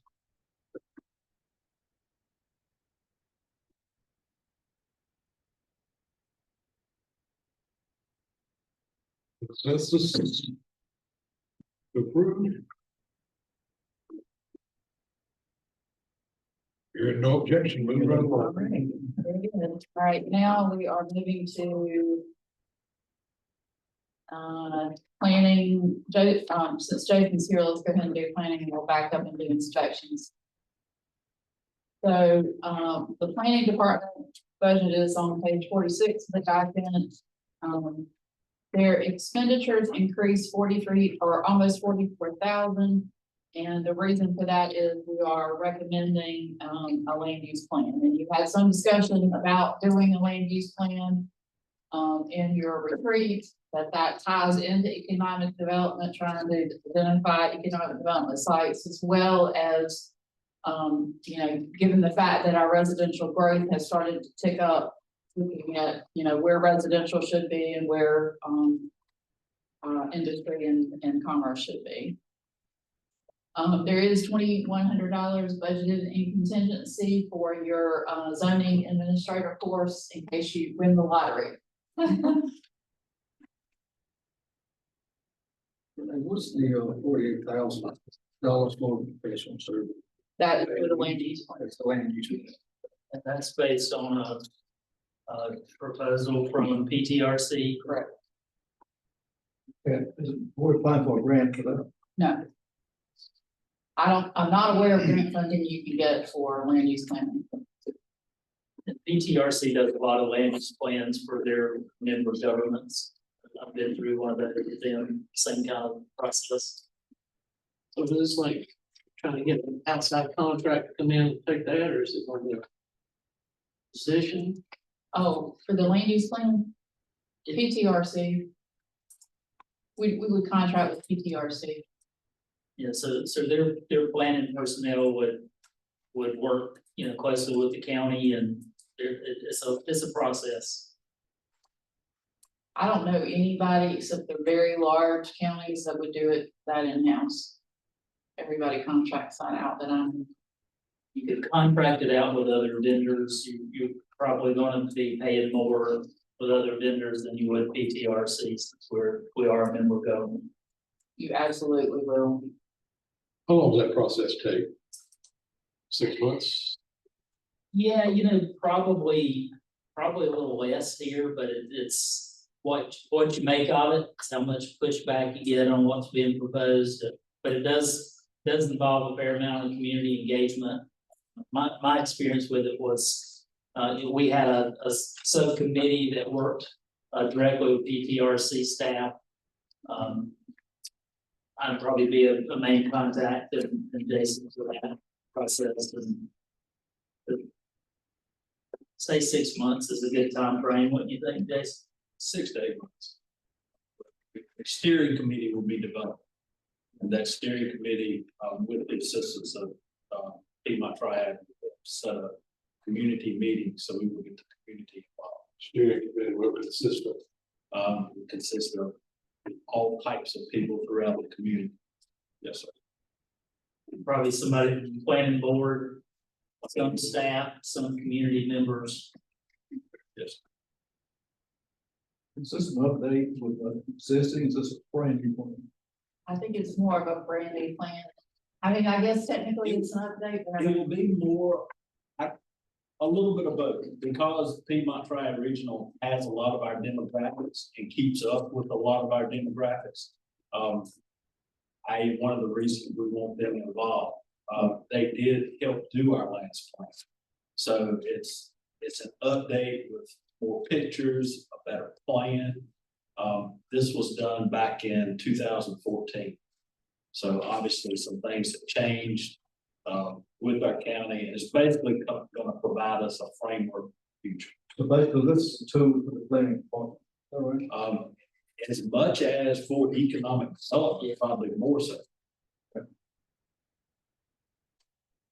They would do the legwork, come up with the plan. That would be presented to the board to adopt the plan. Yes, sir. Yes, is the way it works. Yes, sir.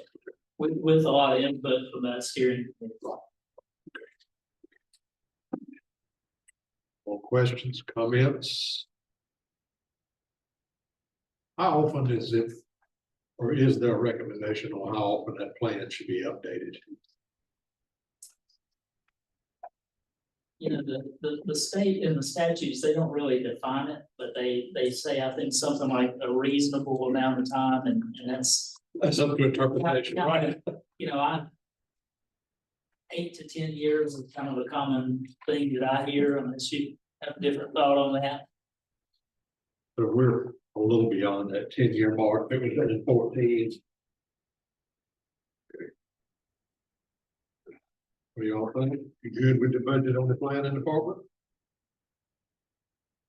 No objections, moving along. moving back to inspections, which is on page 40, document. And Donnie is here. If you have any questions, there is a very modest increase in expenses. We made reductions in the operating budget, which mostly offset the salary increase due to the COLA. There is $1,456 budgeted in contingency for a building inspector to advanced levels. I guess it's taking the test. Yes. Here. Yeah, I think it's, our chief building inspector has pretty much maxed out on all of his levels. He's level 3 across the board. But Austin, I think he's getting, probably upping his fire, this year. And then it's based on the number of years they're here. He has to be here 3 years before it's going to apply for certain ones. And so, we only have that one coming up this year. So you got level 3. Electrical, plumbing, framing, all of them. Yeah, Shannon has all of his level 3s. That's hard to get. It's very hard to get. It's extremely valuable. Yeah. I've talked with Shannon a couple of times and I don't know if this is budget related or not. He was talking about the state was really beginning to push on fire inspections. They are. How is it gonna impact your personnel? They gonna have time? I don't think so.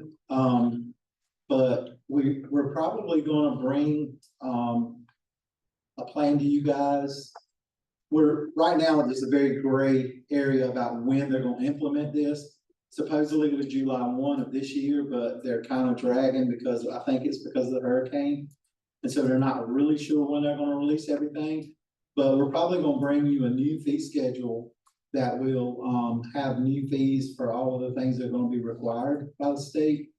They're pushing, we actually had a guy come into our office. He's been there probably about 10 times, over the last couple of months. And he's been working with us on trying to basically get all of our places that need fire inspections. So we could probably generate a pretty substantial amount of money on fire inspections when we get the program up and running. So at some point, I just wasn't ready in this budget cycle to get it to you guys because we just don't know what's gonna happen. But it's honestly, we'll probably generate upwards of $50,000+ in revenues on fire inspections is what I'm kind of thinking right now. But the state is pushing so hard that they came down and audited our program. And we're not the only county, it's like tens of counties across the state that are not up to snuff. And so they basically are helping us get that program. I think we did include in the budget an upgrade to our iWork software. Yeah, that's the for, $3,500 you see in the expansion column for professional services other. Yeah, so we're gonna upgrade our software, iWork software, to handle fire inspections all by ourselves, because right now they're being lumped in with building inspections, which is technically not supposed to happen. We'll get all that separated out, and we'll be able to it'll be much easier to see what's coming in, what's being generated in that fund, and we'll have a lot better idea of what we're gonna have going on. But there's some requirements that are coming into the new law, that certain places like Food Line, anywhere it's got a walk-in cooler, will have to have an operational permit for the year. So it's an annual permit they'll have to get through the fire inspection. So there's gonna be a lot of new stuff that we're gonna have that we haven't been doing in the past, just because these are new requirements. You said a walk-in cooler. That just like to meats or just a walk-in cooler? I think it's a walk-in cooler period. So I think we're gonna have a lot of convenience stores. We have a lot of convenience stores. There's gonna be a lot of places, most all of our restaurants.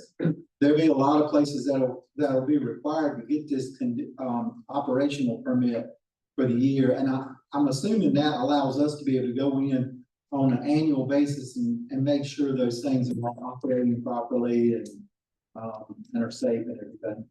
Well, touching on what Commissioner Garber said, it would be nice if the fire inspections generated enough money, because there's a lot of restaurants in this county that got to have fire inspections. Yeah. In the business and all. So I'm kind of like him. It's the amount of workforce we have there now going to be able to handle all of this. Yeah, and I'll be honest, when we started getting the program back up, the program was, before I came along and moved into kind of a role over that department, I'll be honest, even our schools weren't being inspected properly. And so you see all these news stories where the schools have a problem and they go in and it's a mess. It's a nasty news story, and we don't want those. So we've gotten those up to date, but we found out when we went into schools that there's problems, like just little things that just didn't get looked at. Just wiring issues with HVAC systems and things like that. A lot of times the school system, they do their own work. And so that was another issue that we were having is, I get it. Everybody's trying to save money, but some of these things weren't up to snuff. So I'm hoping the best case scenario would be if we had paid fire departments in the county. We would, we could hopefully pull from some of those, because that's what other counties do, like Person County. They have their, paid firemen do their fire inspections.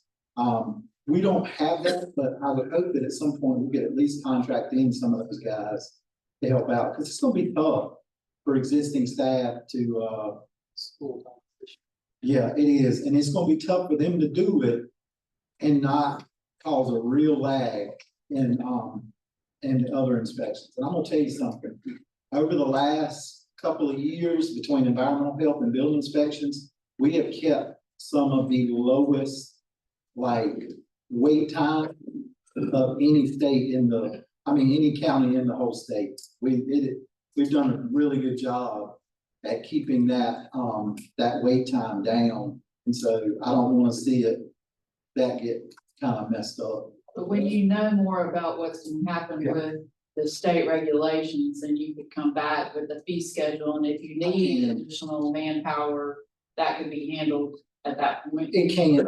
I have a fee schedule already that I put together tentatively. But again, like I said, this is all just kind of happening over the last month or two. And so we'll know more about when they're gonna say that the rule's gonna go into place. I don't think they normally do it just in the middle of a year. So I would think it would be, if I had to guess, it would either be, it doesn't do July the 1st, it's probably gonna be like January 1 of next year. That's what I would guess. But those fire inspection revenue are not included in this. There may be a small amount, but not to the level that they're gonna be, because we're gonna have to get on the schedule. We found out that we had about around 300 places, facilities that are gonna need inspections. And so it's gonna be, probably about the minimum inspection fee is like $100. So, and then there's a lot of other ones that are gonna need multiple inspections in a year. So, just to guesstimate, we were guessing it would probably generate about $50,000 in revenue. But you might need to take that revenue and offset the expense. Yeah, that's what we're thinking. You have a reinspection, We do, they have it built into their schedule that they go back, like I think the first failed inspection, they don't charge for, but then after that they do. I know in Charlotte, my last project, Charlotte, we spent like $30,000 or $40,000. Because they tell us 2 weeks on inspection. No way I could do that. So we would have to pay the inspector on night or late in the evenings and Saturdays and all that to come in and do the inspection. It was outrageous. But we had to pay. It was almost like a racket. Yeah.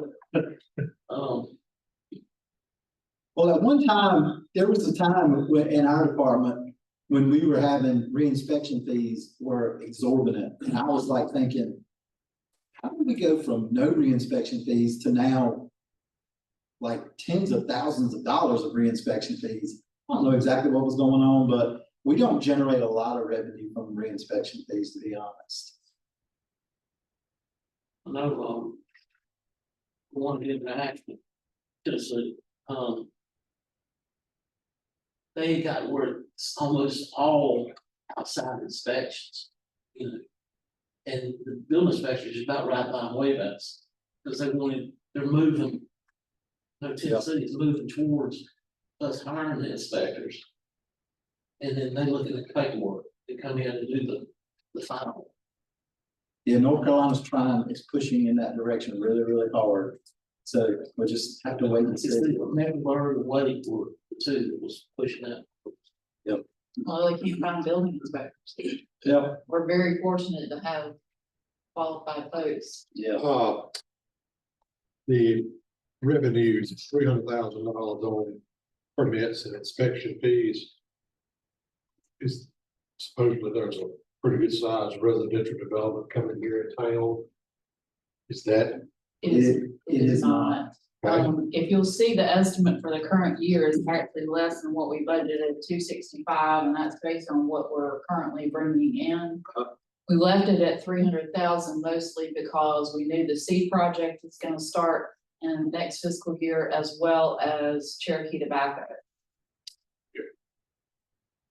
I noticed that, 2024, the fees were like 392,000. Is that because of one big item like solar farm increases up? It was, so one of the things that happened, and it was funny how it kind of failed. We got the solar farm right at the very end of the, at the very end of the 2024-25 budget, I guess. And so, that year was really, really high. And then this year budget year that we're just working in right now, we had expected Seed and Cherokee to possibly start in this budget year. So we budgeted conservatively $300,000, and then neither one of those projects happened. But they are coming supposedly in this coming budget year. When we can pretty much, we get a pretty good idea of an estimate of what we're going to take in from normal building. But with these big, huge projects that come in, they kind of throw a wrench in all of it. So we just kind of guess. The problem with this past year's, we had no major building projects, like commercial projects. And that's what generates a lot of revenue this coming year. With this big subdivision in town, and the seed and the tobacco facility will likely have a lot of revenue.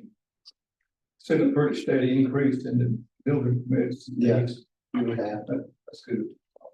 One of the things that we look at, I talked to Renee a little bit about this, is there's a fee that we have to pay into the state at the end of like every quarter or something like that. It's like a $10 fee that we take for every building permit. And normally it's like, I forget the number, but it's like around 400-ish in some dollars. But this year that number is like way, way higher, meaning that that's just a gauge to show that we've sold a lot more building permits. We may not have sold big high money projects, but we've sold a lot of permits, which are the things that make our guys have to get out on the road and do inspections. So they may not have brought in the revenue, but we sold a lot more permits, meaning that things are definitely on an uptick. And I expect it to continue, even with the minor crash. I don't see it affecting us because we are geographically, we're in an area now where everything has outgrown itself and is pushing towards us in every direction. Another reason for the land use plan. Yeah. Most of your permits, are they in the South Florida County? It's actually scattered throughout now. We've got a new subdivision being proposed up on Park Springs Road. On the Where's that? Providence side of Park Springs. When you turn right at the stoplight, along there, it's a pretty big farm. They had their first meeting with the planning board yesterday. That's a subdivision that's coming. And like a lot of the stuff is south, but honestly, it's scattered throughout the county. Seeing a lot more action on the north side now, and I think that's a lot of that's driven by the casino. You said where? Between 86 and Jimmy's or Providence. I still call it Jimmy's, y'all. It's on that little stretch of 86. I mean, Park Springs, right between the two, old and new 86. It's not a huge subdivision, but it's got potential to be. That must be the one that runs back down to 86. All right, any other questions? Consensus of the board to approve this budget. Here's no objections, move on. We are now going to go to slide 29. And we're gonna look at special revenue funds. So the first is the Register of Deeds Enhancement and Automation, which can be found on page 69 of your budget document. So this is required by state law. Can't remember like the technicality of the revenue that's set aside, but there's a certain part of the revenue that gets set aside for automation, and we have to do that. And that's so that Register of Deeds can scan their records and have them available digitally. Any questions about that? And just on that. Yes. On that, it's $3,000, that's what we're, I'm sorry, it's $8,000, that's what we're projecting Register of Deeds to bring in. Right. So next is the occupancy tax, and that's on page 76.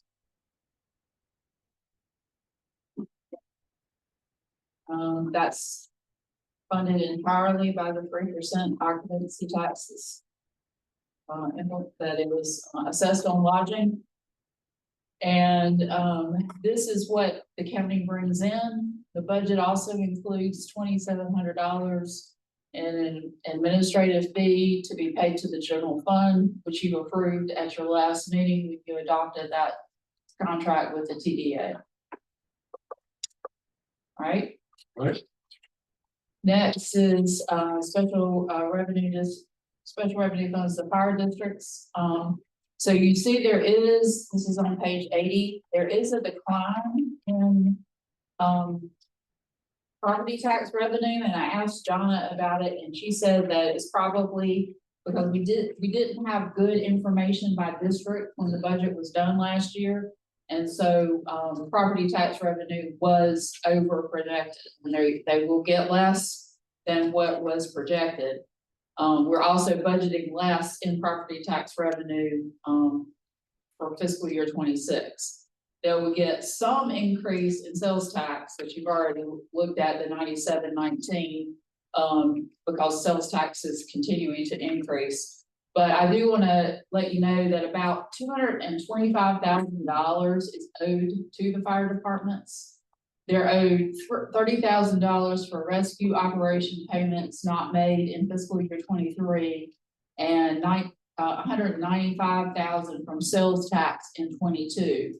We are waiting on the 24 audit to complete and reconcile those numbers, and then those payments will be sent out to the fire departments. So any reduction they're going to see in property tax revenue would be more than offset by those payments that are due to them. That was in fiscal 22 and fiscal 23. Correct. So that was before any of us were. Correct. Not laying blame, but Just saying. just saying. Was that?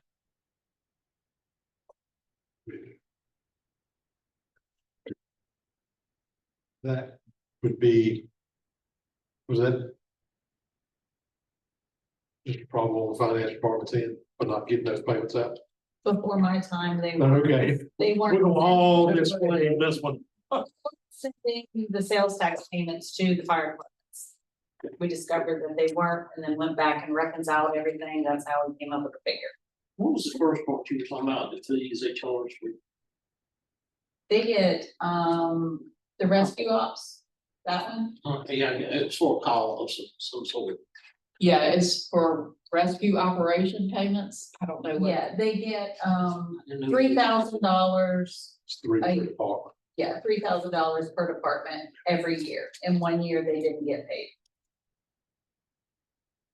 Seemed to me like when that first came out, it was, I don't know when it was first started, but it was more or less to be money that was to be used by the first responders in the fire department and not for general fire service.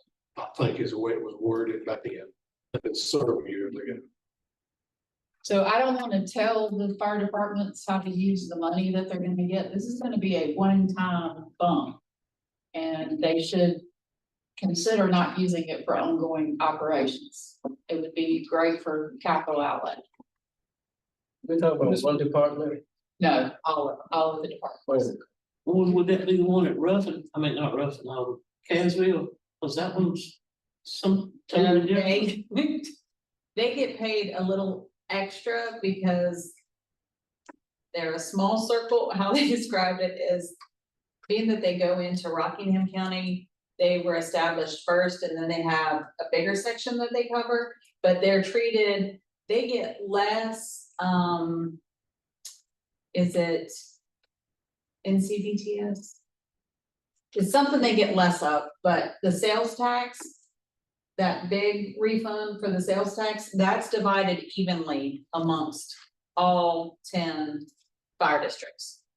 Caswell's only treated different on one thing. That's the fire tax. It was the fire tax. Yeah, fire. Since I'm in that district, went straight to the fire department, my fire department taxes. Well, they're collected by the county. Yeah, and they get, Okay, well. they do get them.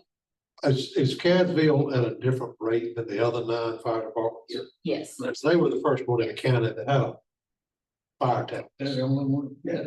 For years. It's still in Florida County. I mean, the only Well, ones it's got a countywide now. Yeah, that we do. Oh, but they're the only ones that's got a different tax rate. Yeah. I didn't know if they were all charging.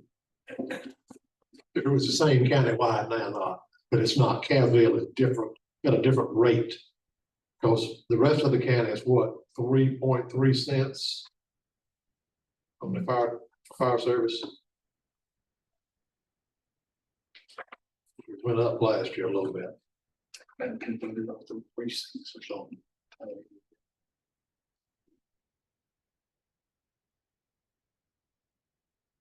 Okay. Yeah, I'm good. If the board is, I'm just trying to keep you on schedule. you're doing an excellent job. The next special revenue fund is the opioid, next slide, I'm sorry. Opioid settlement fund, and it reflects what we budgeted, reflects the discussion that the board had on April 7th. When our deputy manager, presented the recommendation from the committee, that has been working on this. The fund is, we will get about $2 million over the next 18 years, and we've already collected 607,000 and change. This year's budget is for 241,682. So we're spending far less than what we've already collected. And remember, if we see the opioid committee will still continue to meet, and if we see that any of these strategies are not, going the way that they should, we will revisit that. And they're only funded, for a year. So if we decide we don't want to continue that for the next coming fiscal year or try something different, we're not locked in. We can make change. Plus, is there any way we could get like every 3 months, like a layout of what has been spent?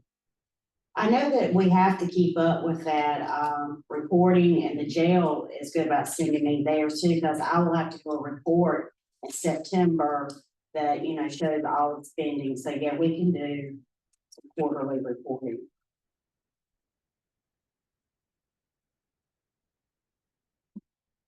And we are getting ready to move. Currently, our opioid money is sitting at Fidelity.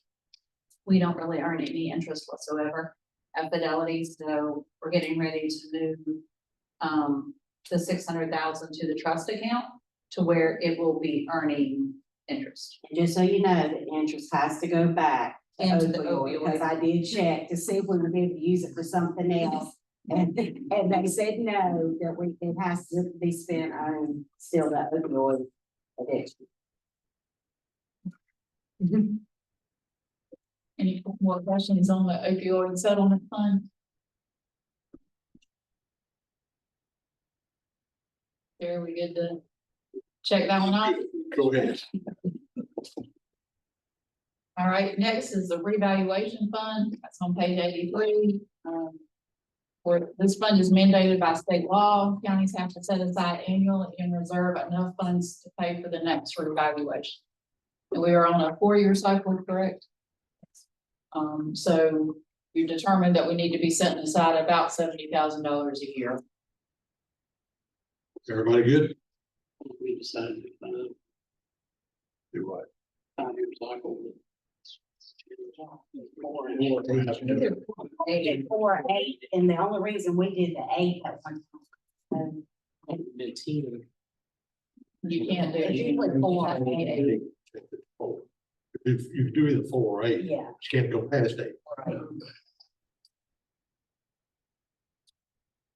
Right. Right. Next is PSAP, which is the 911 funds. Our allocation has been reduced for 26. You'll see,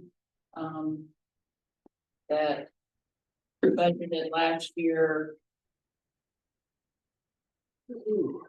quite a bit, 204,000 was from fund balance. I guess we didn't get PSAP funds last year either, sorry. So we had been getting about 100 and change before, the audits. We received that in 24.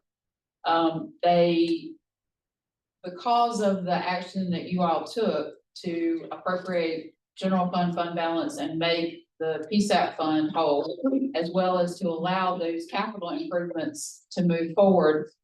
Next year, we should get a normal amount of PSAP funding, but we did have to reduce expenditures in the current year or for fiscal 26.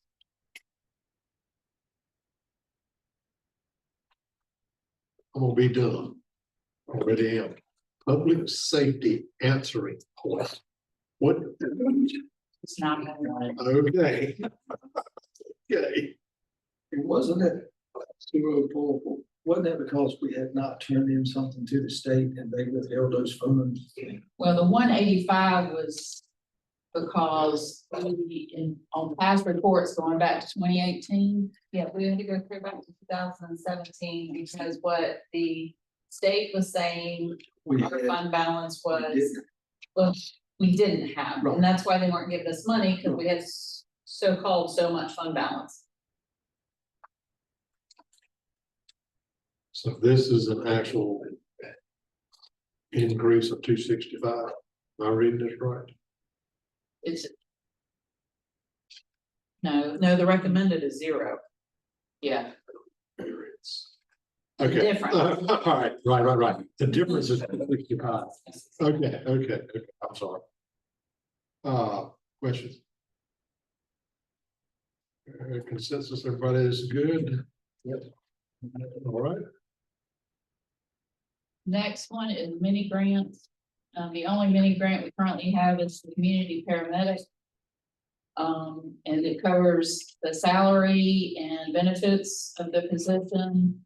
In addition, it pays a 5% administrative fee, so I've budgeted that in the general fund.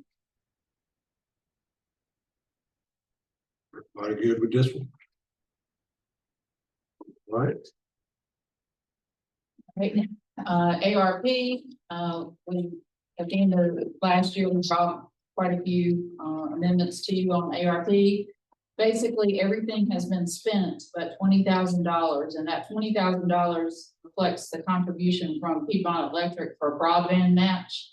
And as you know, the match requirement was done away with, but we can expand the next project by $20,000 by allocating that money to Piedmont Electric. I did talk with them about possibly using it for something else, and they were adamant that they wanted it to be used for broadband. So, any questions? Moving right along. The next list on page 87 is all the other special revenue funds, the ones that have the asterisks beside them. We're not currently going to budget them. We will budget them when we know more about what their revenues are going to be. But we are budgeting extension and social services. And those are for special revenues that they get that there aren't general fund tax dollars that they use to offset in their program costs. For DSS, I think it's mostly their Christmas program. All right. Is that gonna change anything when they with the budget or not? I guess having these others. Well, it's kind of hard to know what to budget until we see what revenue comes through the door. So usually you'll do that like kind of mid-year.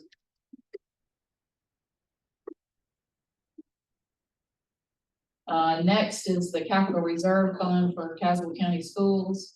We've already talked a bit about this, the transfer from the general fund not being budgeted in the current year.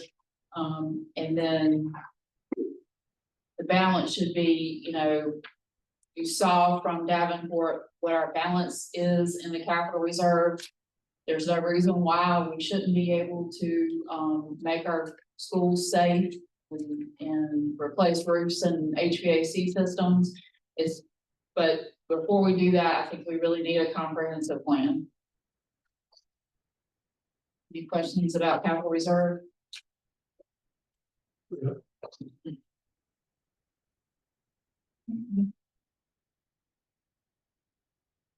Agency/trust funds, I actually handed out a sheet at the last meeting. That was not correct in your budget document. And agency funds are when we hold money for other governmental units, like we collect taxes for the towns. We hold those monies in trust or in an agency fund, and then we pay those out. So we do budget those. Also, trust funds are like for inmates, inmate trust fund, or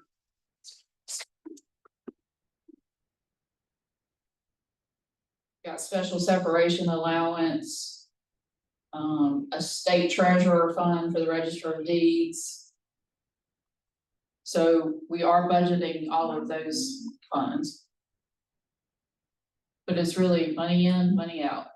There's no general fund dollars associated. It's a wash there. It is. All right.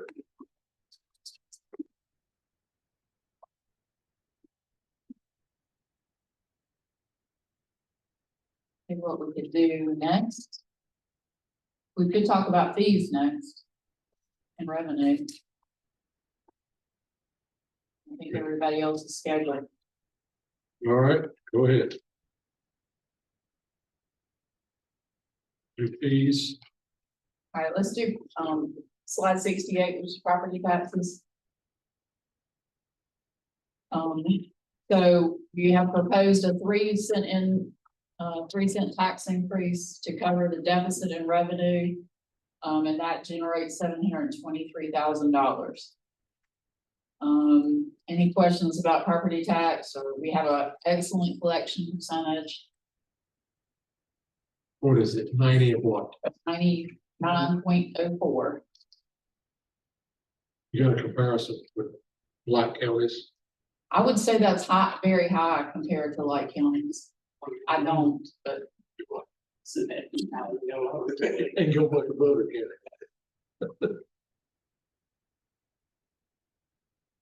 And so 1 cent generates 240. Yeah. 240. And I wish we could figure out a way to get it to 2 cents, but I hadn't seen it this morning or today. All right. Any questions or concerns? Well, I know you have concerns. The next are the fee increases, and those are on pages 8 through 11. They're actually in the budget message. These are the specific fee increases that are proposed by the departments and recommended. So the EMS rates, you need to keep up with the Medicare reimbursement rates, and that's the reason the fees are going up. Parks and Recreation, so they've seen an increased usage of their programs, but they've also seen increased costs like utilities and staffing. So those are fairly modest fee increases. Public health pretty much raises fees every year. That is to match the Medicaid reimbursement rates. And they have to keep up with that. Otherwise, they will receive less Medicaid revenue.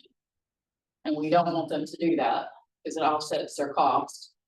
And then finally, other than the solid waste fee, solid waste availability fees. Solid Waste is proposing to raise a handful of fees. Their tire disposal per ton, dumpster delivery and pickup, the dumpster yearly rental, out of county construction and demolition waste, and out of county miscellaneous disposal per ton. So you see those are on page 11. Is the yearly rental going down? It is, and the reason is, Says to have more long-term rentals. yeah, so we're trying to incentivize the long-term rental, so they don't have the the pickup and delivery that they do now. So he's proposing, or the budget's proposing, to go from $2.73 a day to $2 a day. How much demand, and maybe I should ask AJ, how much demand does he have for that? I think he has a fair amount of demand. So most of the time on construction sites, we didn't pay a rental. It was all pickup and delivery. I mean, not even pickup, it was whatever the tonnage was. And they got paid. Unfortunately, we go through 6 or 7 dumpsters a day. We don't think much, we pay for the annual charges, the rental and pick up.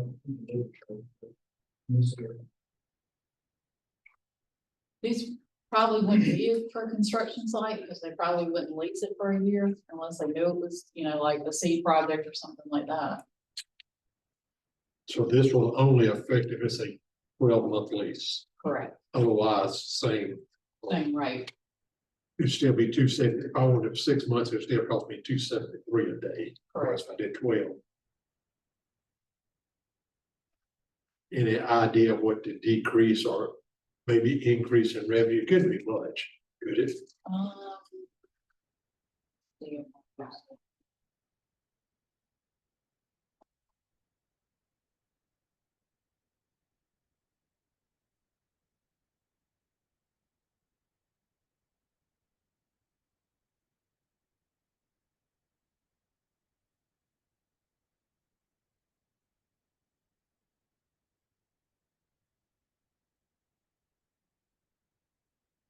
1,100 Increase or decrease? decrease. But that's also saving time. You don't have to deliver and pick up. Backing up on the public health. I know that all of these justification says Medicaid costs realigned. If I understood you correctly, if they don't, or the county doesn't increase these fees, they receive less Medicaid dollars. But if a person is not on Medicaid, they still would have to pay the increased fee. They would unless they had other insurance.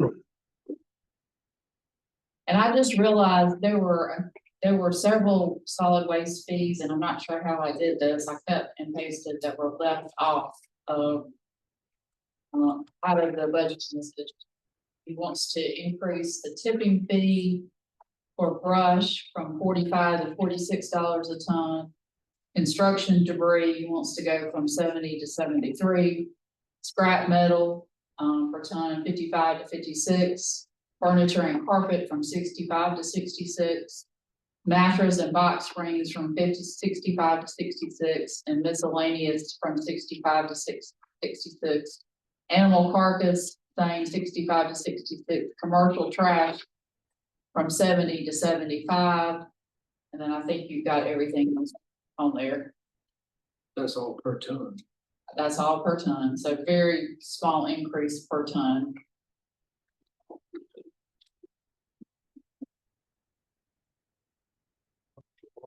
I think minimum is what, $5.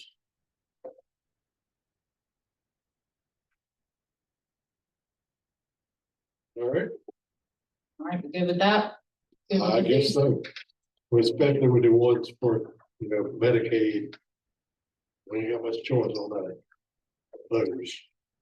All right. And so we've had, some folks come in. And I don't guess you want to revisit the solid waste fee today. Let's get through everybody Okay. else. All right, Good. we are going now to slide 43.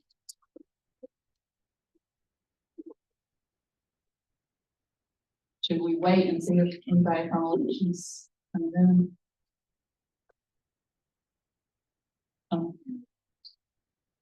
Sheriff's Office. We can jump to the sheriff's office. There it is. All right, so slide 46, the sheriff's office, it's also page 33 of your document. We had some decrease in revenues. We're no longer receiving, the GCC grant. And we've been budgeting a contribution from the town of Yanceyville for police services, which we have yet to receive, correct? Correct. So we didn't budget that. No budget revenue you're not gonna get. Their expenditures increased almost $500,000. And I did go through their budget with a fine tooth comb. Melissa could vouch for that, right? Yes, ma'am. So, part of that is eliminating that vacancy allowance that has caused so much trouble. It may cause the sheriff's office to overspend their budget this year. They've had an increase in, motor fuel. And this is all based on what they're currently spending. The sheriff presented a comprehensive training plan to, us, and this funds that comprehensive training plan. It required almost a $20,000 increase in training. And then there's $240,000 to upfit 15 replacement vehicles with lights, cameras, and everything else, all the detailing that has to be done. The sheriff requested, but I did not recommend a DEA position. That was an expansion request. And the sheriff can speak to the fact without that position, we're getting less money from, drug seizures. When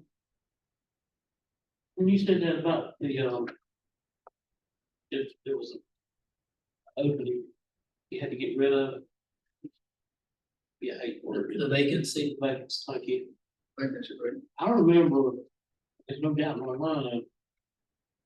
And I'll look back down here. Let's hear. We excluded the sheriff's department on that. We had long discussions on, Well, it's in the budget that I worked with. well, that doesn't mean it shouldn't have been in there, it passed then, but. But you, Well, I remember that way, I mean, because it was too far on him to do that. And we talked about this for a long extended amount of time. Well, that did not get into the budget ordinance, so. The budget ordinance is what the legal document that you have. but so. Just like every other department, we're doing away with the vacancy allowance. Just like every other department. But like I said, in public safety, it's problematic to have that in there, because you're using overtime and part-time salaries to fill in vacancies. So there's no savings. All right, you good on the sheriff's office?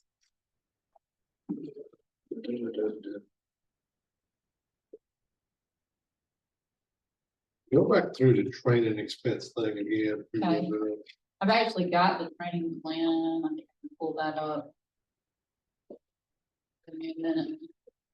Sure, do you remember how much that, did you have a DA position already? Yeah, we've had it, but we lost it. DEA person left and went to Alabama. We couldn't replace it because we had all the vacancies at the time. Well, I think that's when we had 12 vacancies. So we had to absorb that position, but the problem is, with, EA funding, you know, you ain't part of the group, you don't get nothing. Right, that was my question. You haven't had any numbers of what last year's monies would have been if we had been part of it? Well, that's, projection, on a different but yeah, I wish I could probably find some numbers. It depends on the seizure, Alamance, yeah, Alamance might have $1 million seizure and we're part of it, we get a percentage of that, but it depends on that. This is their, I don't know. I think I'm projecting. So you can't see what's on my screen. So their yearly training includes the NC Sheriff's Chaplain Association Conference, of $235 for registration, and then $132 for food and hotel, and $400 for a hotel. The Southern Police Canine class, which is $2,500, no food or hotel needed. The NC Homicide Investigators Conference, which is $300. They're sending 2 people, so it's a total of 6, and then the food is $528 and the hotel is $800. The NC Sheriff's Association OCE DEF, I don't know what that is. It's a narcotics conference. Narcotics, okay. $386, they're sending 2 people, so that's $772.50. Their food is $528 and our hotel is $800. The NC Jail Administrators Conference registration is $90, they're sending 2 people, so that's $180. Food is $0, hotel is $0. They have 3 FBI LEADA courses that they want to send folks to. They're sending 4 to the SLI course. Supervisor Leadership Institute, They're sending 4 folks to the CLI course. Command Leadership Institute, And 7 people to the ELI course. Executive Leadership Institute. Okay, and so all of that totals $11,925 for registration, and it totals $8,763 for food and hotel. Then there's the TASER instructor recertification class. Do you still want me to go through all these? No. What I was looking at was if you look down close to the bottom. Okay. Under training expenses for employees. That's what this is. Okay, but the way I'm understanding this printout is that the department requested 10,000. So that's what they submitted in their budget, but when we started talking, they wanted more money, so I did not change I should have changed the requested. Okay, that's what was throwing me off, was while they should request is 10, but budget amount at 21. Right. Okay, all right, that was all. Any other questions? I've got a question on the maintenance and repair of vehicles. Is that enterprise, is that local expenditure? It's both. Increase.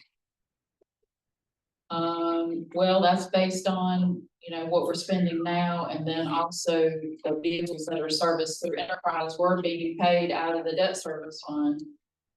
And we moved that expense to the sheriff's office.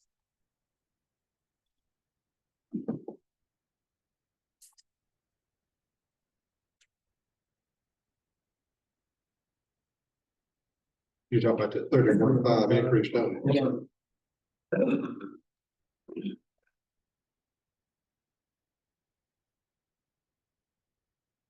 Any other questions?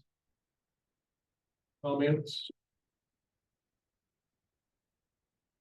Here again, we're gonna try to get off the UAL. So we can get okay to lease it or purchase this vehicle. So make that one come down. We need it.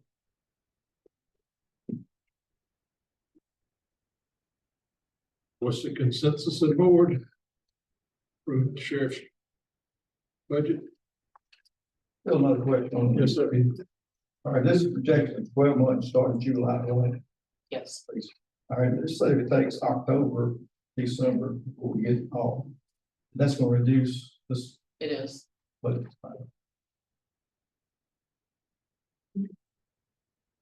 Everybody okay with it? Sheriff's budget? All right, Renee? All right, next is the detention center, and that's on page 35. We've already talked about the substantial decrease in revenue, because local inmates are displacing, the federal and state inmates that we can house, and we're not receiving as much revenue for those. Their expenditures increased, 111,000 and change. 95, almost 96,000 of that was for inmate medical care. So there is a contractual increase, and then there's also, whenever we exceed the certain amount, we have to pay above that, and we have exceeded that, I think, every month since maybe September of this year. So Every year since 2017. every year, yeah, for sure every year, but, and then we also have to pay for the inmate medical care for inmates that are housed at state prison. So they pass along that bill to us. It's increasing $17,675 for inmate food. There is a contractual increase, 3%. 3% increase in the contract, but then we're also feeding more inmates, so our costs are going up. And it's something we cannot control, right? And then finally, maintenance and repair of equipment increased substantially because we have to budget for a $39,000 smoke test that is required. Is that an annual test? Annual test. Jail. Yeah. Who does that? Johnson Controls. Yeah, Johnson Controls. What is the professional services other, under inmates where it went from? The $115,000 reduction. Yeah. You remember in central services, we talked about the juveniles. So I moved the expense for juveniles out of the detention budget because they can't control that in any way. It's not fair to make them manage around that expense. Down second from the bottom, maintenance repair building, 76,390, and then I guess the 10,000. The difference is 66,390. What maintenance and repair or building do we have this year? In the current year? We do. For senior or this current year? The current year we're in. Because we budgeted 76,390. I want to see if that was the UPS we put in or cameras and locks, wasn't it? Or was that under professional service? That was under professional service. We discussed about maintenance and repair because we were talking about would that fall under maintenance or fall under the sheriff's office at one time. I can't remember what came out of that this year. Because we had $100,000 allocated for locks and cameras. I think that came out of professional services of it. I'll see what notes I have.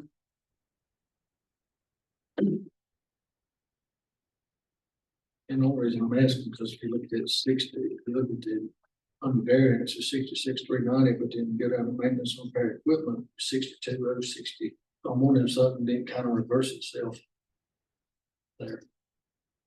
Maybe it did. Now, maintenance and equipment is like freezer, stove, things like that. If they break, they cost $20,000, $15,000. Building is for the jail. Yeah, I mean, they moved money out of that line item into maintenance and repair of equipment to help cover that smoke test. So it's more or less just changing changing items from the building maintenance and repair, and moving that into maintenance and repair equipment. Yeah, pretty Basically. yes. We'll respect that. Our, I think, say that 39,000. Well,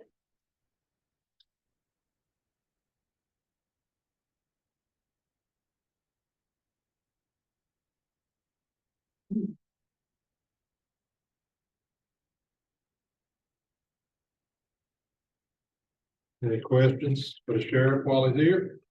Professional services, medical.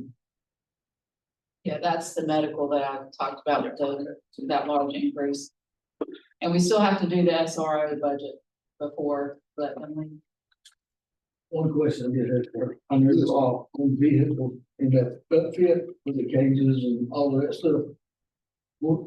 What you looking at replacing, going to, is it gonna be with any of that equipment work? That's the problem. We don't know what's coming back. You know, Dodgers and, Right. and then when Dodgers coming offline, but you might have to go with Fords and, with, the Durangos, not the Chargers. So that's a whole different, then we don't know body type. Right. Yeah. Perhaps just like I was saying, if they change it this much in that body, that cage must be out there. Good talk. Good with detention? Think so, go right ahead. All right, next is school resource officers. That's on page 39 of your budget document. Expenditures did increase, 42,887. Most of that is in salaries, overtime, and we didn't budget, the 401k last year. So we had that additional expense. We did zero out all of their operating lines because just like every other county I've ever worked in, the SRO expenses get charged to the sheriff's office. So it's already in there. So we zeroed those expenses out. The overtime on the SROs, is that? How does SRO have overtime? The library, we do a patrol at the library after school, one SRO each day, Monday through Friday. And you do school events too. Yes. Ball games. Ball games. That school, I thought the school was supposed to reimburse them. I Well, don't think we've received any checks this year. That was the deal. Yeah, that was the deal, but That was the deal. you were saying nothing but the. Well, it would come to the county, but I don't think the county has received any. You want that? Yeah, I do think like we got any check. it goes to the county, and I don't think the county has received any. But that was the deal. The only thing that I know we will be getting, because the school just asked me to invoice them, because we always do it in the end of May and June, is they have a grant for the 4 elementary school resource officers, and they pay us up to $176,000 for that. But as far as extracurricular activities, we haven't received any checks from the schools. And I know it's gonna be tough. They do, but is there any way of knowing how much they should have paid? They would have to tell us something, because us just looking at their, we've got a code, isn't there a code in payroll? It hasn't been broken down yet. The plan was to break down the overtime into 2 different brackets. You would have just overtime for extra duties that we do, whatever they may be, and then have another code for overtime that's worked doing school activities. We have gotten checks from the school. They send them to us and then we deposit them. So we have gotten checks from. the school. Oh, okay, I knew we Yeah, because had. I invoice them after every event. Okay, I apologize, I just Yeah, knew you're we fine. hadn't. Right, they're sending them to us and Okay. we're depositing. Okay, But we do need to add that code. Yeah. Okay, all right. Any questions, comments? Or SROs? Everybody okay with it? All right. What are your books on? They're getting the check. It's if they get the checks and they take the money to the bank, they bring the deposit slips up to us and we code it and post it on the general ledger. I just knew we hadn't received any actual checks from them. All right, so next is the Juvenile Crime Prevention Council. The state provides funding, for this committee that then contracts with agencies to provide services that reduce, help at-risk youth stay out of trouble or intervene if they are in trouble. And so, the state provides 90% of the funding and the county is required to provide 10% of the funding. Last year in the budget, whatever was estimated for revenue was wrong, and we're getting what we budgeted in fiscal year 26. We will get that in 25. Trying to get to that page. There's a zero expenditure increase, and the county match is built into both this budget and the next two that you will see for the two programs that we fund. How many people are in this program? Because last year, I think they told us one. When youth being served, oh, that can't be right. I mean, Tanya can speak to her programs. As far as the teen court and community service, add the two together, even this year, I've already served over 50 some kids. Yeah, last year was even more. The change in the high school has changed their policy on vaping, which is a good policy. So their first go, or they have something in place at the school, and then they would come to me rather than them coming to me. So my numbers are a little lower, but last year it was probably 70 some. Get something mixed up, because I remember it was something with juveniles and they only had one first. In the program. It's like it's one coordinator for each of the programs. Maybe that's where the one's coming from. Child fatality. Child fatality. Yeah. I mean, the state keeps a pretty good check on the expenditures and how many kids you're serving. I would think if our numbers drop that low, the state would intervene. Okay, the next is, so you're good with the JCPC council? Well, This is really their committee expenditures, which are fairly small. And then there's, I guess, a person, you contract with a person to administer the program. The next is Roots and Wings. That's on page 53. I really don't know what Roots and Wings does. Roots and Wings is a nonprofit organization out of Person County. They serve Person, Caswell, and Alamance. Janella Montebello is the coordinator, and she does life skill classes, and she also does parenting classes. My understanding is, unless something's changed, they're not going to do the parenting classes next year, simply because it is not, that may have been where your one came from that program. It's just one successful or whatever, but they're going to use those funds and that attention to serve more kids with the life skills and actually work closer with the kids in the school, like the alternative school setting, the ones that kind of, I don't know, slip through the cracks. They don't get sent to us, but if you're the alternative school, you need some guidance. So that's where they're moving toward this coming up year. And so what is reflected in the budget is what the JCPC council actually voted on to allocate our funds to.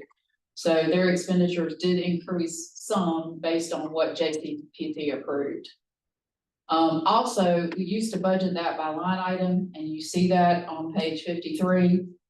They're a nonprofit. We don't need to keep up with their salary expense and all that kind of stuff. So that just creates more headache for them and more headache for us. Is this an organization we should have a contract with? Do we have a contract with? We do have a contract. We do have a contract with them. Yes. This is state funding. Okay. Right, any questions or concerns? All right, and then the next JCPC program is Tanya's program that she's been speaking about, teen court and restitution and community service. And expenditures decline based on the funding approved by JCPC, and then also the salaries. Or I don't know why we I've budgeted more in the past than what the actual salary was, but that's the reason for the decline. So it's $7,700 reduction. Yes. Questions? All right. Do you want to do the tax office since, Let's go on here, everybody well.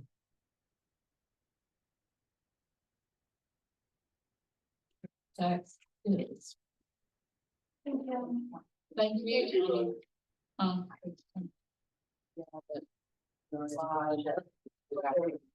Yeah, we did share of ahead of tax. So, page 23 is the tax office. There was almost an $80,000 reduction in the tax office. I want Thomas to kill me. But we took a hard look at his line items and looked at what he was actually spending and made reductions accordingly. This is the only department that has a new position, and that is a new full-time appraiser, which is actually saving us money because Thomas reduced part-time salaries and contracted services to offset the cost. So it results in about a $15,000 savings. Question for you, Thomas. This full-time appraiser, will he be, I believe Tyler and Associates have been doing the appraisals on new construction. Will this new person be doing that? I'm gonna still be picking up the new constructions because they still got that contract out there. Right. But this will be picking up other new construction and splits when things are split, land is split, and also be working with GIS and mapping. And that's the contracted service. That's some of the contracted services. And right now we got a part-time position that's not been filled for an appraiser. And that appraiser did the splits and everything. Right. But what I want is a full-time position to fill in the part-time appraiser and have some GIS experience because my contract, Sylvia Johnson is thinking to retire for good, and we're gonna need I would like to keep an in-house property map or GIS person.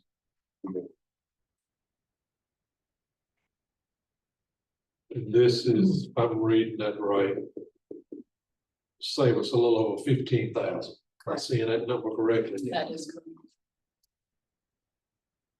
But getting back, I know that Mr. Piner has a contract for what, 4 or 5 years? 3 more years. This is okay.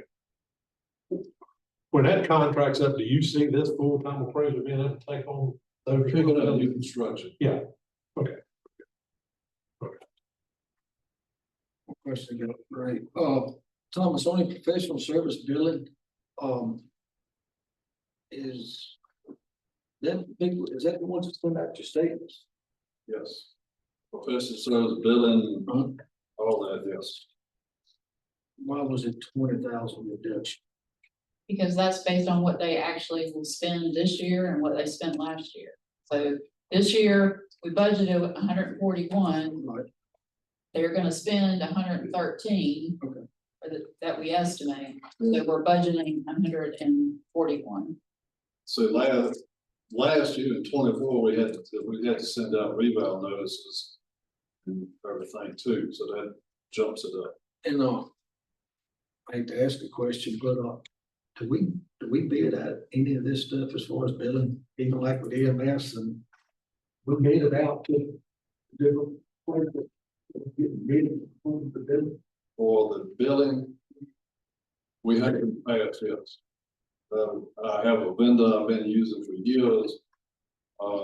It's been very good, very cost effective. When I had to have a bypass surgery, they handled everything for us. And worked with Brittany and Renee when I was in the hospital. And I don't see any other vendor bending over backwards for what they did. Contracts with them. One question, Thomas, and it's not budget related.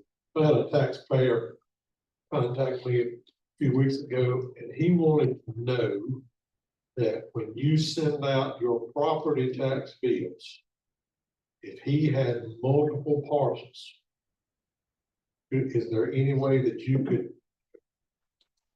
tell him what his total amount due was, rather than him adding them all up and missing one? He could call us and we could do that.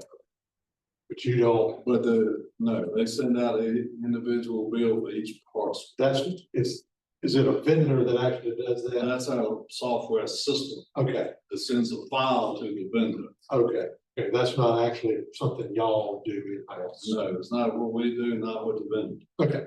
All right. Well, I want to thank you. But if they call, we'll be glad to do that. All right. So all they gotta do is pick a phone up, call your office and say, what is the total amount of property? Give us the name. They don't have to have a parcel though. Or the account, how it's listed now. If they've got 20 parcels and they got, different names, Right. Then we need all the information. Right, but if they're all the same name. All the same name, No problem. no problem. Thank you. Any other questions? Y'all good with the tax department's budget? All right. Right, Thank next. y'all. Yes, sir. Scott, these are the maps and everything you requested. Yes. Great. Thank you. Next is Board of Elections, page 25.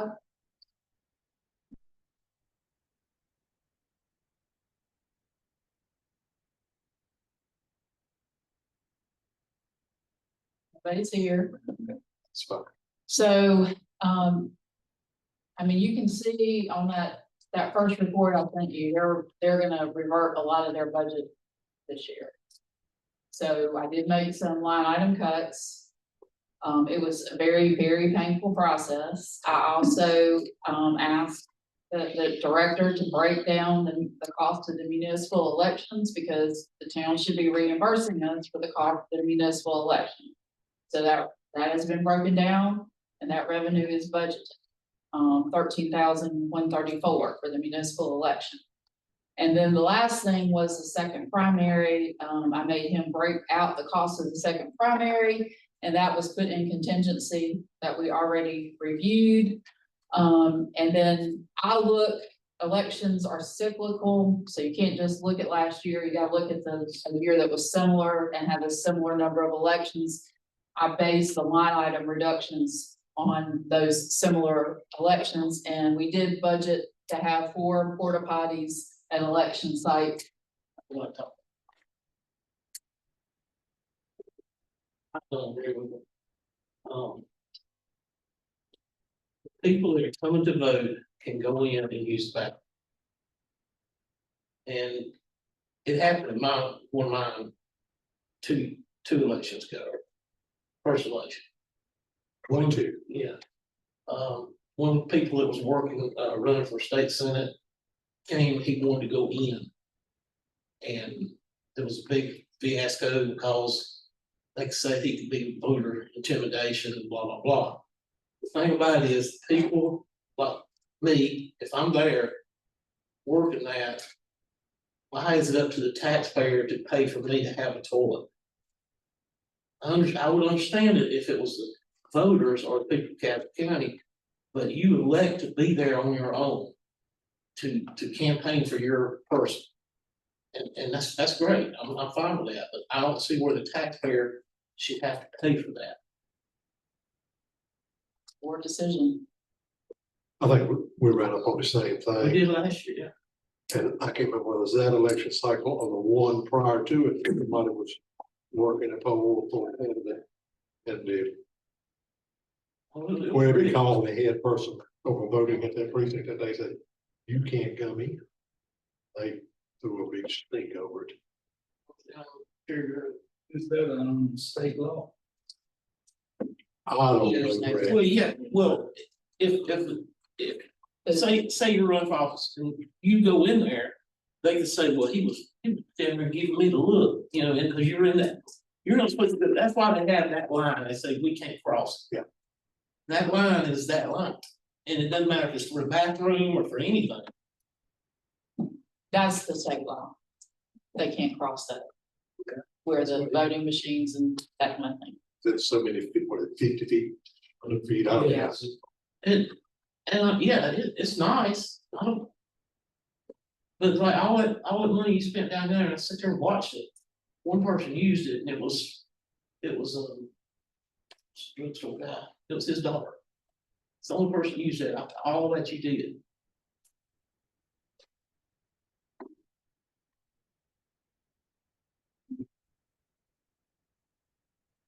Well, you can save $800 if you take those out. No, it's not a lot of money, it's just, to me, it's a principle matter.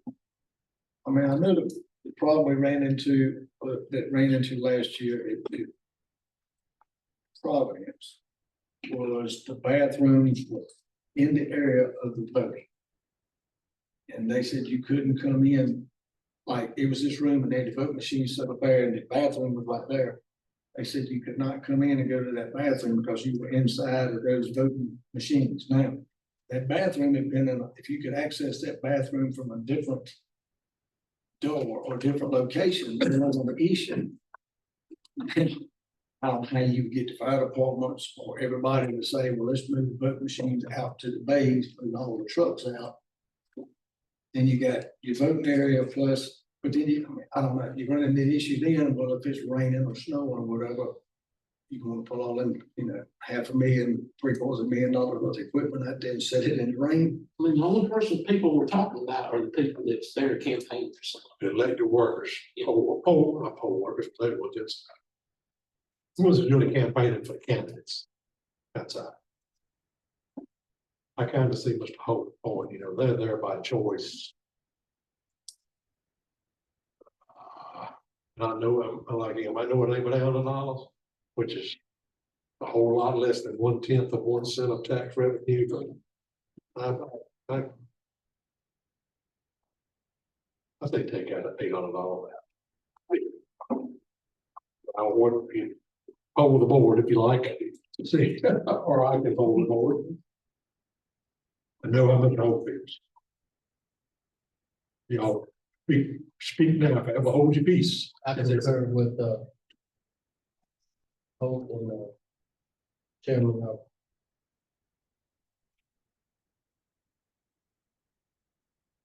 Read more, y'all. I see where you're coming from, I do.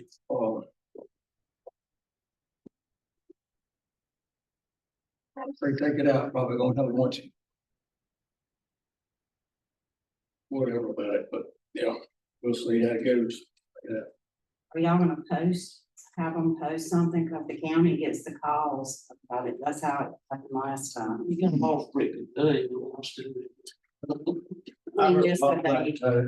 Oh, I did too. A bunch of like, It was one candidate, wife raised a right good stink at Prospect Hill about it a few years ago. I wish They still didn't let her in. I wish it was some way that, I'll be honest with you, and that's like, if they hit the tanks, there's no problem using the bathroom. It's not what it cites. Right, the other places, and if it would be something where the town, where elections could talk with the fire departments and say, hey, could we move out the trucks in this bay and set the machines up to where the public or the voters coming in can still utilize the bathroom. I think that there's a way to accommodate it, but you gotta be willing to come to the table and talk about it. I agree with Mr. Rose. If the Board of Elections would get with whoever's in charge at the precincts, if there's a different way to arrange or different setup that could be made that could work, have voting machines here, restrooms, or here. I know you can't move the restrooms, but you make and move that way that Prospect Hill's whole on the is set up. Prospect Hill's on the side of the building. Aren't those on the side? Caswell. They got two, the main sets in there where the votes at, they have another set that can be used. So they don't have issues, I don't think they have issues there. If they so choose to let them open that door and use. Let them in the building. Like the same election board was saying, we don't find for some reason. Yeah. I think the taxpayers' responsibility. Now, I mean, this really ain't money, I'd say that's the school. I think, you know, Is this a new issue? Does anybody know? it comes up every election cycle, I it'll think. come up. It'll come up somewhere. And I You might not think get it's- one precinct, Yeah, but it'll come up. it's an issue with the fire departments allowing, because the majority of the people coming out to vote within those districts, and they support their fire departments 100%. So I don't think it's an issue with the firemen letting them use the bathroom. I think it's been an issue with Board of Elections saying, oh, you can't be in here. Well, you know, the law is the law. You can't be within so many feet. But if the polling place can be set up in such a way, and I don't know that it can. I had been in, I mean, that's like if we get to Board of Elections, the bathroom's up front. You can go in, go to the bathroom, and people back out. I've learned that sometimes the folks that set that up are kind of set in their ways. They did it this way for the last 8 years, and that's the way they're gonna do it. So I think part of it's just communication, so that if there is another way to accommodate that distance so that people can use the bathrooms, there's probably some wiggle room there with that. if you could get with the Board of Elections, and they could have a discussion, and maybe we can get this. We got to assume the fire department's open. Right, they can. You know, some of them won't never work in. Now, there's no way to reconfigure it to make it work. I know, I get that, but some of them they could. I think. Actually, in some more. Where they go vote is totally different with that. Right. Oh, yeah, so it wouldn't be a problem in that spot as opposed. It ain't like a couple of places, it's been an issue. Yeah. And kind of like you said, the ones that do it say, we've been doing it like that, that's why we're going to keep doing it that way and don't want to change. I think your consensus is, Renee, to pull that little bit of money out, Okay, try to save every penny we can. next is Register of Deeds. There's a $2,200 increase in expense. But overall, the Register of Deeds more than pays for itself. It brings in $12,778 more in revenue than it expends in expense. And the increase is mostly just salaries and benefits. Let me stop you right there for just a second. Register of Deeds, building inspections, environmental health. The fees that those, to just use those as one example, that they collect can only be used in those departments. Am I right? No, register of building. Yeah, it's Yeah, just only building. building inspection. Register of Deeds is used. It can be put in general. The automation money that we talked about in the special revenue fund, that's designated by state statute, but it's only like $3,000 under. And there is no restriction on use of environmental health. Only building permits. But there's a loophole in there. Cause I was doing some stuff 2 years ago on this. Cause I look at how much Charlotte's taking in and like every inspector could drive Rolls Royce. And we put 7 million on one job for permits. They, it's a loophole in there that says, oh, life safety. That's a big thing right there. No, Russ will look at it some too. But we consider life safety. We need Need crosswalks somewhere, I mean, there's money going somewhere. It's not all standing. It's not staying in building inspection, I can promise that. Building inspector tell you. They handle so much. Well, in Chatham, we would allocate we have a cost allocation plan that allocates the cost of administration and maintenance and all those things. We would charge building inspection that amount as well. So we could use that in the general fund. Use that money somewhere else. Correct. This is that one project, we paid building inspection for 10 years. All right, anybody got any problems with registered deeds budget?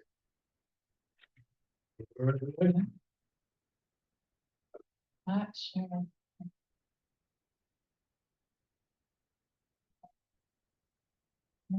Jump through. Control, where they're on the schedule. Basically, other than talk about the solid waste fee. Let's take about a 3-minute break. Get back, talk about solid waste. Animal. We'll take a few minutes and see if we can talk through this solid waste fee. It just ain't it.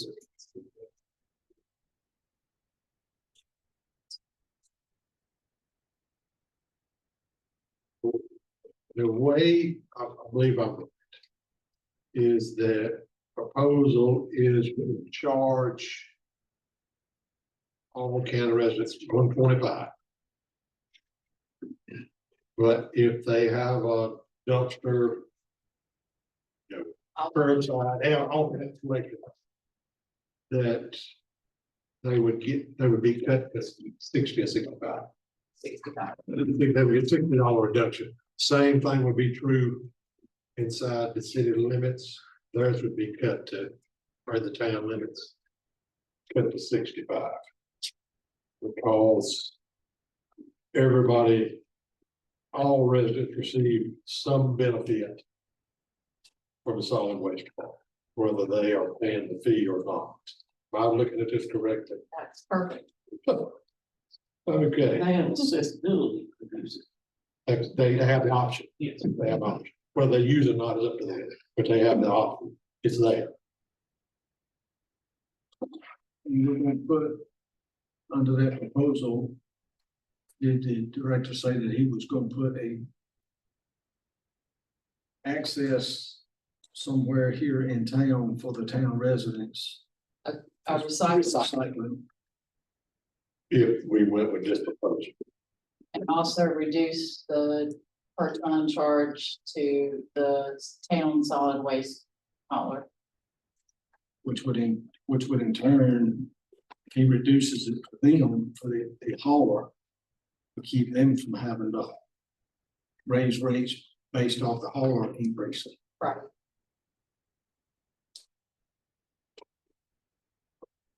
Say that again.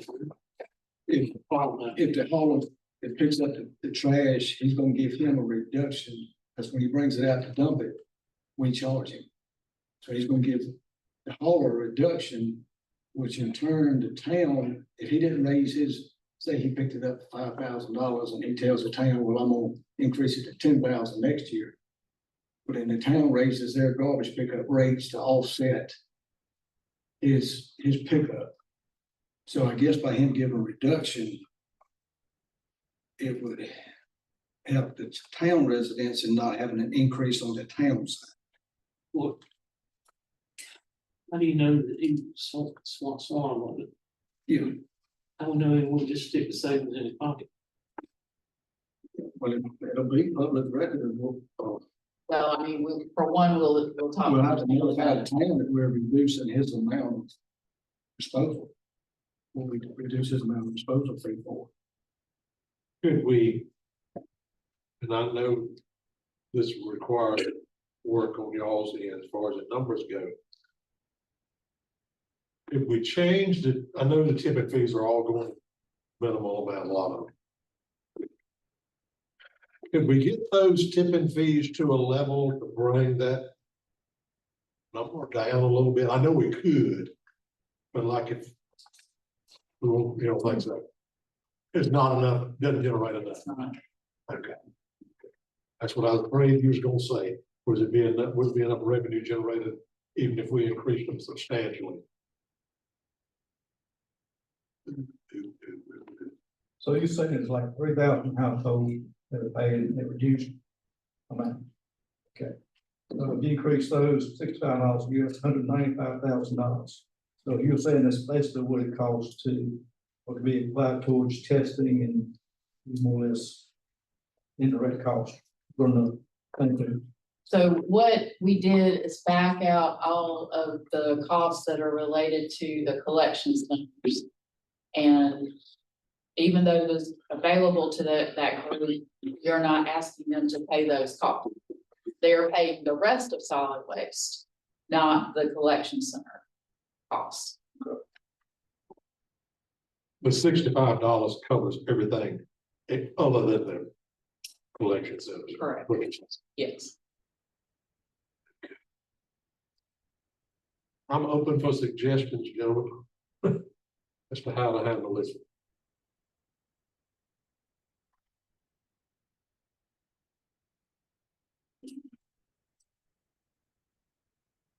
I will have to say the rest of the budget has been pretty smooth sailing, I would say, this morning, this afternoon.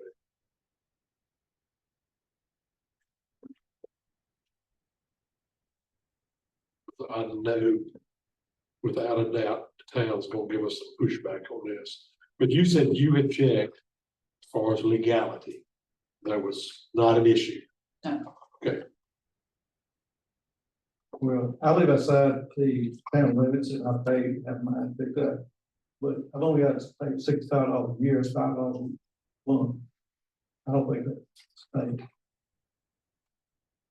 I mean, I can do that. So in a sense, we just have some people that don't pay. Yeah. But are using the services. Yeah, about a quarter of the people and businesses don't pay anything. So But everybody should pay. it's what I think, but. I mean, I think the options are you leave it like it is and increase the rate to $160. You do this availability fee. Sure. So that'd be 9,000. We went up last year.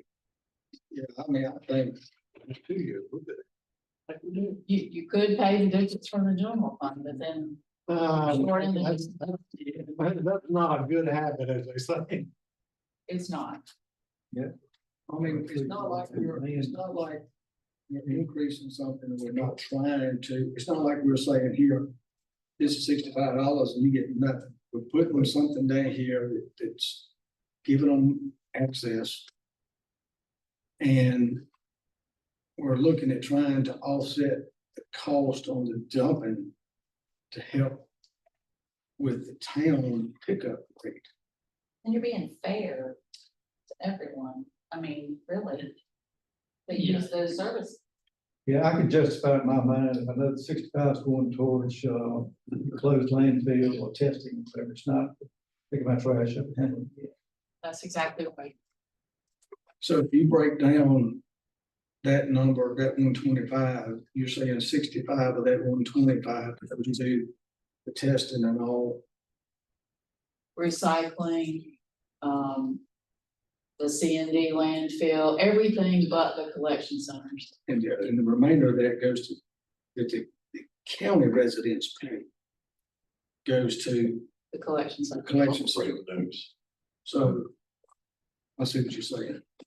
So basically, you're looking at putting the 65 on the town residents that have not been there, paying the same thing as the county residents paying for that location out there. Because they have access, just like non-municipal, non-town residents, county residents. Oh, yeah, I mean, I've seen plenty of people in town that like that to the dump. Also, it would be the same for those county residents that have curbside or dumpster service too, the same.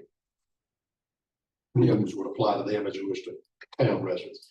You know, it's there if you want to use it. You may have been using it in the past and it wasn't costing you anything. but now there's a cost associated. Are we losing money on the tipping fees or making? I would say we're making money. We're bringing, I think AJ said that, right? He is, I know on the dumpster, the large construction dumpsters. Because I know you asked him last year, I asked him today, he was making some on that. Well, the reason I'm asking is with the city people feel like they've already paying the testing and the tipping fees and all that, or when he says we're making money, is that are those things, all those big expenses put in there? In his, you know, is he making a profit off of it or not? Yeah, everything. Testing and, yeah, all that. Well, he's definitely not making a profit off of testing. That's just a pure expense. We would have to dig into it to see whether how much of the other costs the tipping fees are offset. I think that's the question you're asking.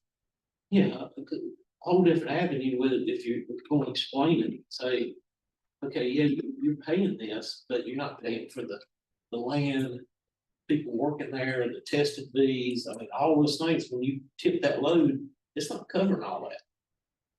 It's just covering us getting it, carrying it somewhere else. So, yes, they have access to it, plus their garbage is going to. I think it's hard for you, your typical resident, to think about what they get charged, to break it down the way we're talking about a tipping fee, disposable fee, then this availability fee. And I think that kind of gets lost on the masses when you start trying to break it down. But you know, at the core of this is the availability fee is because they have access. I mean, they can walk out of the town, drive out of the town limits and go to the convenience sites. You know, if you can communicate that part about, it's about that fairness with them, the availability. But trouble is, the only thing the majority of them say, well, I got a $65 increase. Right. Well, It's part of this is how you roll it out, how you explain it to people. And maybe that even includes something in their first, there's room on, you know, for memos on those bills when they go out. Seen that a lot. We would always put a flyer in. Yeah, or sometimes I've seen it printed on, you know, the first 3 or so. it needs to be something eye-catching, so they won't just go past it. Any other ideas or thoughts? Now's the time to put them out there. Favor of increasing it to 160, and we're not in favor of pulling that now from $1,000. Sounds like you in favor of the proposal. That's the one option there too. I'm just, Scott, what do you think? Well, no, that recommended option. 65 a year, Toby, did you pay? Are you paying that right now? Yeah, I'm paying approximately 400 now a year. I took it 65 under this plan. But that's the convenience not having to trash to the dump. You pick up, I know I'm paying for that service. Right. But my question is, burden of the testing and maintaining the closed landfill, not all falling on the town and the rest is outside the town, have pickup service, right? None of that cost is falling on. But it's not, when it's charged, I mean, we're not bearing that whole cost to monitor as well and so forth. We I'm are, talking about the 3,000 households. they're not bearing any of the costs. But now, they're gonna not be paying the whole. No, they'll be paying part of the cost. Okay. What do you think, Greg? But I'm gonna just step out of bounds for one. Go ahead. Just to go back to this. With this pay right here, my biggest thing is that we also have somebody that's outside of the county. They're constantly coming to the county. They dump it everyone. And I'm looking to see if we would have enough money if this was the state instance passed. At least have somebody in some of these other stations when they come in. You'd have to go back and forward. See, Yeah, from other parts of, different parts of the state and out of state. Cause I feel like that they some of the ones that's kind of getting by as well. But like I said earlier, if one has to pay, I feel like every. I think I know where you at. Yeah. Rich? I would say that I don't think the tipping fee covers all the other things. The testing, what the land costs us, all just equipment, everything. So I think that everyone should bear that cost. I don't see us going down on the tipping fee for the city. I don't quite understand if that's the case, then why don't we lower the 65 and then not do that? I mean, so.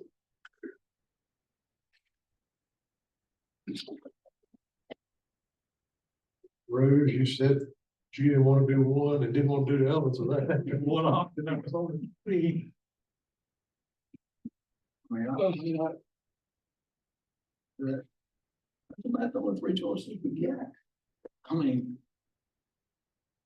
Yeah, no, that's what you didn't come up with.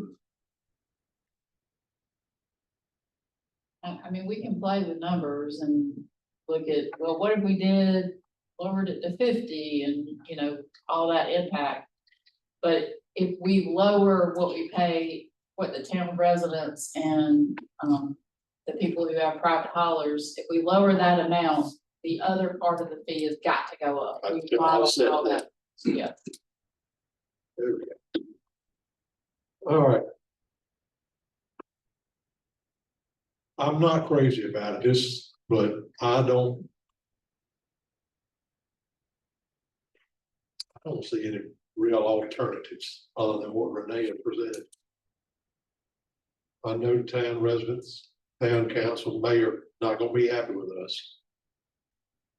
But the money's gotta come from somewhere. And I don't see us asking county residents to pay an additional $35 to cover all these costs without the residents that are not paying chipping in to some extent. So I say go with it. Consensus of the board, majority seems to be, maybe it's a better word is better term is the lesser of two evils rather than going to 160. I would like to see that, this is implemented, that solid waste director gets up with the town manager, figures out a good location for that recycling site. And also, whatever these fees are gonna be on that dumping, if he's reducing that amount for the town, some type of letter or something go to the town stating what that new rate is gonna be, so they will be aware that there is a reduction in that amount. He might reduce it about like 50. I don't see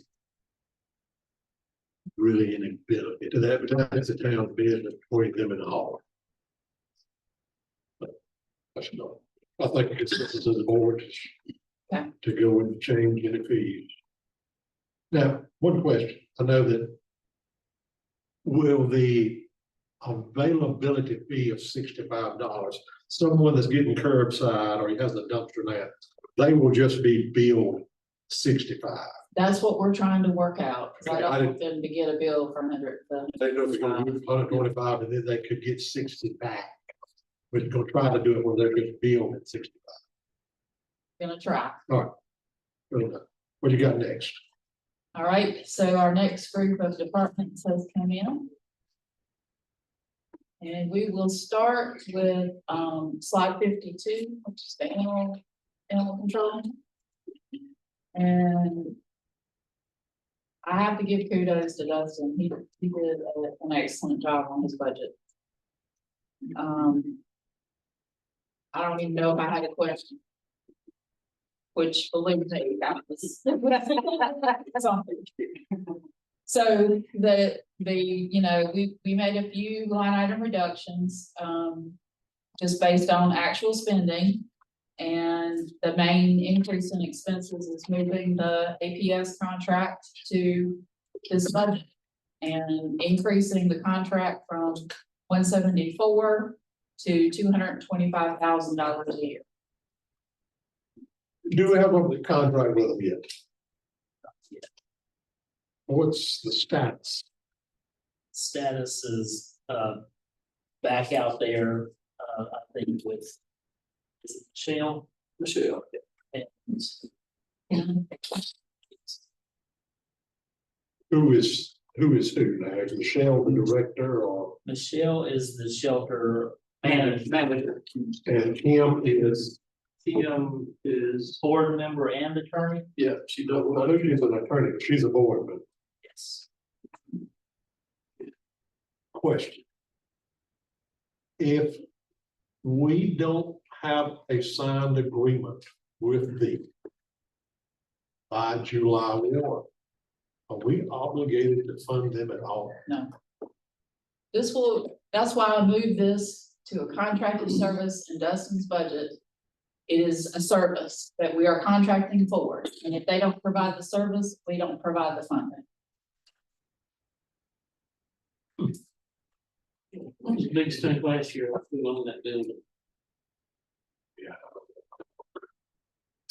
We own the building. That was my. No, we don't. Animal Protection owns the building. They own, they operate, but we provide, I'm guessing, the majority of the funding, some of the funding, let's just put it like that. Yeah, I'd say more than half. Okay, if we don't have a contract with them, and the county says, we don't have a contract, we're not going to provide you with any funding. What does he do when he picks up an animal? That is a really good question. He brings them out of your house. And I won't even make a comment, we won't go there, Scott.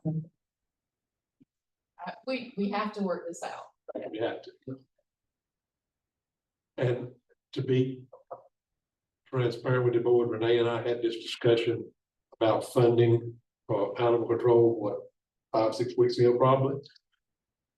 And she said something about the 304, 305 request, and I said the board is probably not gonna go for that. She wanted a number, and I said 225. So that's where the 225 came from. I will say that negotiations have stalled because they sent us a proposal that Dustin and I went through thoroughly. We met probably for a couple of hours going through it. We provided them a written response. And then when we sat down to go through that, it just went off the rails. We did not talk about what we had come back with. They are trying to tell us how to operate animal control when we have an ordinance that we have to abide by, and we just can't. We can't let them dictate to us how we run animal control. I will say that Dustin's probably one of the easiest people in the county to work with. And so he bends over backwards really to help do the things that they want done, but they can't dictate that to us. So are you talking about no kill site? Is that what you're referring to?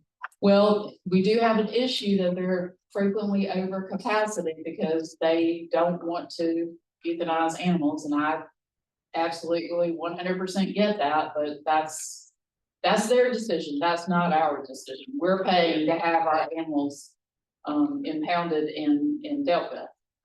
And however they deal with it, that's up to them. So that creates an intake problem. That's where the money gets spent too. Keeping animals there. Is, other than the APS, do we have any other options for this service? We do it ourselves. We're talking about a very significant capital expenditure and then staff to operate. No, we don't want to go there this year. Don't think. You might wanna look at that in your capital planning process, though. Yeah, Because- going forward, We're held hostage right now. that's not a place I like to be. Me either. And we partner with another county temporarily. Landfill. That may be a possibility. I think most counties have the same issue that APS does. Their intake is more, they're at capacity. And you got a lot of transport there, right, Dustin? If you were had an agreement with another county, a lot more Right, yeah, running. yeah, there will be a lot of review, sure. Justin, if they're above capacity out there and you have an animal you pick up, they obligated to take it even if they're above capacity, or does he have to find somewhere else to go? They take it, right? Yeah, they take it, I mean, so there's only so much pushback, that they understand. You know what I'm saying, Yeah. to a certain extent, and we try to work together and accommodate road making and that sort of thing. So I mean, there's never been a point where they've been like, hey, we're not taking, But there could be, based on the give and take that we had around the contract, there could be circumstances where they wouldn't take our animals. They want us to do something else. They want us to return it to their owner or that kind of thing, and they really can't. We have to follow our ordinance. We can't just do those things.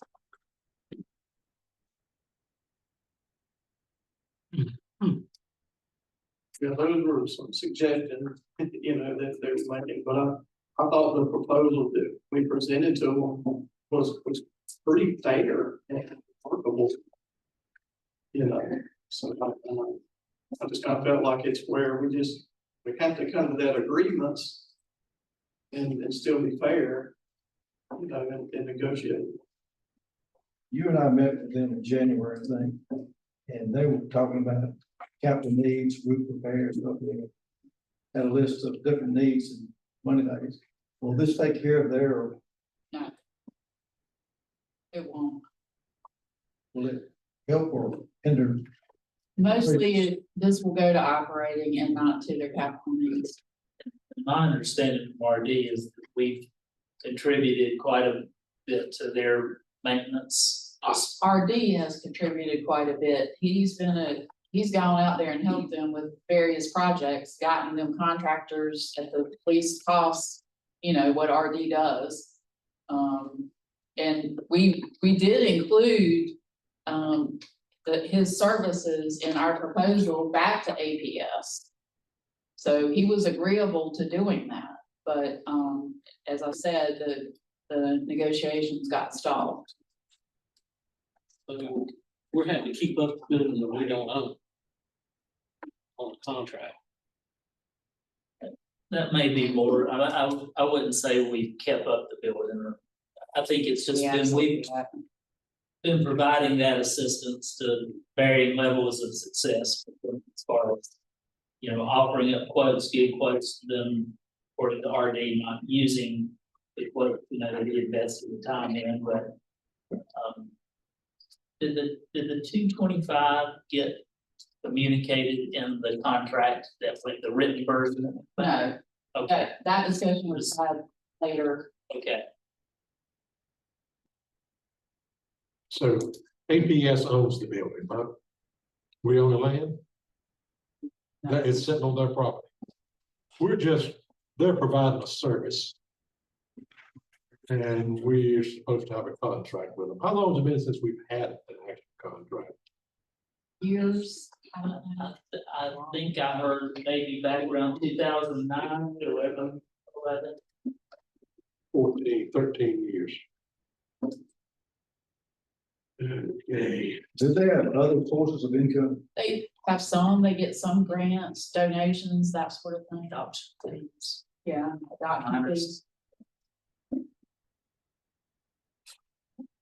I understand what's it got $100,000. Donations. That may be true. I think we have their financials that we could probably share with y'all if you would like to see them. I know that, if I'm not mistaken, the county provided help labor, whatever you want to call it, when there were truckloads of dog and cat food, whatever, sitting here after Pelham. I don't know why it was sent to Caswell. I don't know if they thought they were sending it to Catawba. Go ahead. So our, the president of APS posted on Facebook to make the donations. And so they sent the donations to us. And we had to, we had to manage that donation, store that donation, and then finally get an. Get it out of here. Yeah. It was a fact, It was a Truckload. And then load it all back up. That we, our county employees unloaded, stored, I guess loaded back to get it out of here at a later date. It can't be, it's not like the county's not trying to help. I will say that there were some county employees that made phone calls to try to find drivers to carry this stuff to them. What other thoughts y'all got on animal control in the shelter budget? Any? This $225,000 that discussed, how's it compared to previous years? So we paid them 174 this year. And I don't know how long we've been paying them 174, a while. It's been a while. I don't know off the top of my head. But they wanted 300 last year, if I'm not mistaken. Yeah. I know this one line item in here on animal cruelty investigation. Are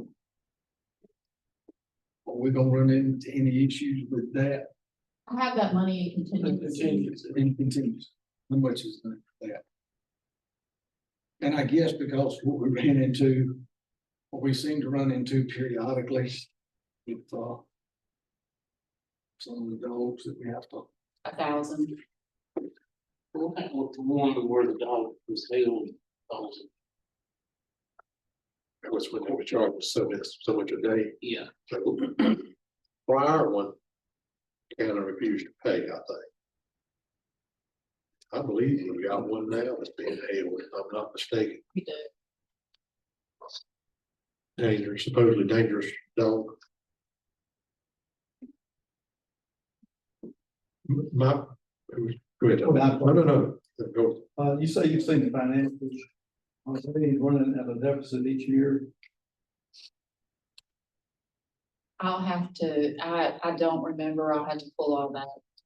I'll be glad to share that with you though. Okay. You can only do that so many years and you have to bail that, Yeah. You gotta figure a way. I'm good with everything. If we can come to some type of contractual agreement. That is not all on the county. They've got to do their part as well. What's the rest of y'all feel like? Because we have to, it doesn't gotta have somewhere to take you to the animals when he picks them up, Well, you went from 174 to 225. I thought that's a pretty good percentage increase. Yeah, that's a pretty good bump up. I know it's not 300, but. Yeah. I think it's fair. All right. I think the contract needs to say something about the kill something. They killed it. It's got to, can't just keep all of them. Back to life. What are you suggesting something specific with that language? No, I don't feel qualified to do that. I would, obviously, Tim said, "Man, you gonna have dangerous dogs. You gonna have dogs, I guess, with rabies or whatever, different things."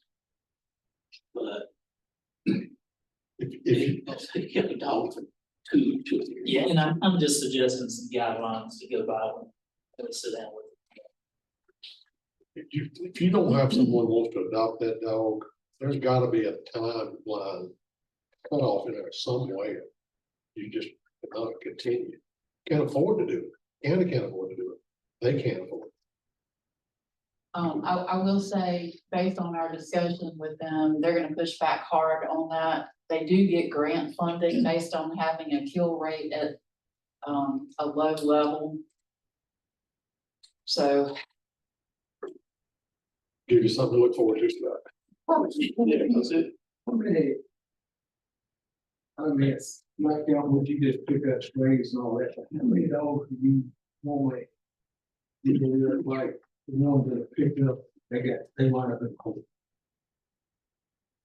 Not a lot. I know that, you know, like the dog's being held, a dangerous dog. If it's a cruelty case, which that's a little bit different. Not a lot. I mean, I would say, you know, those two combined, maybe we're talking about 5 dogs in a year, maybe none. That was my question. Is there any way that they could delegate us 3 sites or 3 kennels for that purpose only? So we don't run into this issue that we did before when the dog had to be housed and all that money. Now, the ones that are picked up throughout the county, I mean, we can't control that either. Not really, we can't control the one being, but if it's mandated by court, hey, that dog's gotta be held. You know, they gave us 2 or 3 sites for that dog specifically for those issues. yeah, I mean, I think we could include in the contract a designation of. Yeah, at least, because this, I mean, you're talking about a thing, you may go a whole year and have 0. Right. You know, the next year, it may be 1 or 2. Right. And sometimes you could be talking about, it could be a short-term thing, or it could be extended out. It's really a case-by-case basis. But it's not like a high level, but that's happening frequently. And unfortunately, I mean, I know you wish they would work their court system faster, but sometimes. Yeah, sometimes it's just, you just have to, not a lot you can do on that. My understanding was on the first one, that this thing came out, and the court date came up, and the person on the dog that was filing the complaint never showed up. Yeah, on some of them. That person, they're the ones that should have billed. Huh, okay. We didn't pay it. And- Okay, I think consensus, get the contract, get a contract with them. We'll move forward on it. What you got next? Extension, cooperative extension, the page number is wrong, it's page 48 in your budget document, not page 46. Their expenditures increased, 5,000, or almost $6,000. But that does include, funding the digital agent, which has been grant funded in the past, and we talked about that earlier this morning. And also we are applying for a grant for that position, but we don't know whether we'll receive it or not. And then contingency, as we went through contingency this morning, it includes $16,844 for salary increases for extension employees, plus their latter increase since they are state employees. The request is to match whatever the state gives. That's there if the board so chooses to match what the state does, correct? It is, yes. Right. Is that a separate decision? Yes, they did sign the MOU to where they approved the state.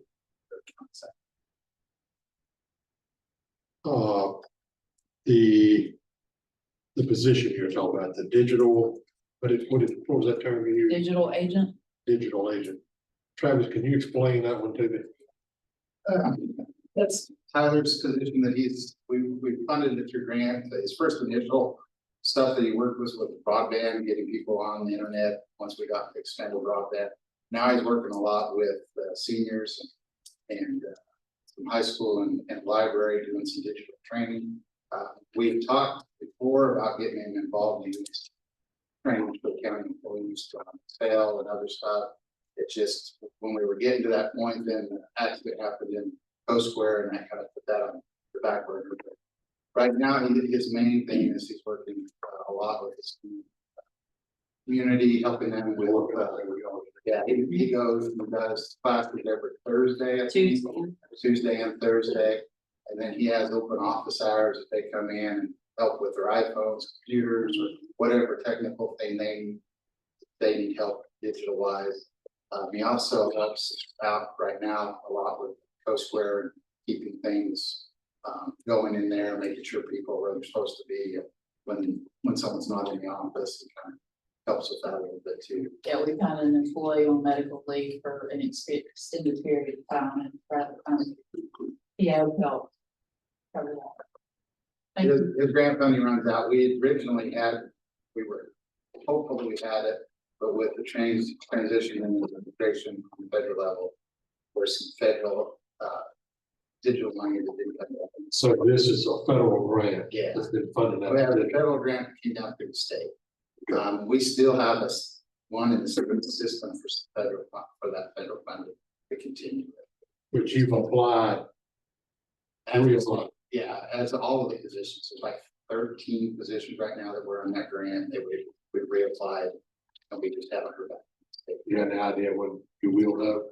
It was supposed to come out this month, but I think they postponed it in a month. I'm announcing it because of all the stuff that's going on. But So if I'm thinking about this correctly, if the federal grant was to come through, it would offset. Tyler's been a real asset to the county. He's helped working traffic into CoSqaure. I know he's currently working with PCC on the Golden Leaf grant too, which will really it looks like it's going to. yeah, with that grant, he's gonna be doing some weekend trainings and delivering computers for his people to complete the training to get their digital skills up.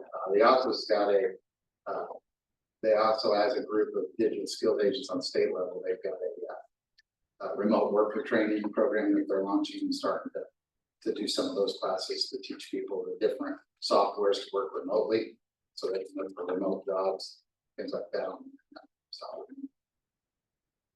And then I know just last week you made contact with Home Health and he's going to do some stuff up there on CoSqaure on with helping seniors and clients get on to telehealth apps and use of that stuff. Any other questions, comments from the Travis extension? General consensus is to approve. No objections.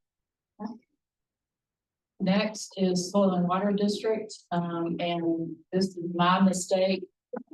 I thought the part-time person didn't receive benefits, and they do. So we're gonna have to increase the budget $4,364 to restore that. We did make some line item cuts, as you can see, and the $3,000 payment to the federal government for their software is budgeted in contingency.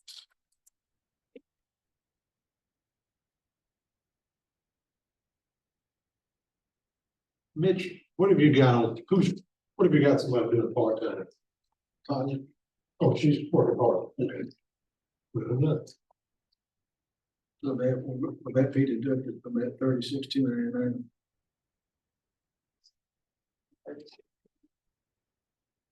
Would you say 43? What? $4,364 will be added to their budget. Added to it. Yeah, so instead of a $36,000 reduction, it'll be a $31,000 reduction.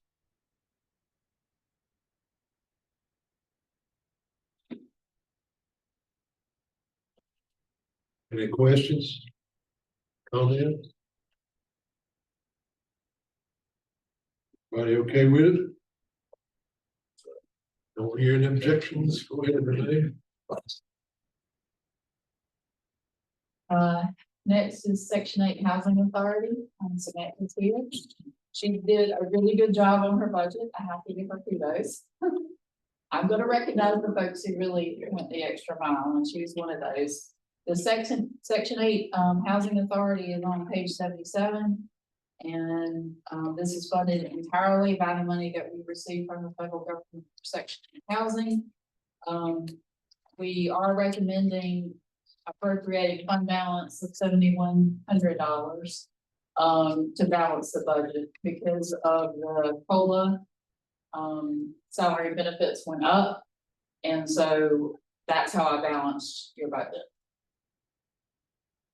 how much out of fund balance? $7,645. See it, But it's from their fund balance, not from our. not from a general fund. Correct. Okay, okay. Any questions? And that's just on to help cover the cost of the COLA. Yeah, she made offsetting reductions in line items, but not enough to offset the entire cost. Gotcha. Any objections?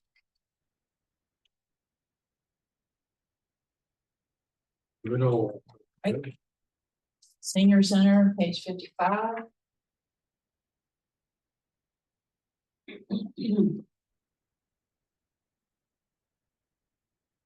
So, revenue, we had a substantial decrease in revenue due to reductions in the federal block grant for senior programs. Expenditures declined, almost $2,500, just based on tighter budgeting and prior year spending.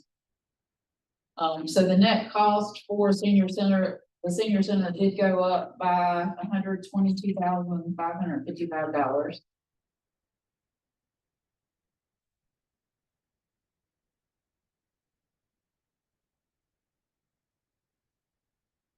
What is that transportation expense cover? It covers cats, you know, the free rides that we're given at the end of the year. It used to be in there years ago, and I don't know how it changed. Because I pretty much last two to 2.5 months, E&D riders, I'm giving free rides.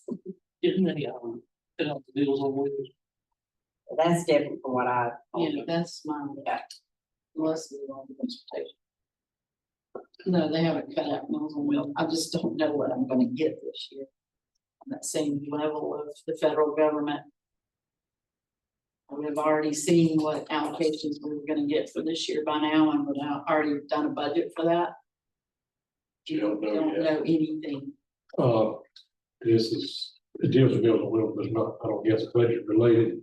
I know that we approved a month ago. Yeah. Of that, they get paid. Mhm. Have you had much response? We actually, Rita said she just added 2 more today. Good. So that brings us up to 6, and then we've got sponsorship piece as well. And I think that's gonna go very well. I've got 3 checks at the moment. Just a donation was made by the Blue Knights Motorcycle Club out of Virginia. They just handed me a check for $1,000 the other day. Put it out to the veterans today. I've got a letter with a form that we'll be putting out. So I really suspect that that is going to be a good thing for us. And that sponsorship piece, and then also the private pay, because they'll be able to, it'll take us a while to see some money with the private pay. But that's not the private pay thing. That's not a revenue producer. That's a break even thing. Pretty much.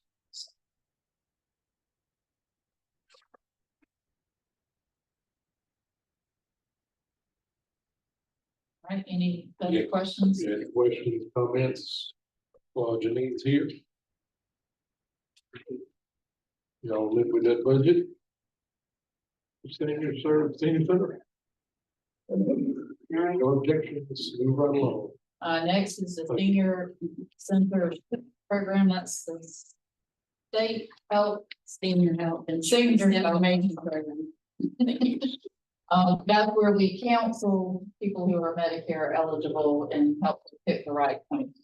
It's funded by the state, so the expenditures for the revenues, there is no county money involved.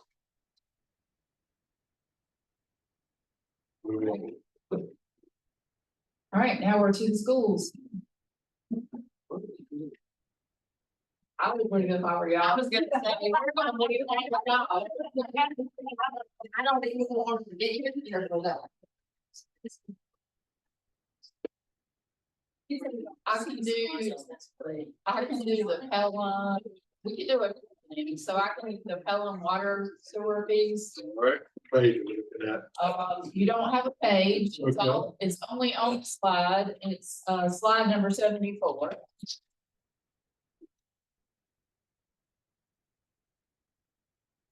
All right, so there are all kinds of issues here. Danville charges us based on the cubic feet. It's a fairly good rate. We turn around and we charge Pelham businesses, a minimum fee if they're 2,000 gallons or less, plus $3.10 per 1,000 gallons over that. We do more than break even for what we pay Danville. So that little chart down below shows you the gallons are the first number. And we charge $10, we pay Danville $6.82. I had to convert cubic feet into gallons. And then that's our surplus for operations. So we actually make $3.18 on just the water stuff. Okay, does that make sense? $3.18. Yes. Per customer. Per customer. Almost everybody pays $10 each month. We rarely ever go above the $10. We have very low water users. That's all well and good. Because they use less than 2,000 gallons. They use less than 2,000 gallons. We are also not charging for sewer. So the Welcome Center is getting free sewer. We will rectify this tomorrow. But that is just the water charge. We're making a little money on the water just to pay Danville and then charge our customers. But we don't, there's nothing charged for the operation of that system.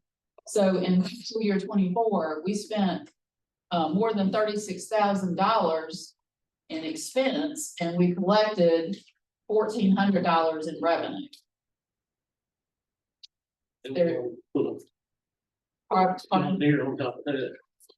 We're gonna put a John Deere on top of that, but I feel like it staff and use that. We are paying a capacity charge of roughly $25,000 to Danville. So if you back out the $25,000, we're basically losing $11,000 a year on selling water and sewer in Pelham. The $25,000 reserves 65,000 gallons of water and sewer per day for Pelham.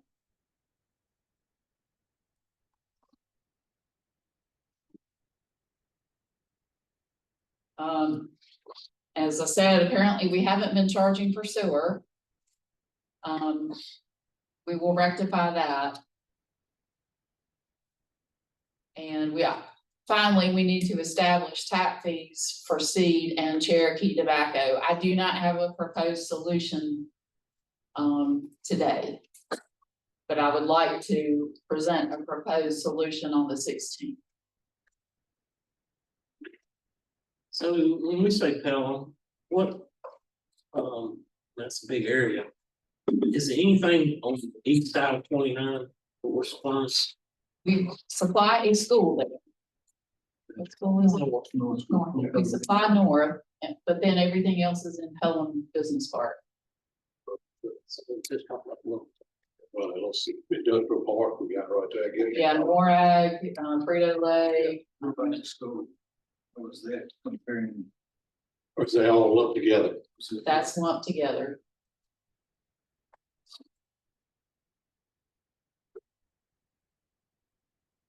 Renee, you probably will need to establish fire tap fee too. We absolutely needed those tap fees. Water tap and fire. So you don't have a solution today, but you're hoping to bring us one on the 16th. Okay. Yes. All right. There's been some discussion in recent days about our agreement with the city of Danville, water and sewer. Did you get any clarification on that? Do we have an annual agreement? Is it a period of time? Or we currently? We talked about it. Yeah, we do, and we talked about that for the agenda. Yeah, yesterday. Yeah. What is that? just for some amendments to accomplish really satisfaction with Cherokee's attorney. In terms of that project, because it's just gonna take some time to make some amendments to So the that. amendments are to be made and not Yes. already in place. Yes. In other words, the Danville manager said, you know, they're looking at this very cooperatively, but if we need changes to the agreement itself, yeah, that's gonna obviously take a little time for amendments to it. Have to go to your city council. Because it's on a yearly basis and can be taken away with 3 years' notice by either party. Something to that effect.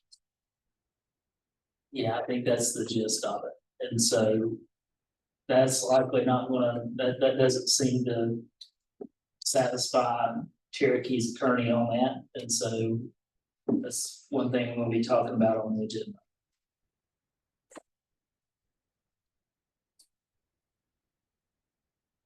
All right, Renee. All right, we can jump back to schools. All right. Since I read this. Sure.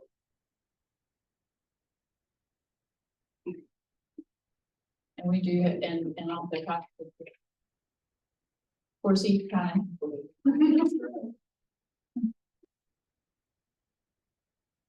Trying to find it. I'd see. Page 28 and slide 64. Got it. So, they do have a substantial increase, but as we've seen, that is the telecommunication expense. So they actually had an overall decrease if you take out the telecommunication expense. Again, we're moving all of those telecommunication, costs to Jason's department so he can manage those and we can get the best deal possible and make sure we've got the right connection for each of the uses. We're not overly redundant, in those kinds of things. There's a $26,316,000 reduction in professional services, and that was just based on discussing what we know we've got to do next year. But $15,000 has been put in contingency in case there are things that come up as they inevitably do during the year. And there's also a $26,588 reduction in software licenses, which I don't remember why. I think it's just based on actual spending.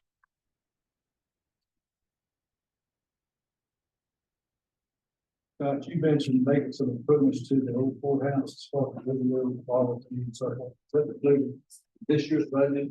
That We've talked about that a little bit. So far, we don't have any set expenses out of those improvements. Is that fair? This, I think there's some remedial things that we can do. We within this budget or future budget to try to make some improvement. If equipment we need to actually put more funds into. So I think there's some possibility for some improvement. Any questions? And what is the, under the equipment, that's 5,000, it's the increase to 33,000.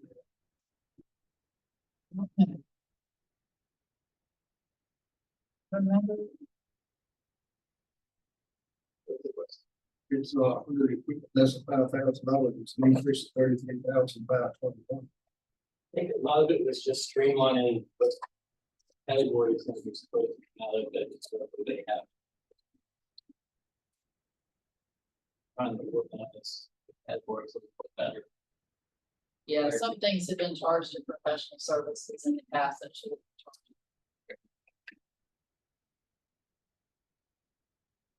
So that would be the reason behind the reduction of professional services, moved to a different line. And software licenses, that may be true too, right? I want to say that the software licenses was the category that wasn't being utilized the way that it needed to be of professional services. So reduction in professional services, stuff is the equipment, stuff is the software licenses, but I'm not sure the total related to probably what the reduction out.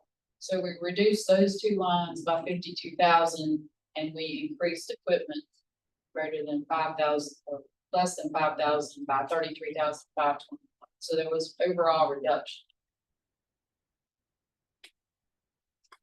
Any other questions? Comments? Everybody okay with it? All right, Hey, Patrick, library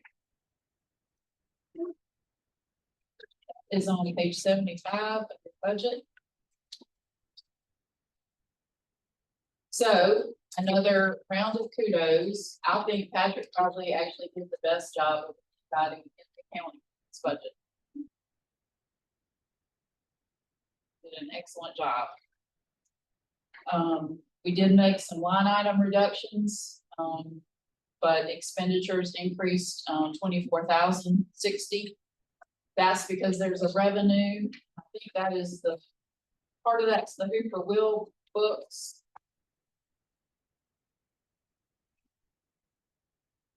And I guess state grants also increased. So all the expenditure increase were covered by revenues, and there's actually 5,567,000 less required by the general fund. So that transfer has been reduced from the general fund.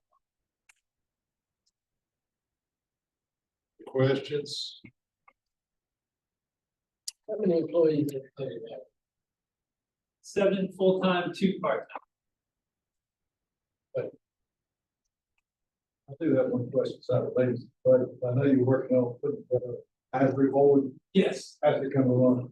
we're getting there. I think we're close to a quorum. So we're not close to 7. Yeah, I think we've got 3, and I received an application today that I'll be bringing to y'all in the near future. So that would actually put us at quorum. I figured there wasn't much reason to meet before we establish a quorum, but if we were at quorum, we could get scheduled. Any other questions on the library? Oh, you've been in the public library. Scary. I've only been here since December 23, but I've been working in public library since 2004. Nice to meet you. The library, I hadn't seen them. Everybody okay with this one? All right, Renee? All right, moving to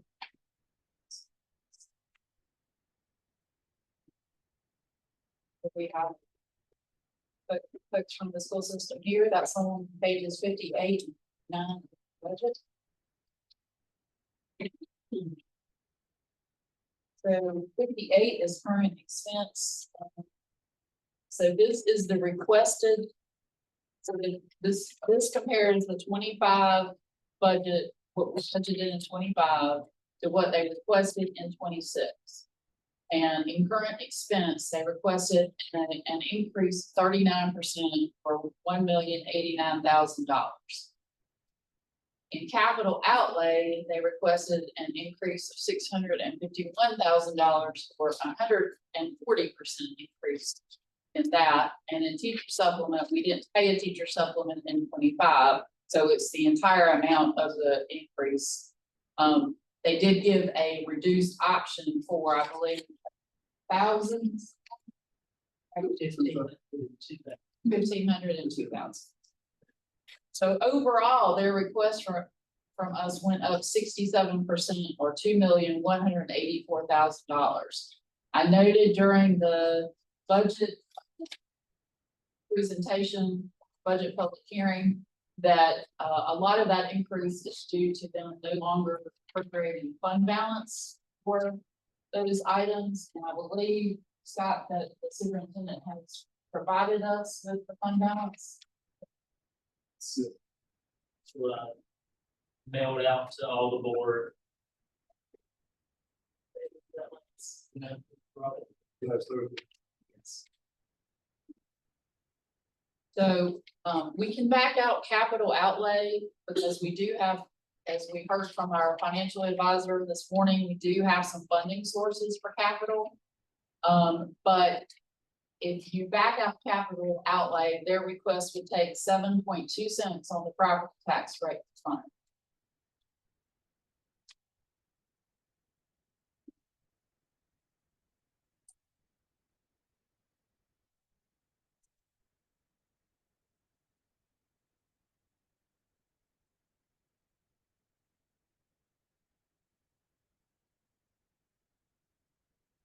Just looking at you. Right now, Renee, on the current expenses. It shows. Total request at 0. Well, I didn't have their request. So I didn't have a number to plug in at the time the document was produced. That's why. But the actual is 1,089,819 is what the request is on current expenses. No, it's 3,800,000. Increase of 1 million. Correct. Increase.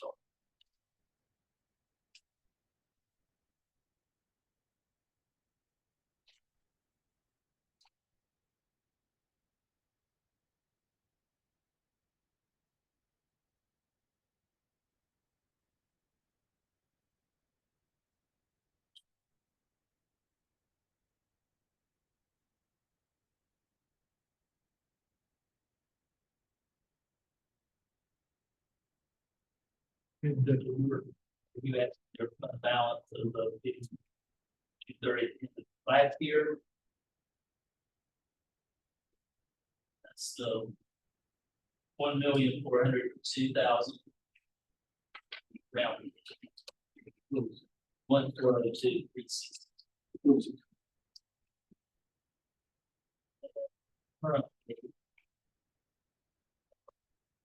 The current fund balance appropriated for this fiscal year is $793,000.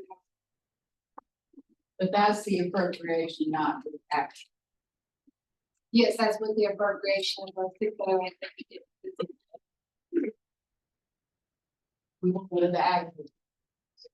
Close the books. So COVID money went away. We were not able to put any COVID money in fund balance. That's a federal program. No, sir, it went away in September of this year.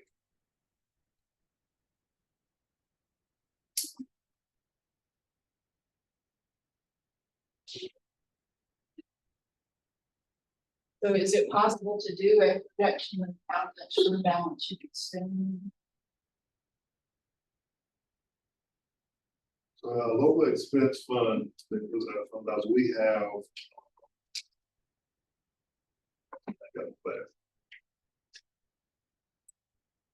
You know, let me explain it. That's like we have unrestricted. They come together, they got. So the unrestricted fund that we have, is from that, which we've almost spent. We've almost spent this year. We had some expenses. I want to say it's under 2. No, I have 351,000. $1,038 for this. So that's an estimate of what you're gonna have June 30th. Potentially, Yes, ma'am. because if we have to appropriate more fund balance than what we originally appropriated to begin. And it also would project of what we receive from the county as to how much fund balance we'll have to appropriate for next year as well.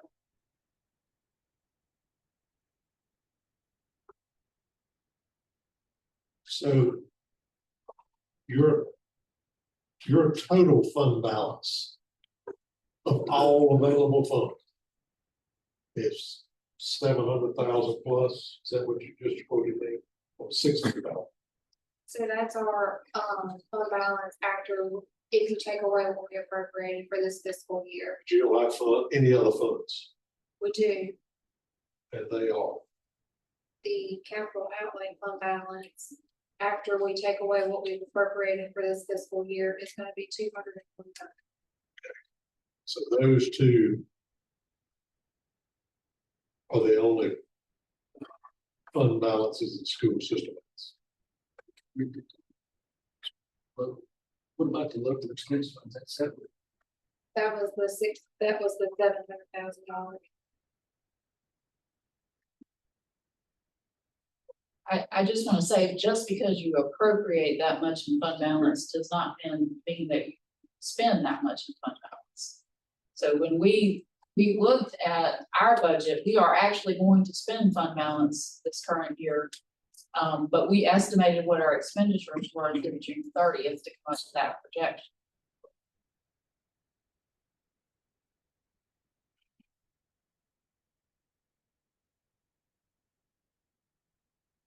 I tell you what, Renee, can we flip over to capital outlay for the moment? Just work on that. That's good. So that's on page 59.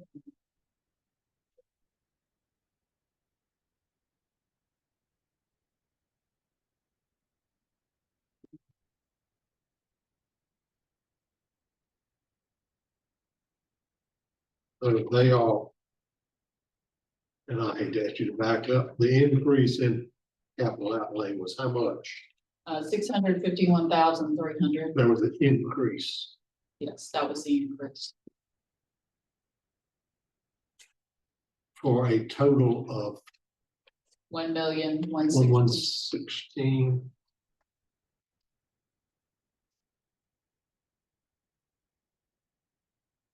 Mr. Stokes, can you give us a breakdown on the capital projects you need this money for? So our most pressing need at this time is HVAC and roofing need. We're to a point to where our buildings, we have two buildings that are 33, 34 years old. And You're talking about north and south? North and south.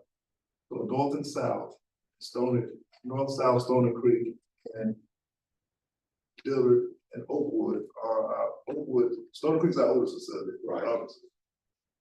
Next oldest, Oakwood had oldest part is Oakwood.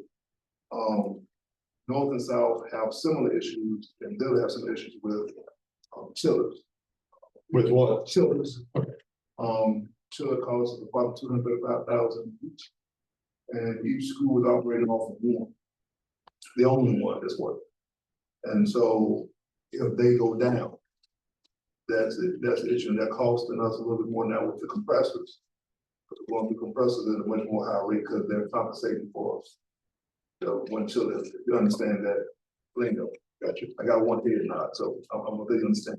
The second piece is some of our buildings, of course, are just aging, and so the roofing needs, doors and safety, so about 800,000 is for HVAC, and the other is for roofing needs, our most pressing need.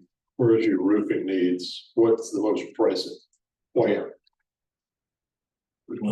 North Elementary and probably Dillard, and Page Gym are really our three pressing. How old is that roof at Dillard? The Dillard roof was, I believe, 2000. It's not so much the whole roof. The gutter system there is actually, the downspouts are built in the walls. So to get to the downspouts to clean them out, it's almost like impossible. So the gutters are filling up and we're trying to keep them clean, but it's tearing the gutters up and some of the tin is coming loose and we're trying to put it back on, but we've got a few issues that we need to address there. North Elementary, a lot of the gutter drains and stuff in the ground have collected debris over the years. And with these hard rains, the gutters will fill up with water and tend to leak back into the block wall and cause us some problems, some issues. But there's no way to clean them out. I know you said they're built into the wall. Right, we will have to go in and get a company to come in and rug a root or generate something to kind of go in those downspouts and drains. North Elementary, Where you we went proposing around to and dug up around the backside to clean out some of those drains that are in the ground. Last summer, we dried up before school started, and we were very successful on several of those areas. However, with these hard rains, it's such a big roof there that the gutters fill up pretty quickly and start to weak back. So we're gonna have to go and clean out all the drains and probably put a downspout in between the downspouts that are there. Yes, so could you, and I know you just said put a downspout between the downspouts that is already there. If you do that, will that'll make it accessible from outside where y'all can keep them clean? Am I thinking about this right? Yes, sir. That's the north. Like I said, Dillard is going, right now, the drains are inside and we may have to come up with some way. Okay, the drains are inside, explain that, what you're talking about there. At Dillard, it comes off of the gutters, makes a 90-degree turn into the block wall. And the downspout stays in the block wall until it hits into the drainage system that goes under the building. Is that PVC or cast iron? It was built around 2000, 2001, so I'm guessing there's probably PVC is actually. What he's got is probably a multi-gutter, built that goes back behind the walls that you can't see the gutter. Right. And it traps water inside, and things can stop it.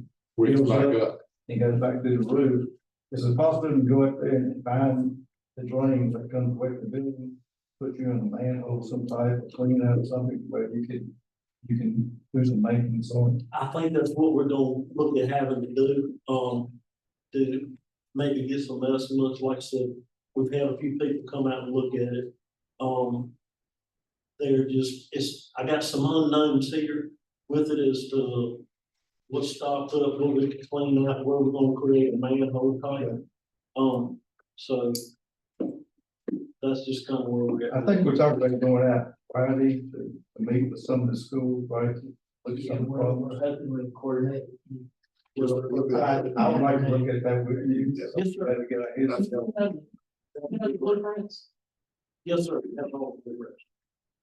The aspects come at adding, are you required to pipe those off? Can you let those flow to, say, some type of concrete splash line? With those, they are piped in the ground into a culvert and it drains across the parking lot. Right. At Dillard, there is actually a pond built behind Dillard as a catch basin, to where it can retain the water or catch the water. So if we get it off to the backside, it'll go in that retaining pond.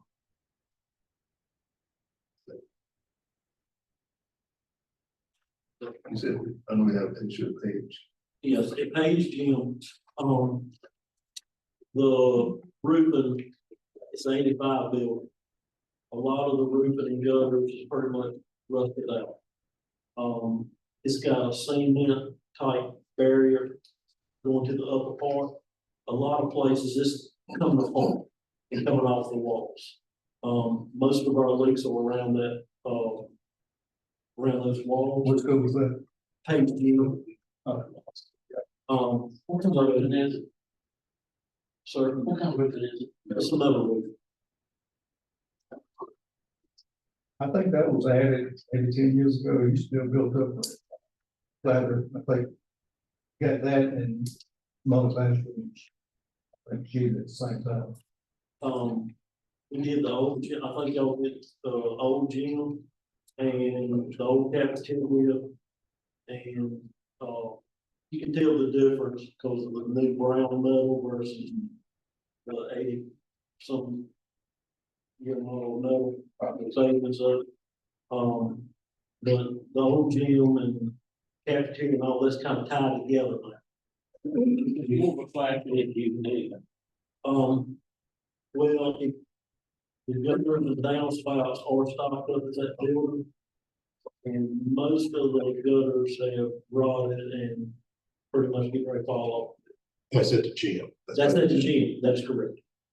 Normally with a metal roof, You don't have so much problem with the roof, okay? It's, laps open up, got plastics that you deteriorate, and you got flapping leaks, and you got gutters back up, they're gonna be primarily.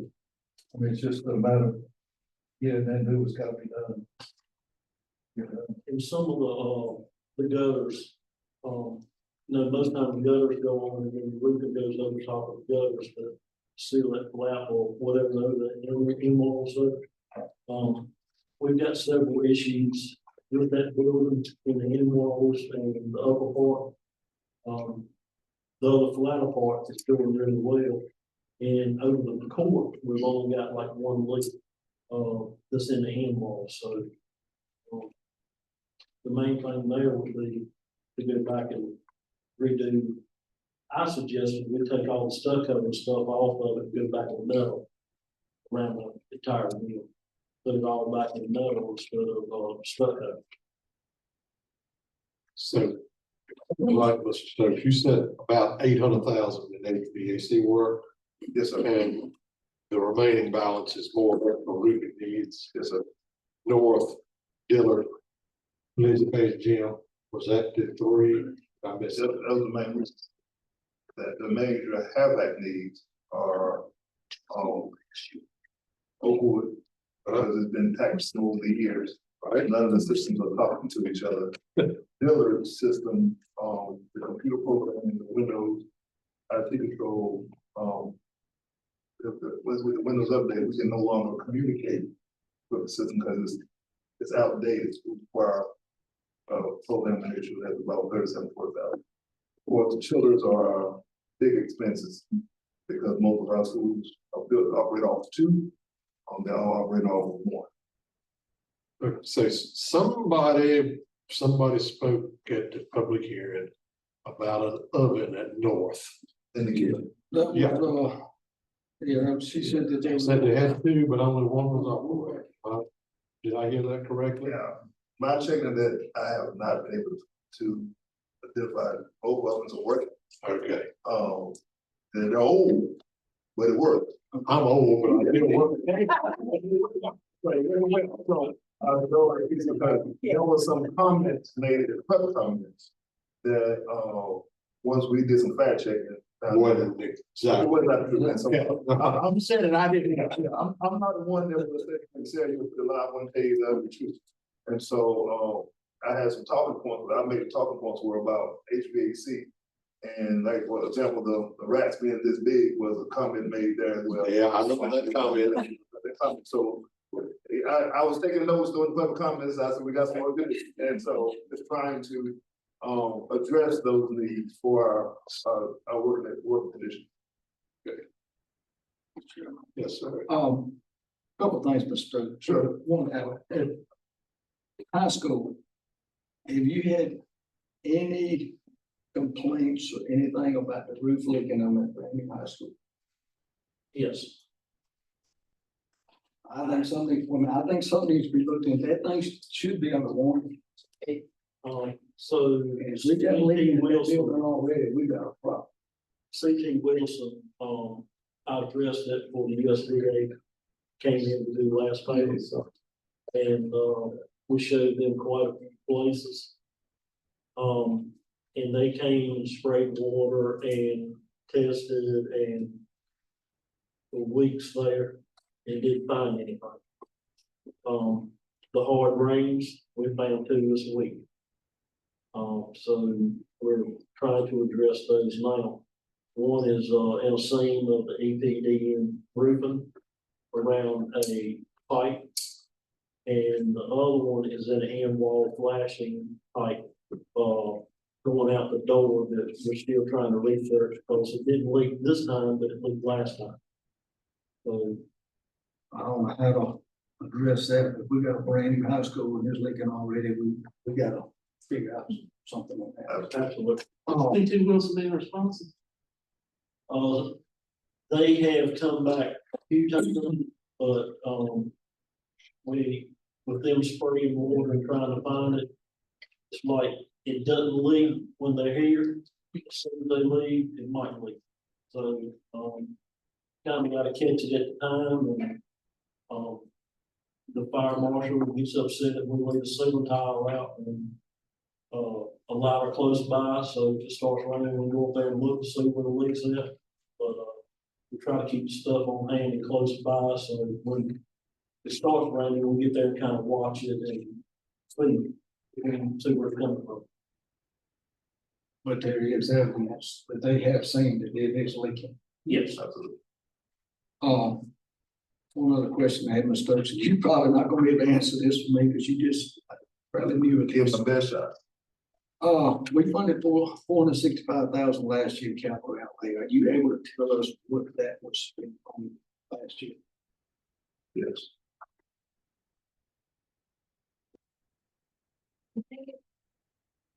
Yes, they got this packet. Yeah. So we provided you our entire capital outlay expenditure this past year as of the date. It is. But it might help if you give them some page numbers or give the board some page numbers, go back and look at. It was titled Capital Outlay Budget Report. Right. As of 5/20. And then we have already spent $693,000. But does it show on that paper what items? Yes, sir. It has a breakdown of everything. Okay. Yes. Okay. When you say school safety upgrades, what does that entail? That could entail software, cameras, software for doors, electrical gates, anything that is an upgrade to the school for a safety reason, which is usually a lot of your electronic stuff. But nothing as far as roof, HVAC or. That's Phase one?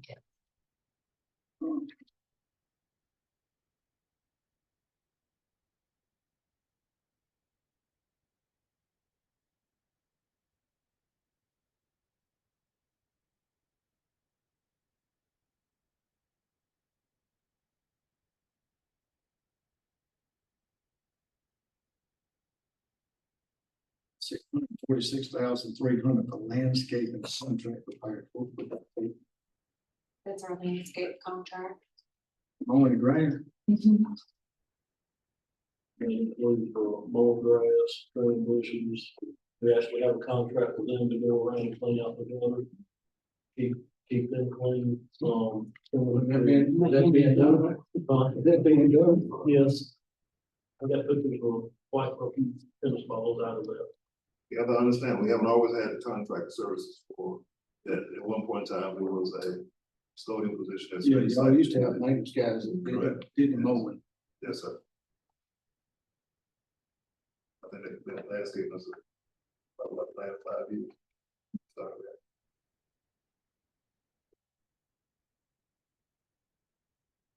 Mr. Stokes, the 1.116, yeah, a little over $1 million that you're requested for 26.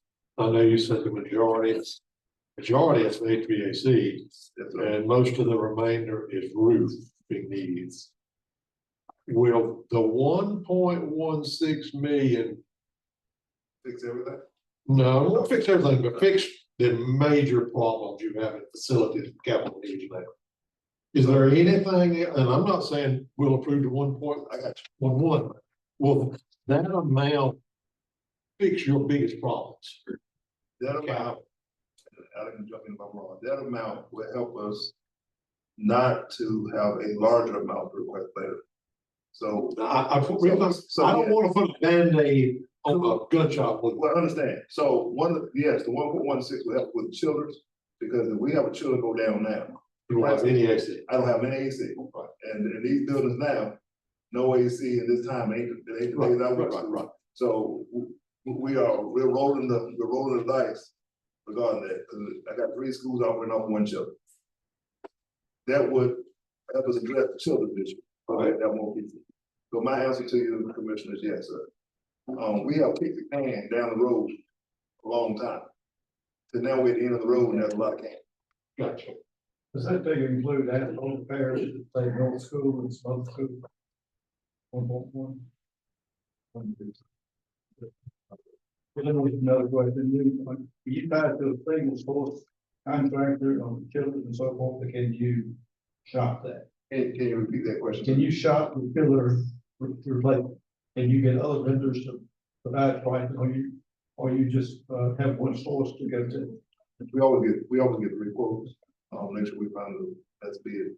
So you're not looking at total replacement then? Yes, sir. Okay. Yes, that's correct. We just rebuilt South. We rebuilt it ourselves. More lights and laser did stay out there. So South is in pretty good shape for the children. We just repaired the 2018 model and rebuilt it. Okay. We've only got one running there. That's the one we just rebuilt. It didn't have anything, we just fixed the one. Right. So that both of them were gone, we just fixed the one. Okay, but you have 2 at South, but only one is operating? That is correct. Well, why aren't you gonna do it if you're gonna do the ones at Oakwood, Dillard, and Dillard? Are you not, or is South included in this dollar? South, Dillard, and North are 3 main. Okay, I didn't have South right there. Okay. We have hopefully plans for coming up. It's North, South, and Dillard on the chillers. That is Okay, I had Oakwood and Dillard. No. We have some reason. Oakwood will be coming up, but not. But not in this request. That is correct. On, one, I think it's number 180. Capital outlet? Yep, capital outlay. HVAC contracted repairs, 287,483. Is that repairs or replace? That's Replace, not a repair. We replaced 4 boilers at North and South. 4 boilers north and south. Each school needed 2. Each school had 2 boilers. And these schools are how old? 30? 32, 33. Man, I was sitting here. I remember going to public hearing when the school board was trying to decide where to locate that.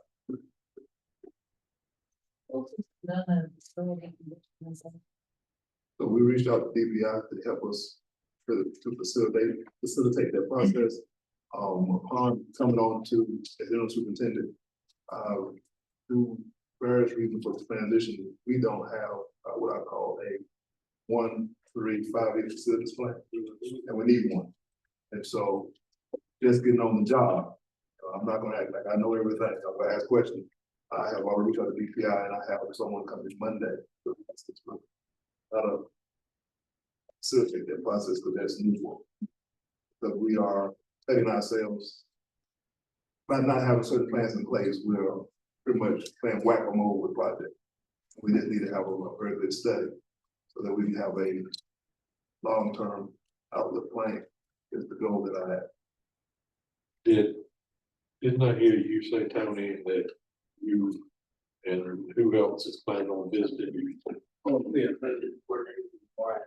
Positive. You just load on at 8:30, I should be back. You got plenty to do. Yeah, but that'll work. How long is the warranty on the high school? It was a year warranty, and when I came on, the warranty was unreal. Because it was in the 2nd or 3rd year. Should be a long warranty on the roof though, right? Long warranty on that roof and 1 year. Well, the roof and EPDM depends on if you get 45 or 50 years, but I haven't gone back and researched that. We're still investigating. Either one, should be covered. Either way, if it's Yeah, 45, it's 50, either one. But We've got to be covered. Yes, sir. Based on what you sent, Scott, a couple days ago, excuse me, Sony Creek, showing like $350,000 for that school. Yes, sir. A good part of that is cleaned up on. The sewage system. I know it's not your call, but the school board, for the long range plan for that school. So we are in discussions regarding, we're gonna keep Stony Creek open. I'm just gonna be transparent. Wait a minute. The numbers, and the things are just, not working in the favor, so it is not, you know, I have not mentioned Stony Creek as much as major upgrades, because there's a process that we may have to start beginning to investigate to revision or restructure or close Stony Creek Elementary. But it's in a growing part of the county, and so that's a concern, because you know, if you drive around Stony Creek, it's starting to boom up, and when you get new houses, they just tend to pop up. And so we just have to, market some things a little differently to address our enrollment concern. So, last year, Mel Battle explained it totally different. He said the last school that he could shut down would be that, because that's the only one making them any money. Well, I wasn't here, and I can't speak for that. I know. But my concern is there are some community concerns with Stony Creek. It is one of the last standing original buildings from a certain time in Calvert County Schools. It has a pretty rich little history there. The goal is not really, we don't want to close it because it could cost us more if we close it. Because that leaves the building for a charter school to come in. And then therefore, if you're placing our revenue, that could cause another issue. But I've told my board that I have some suggestions how we can help with the enrollment at Stony Creek. But I don't have those suggestions as your interim superintendent. Because there's going to be some plans to do so, because we have a very large growing homeschool population. And there are some districts that have partnered with homeschool. And Stony Creek is right there in the hub of one of our big homeschool, where we can increase ADM and get more funding back, but I can't do that between now and August. Just being realistic. And excuse me for my transparency, I may not know it better, I'm just telling you everything I know. Because I'm here asking y'all for money. So I've learned just to be transparent. And Florida County getting ready to grow. It is. So to close it, 2 years down the road, we're gonna have another issue. Because there are some other schools in other counties that are closer, that are charter that parents may choose to go. As well. Orrid, are you familiar with Orrid through NC State? They can help you with your projections and take into account the growth. Yes. All right. Thanks. If you know, if y'all got more questions on capital outlay, I'm sure Mr. Stokes will be glad to hear them. But if we got some board members that are going to try to, Scott, you and Mr. Stokes can work it out. Just to go out, visit these schools, we will switch back to current expenses. Renee. Okay, how do you want to handle the capital outlay in the budget ordinance? Because we don't have to appropriate it in the budget ordinance based on all the discussion and the needs. It sounds like that we need to do something more comprehensive. Or we could appropriate what they've requested and then deal with. Can we wait until some of our board members can see this stuff visually? Can we discuss it on June 2nd? Yes, ma'am. Let's switch down to teacher supplements at 443. Is that a flat supplement across the board, or how does that work? That supplement is comprised of, they are 166 teacher positions on it. Okay.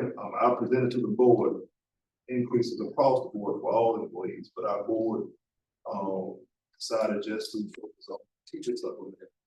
And just give you, we had extra dollars, COVID money, which that was putting a supplement in place. We used that, was it 10? It's 10%. 10% of that salary was being paid to cover that, gave them something. That's what we asked them about. There was a plan to sustainability that was with Dr. Carter. Things have shifted. So we're where we are now in regards to how to continue to supplement. So the supplement, our staff has taken pretty much 10% cut across the board. So we're trying to get something back in place so that we can be competitive to our local counties around us, because we're losing staff, and one of the main reasons has been for supplement that can make more money other places, because as I stated in my comments, several of our staff are working multiple jobs. They go somewhere else to another county. Working there. Is this, and maybe I need to ask this a different way, the other way to ask it.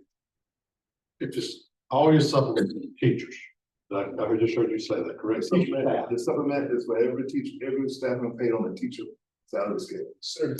Certified teachers. But this is not teacher assistants, this is not bus drivers, this is not principals, it's not central office staff, it's not central office directors. Is the supplement amount based off of their salary, or is everybody receiving the same? It's a flat rate, so Which we is get two options, one of $2,000, the other one $1,500. okay. For the year. Right. Is enrollment down this year? Coming up? I don't know the answer to that question. It's been dropping. We've been trending downward. We reached out to some agencies, because our kindergarten enrollment has been popping up, but with charter schools, I can never tell you. And homeschool, I can tell you. Not taking nothing away from teachers, but I mean, we're in the same boat to a certain degree. We got some employees here that work in two jobs, so, you know, I think it's each to their own in that, but it sounds like to me, past administration subsidized this supplement with funding that is no longer there. And that's what's gonna happen. That supplement was funded with COVID dollars, and COVID dollars are gone, and where are you gonna keep the stuff? My understanding, when I was in a different position, the plan, because the fund balance had much more funds in it, they were going to use the fund balance to sustain so we could do a grant. However, there was a agreement just to separate. With that, there was some monies had to go with the separation. Basically, money had to go to pay for the one you left. Yes, sir. And there is no money now left for the teachers. Basically. Well, but it was her plan. So when she Well, left, somebody had to agree to it. well, that was the proposed plan. I never saw that it was, there was a contingency plan to either apply for some grants for teacher retention. Now, sometimes we apply for grants, things will help us. There was a plan in place, but some other things haven't occurred. And I can't speak heavily on that because I was a principal high school. Right. I mean, I understand. I gotta be up and be completely honest with you. So, I don't know how the rest of the board feels, but if the current county budget is proposing a 1.5% COLA increase for county employees, I don't know how I can justify to the taxpayer giving a larger increase to the school system for their teachers. I just, I was sitting on my phone doing it now. I just used $50,000 teacher salary. At 1.5% is $750. At $1,500, that's a 3%. 2,000 would be a little over 4%. That's gonna be hard for the taxpayer to understand, I think. Understood. That's my take on it. There are teacher increases in teacher proposed in this correct? There are, but we don't know what they are. So they get they're different from state employees, right? I think one of the ladies the other night said they hadn't had a raise in 3 years. Is that right?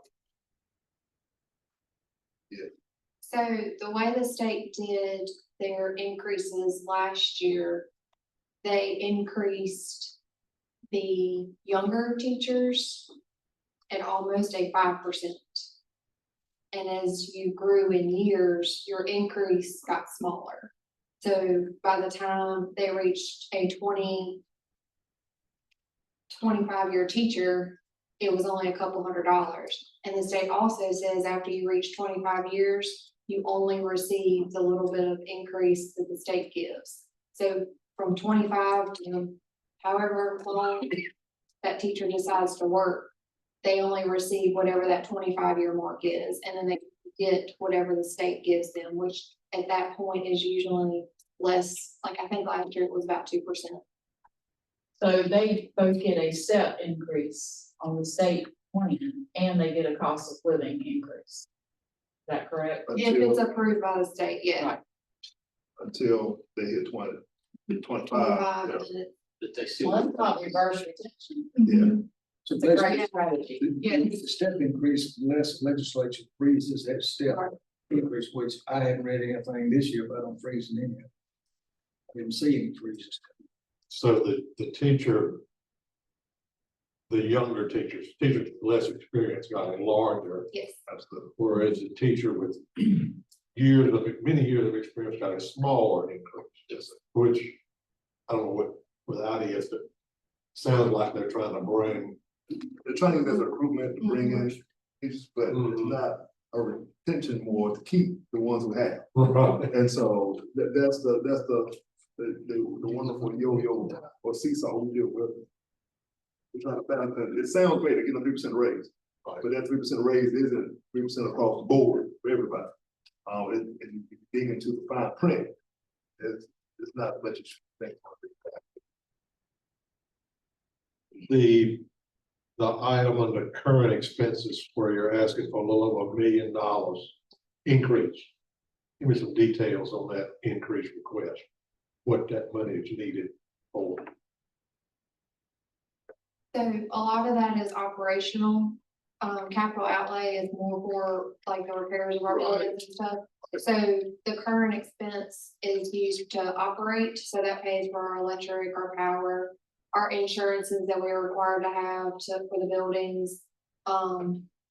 It also pays for about 10 people's salaries that are in state and local. We put as many people in the state as we possibly can, given state restrictions. But so it's about 10%, 10 people that are in that local funds. And right now, the state has given us a potential 24.85% retirement and an $8,500 hospitalization per employee for this year. And they've also proposed, and I've seen, increases percentage-wise of a 1.5, a 3, and I've seen 4.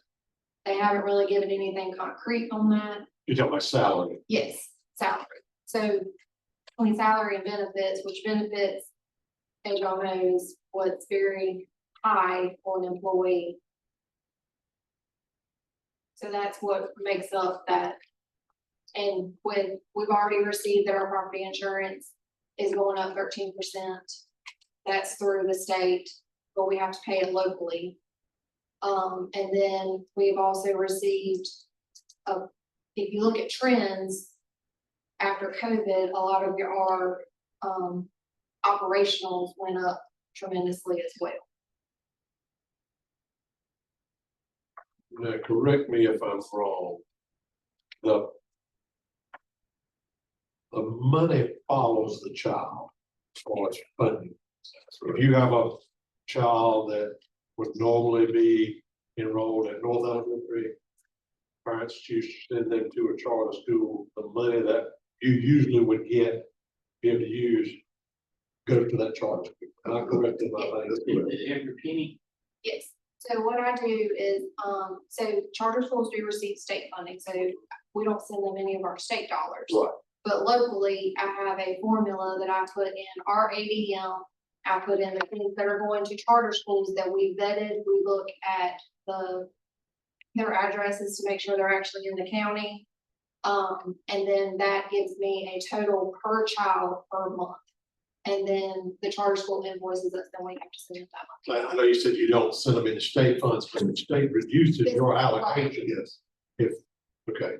Now, what about children that are homeschooled? What does that fund? We just lose it from the state dollars. Okay. We don't have to send the charter school, the homeschools any. Right, you don't send those people preference funding. Yes. What about children that are in religious school? I know that they don't see the state. Not to my knowledge. If it is a private school. So there is if the private school, the parents applies through opportunity. That's got a fuck. Opportunity. The grant money. Yeah, they can actually grant, and then that money would be followed by child to whatever. Right. That doesn't come from our. Okay, but you don't, if a child goes to a private school, no county funds follow that child. That's right. The only time county funds follow is if it's a charter school. And if they go out of state, it does not follow them out of state. Now, what happens is sometimes they go to the charter school, they come back after the money is allocated, but it does not refer back. Money doesn't come back with them. Come back with the child. So when you say it didn't follow the child, say it stops at the job. When they go to out of state. Functional. So if a student doesn't show up for us and our ADM is decreased, the money stays with the state. It doesn't come to us. We homeschool, the money doesn't, the student started with us and was with us up to Christmas. We got an allocation for that. But if they never enroll with us, that will probably fit what they count. We don't get that paid. But if they were, if you thought, or they were scheduled to start with you, and then parents chose to send them to a charter school, that money, you will have to forward that money on to the charter school. The county funds. Yeah. County funds. And if after a period of time, that parent decides, no, I don't like this option, I'm sending them back to public schools. Money doesn't come back. That's not for that current year. No.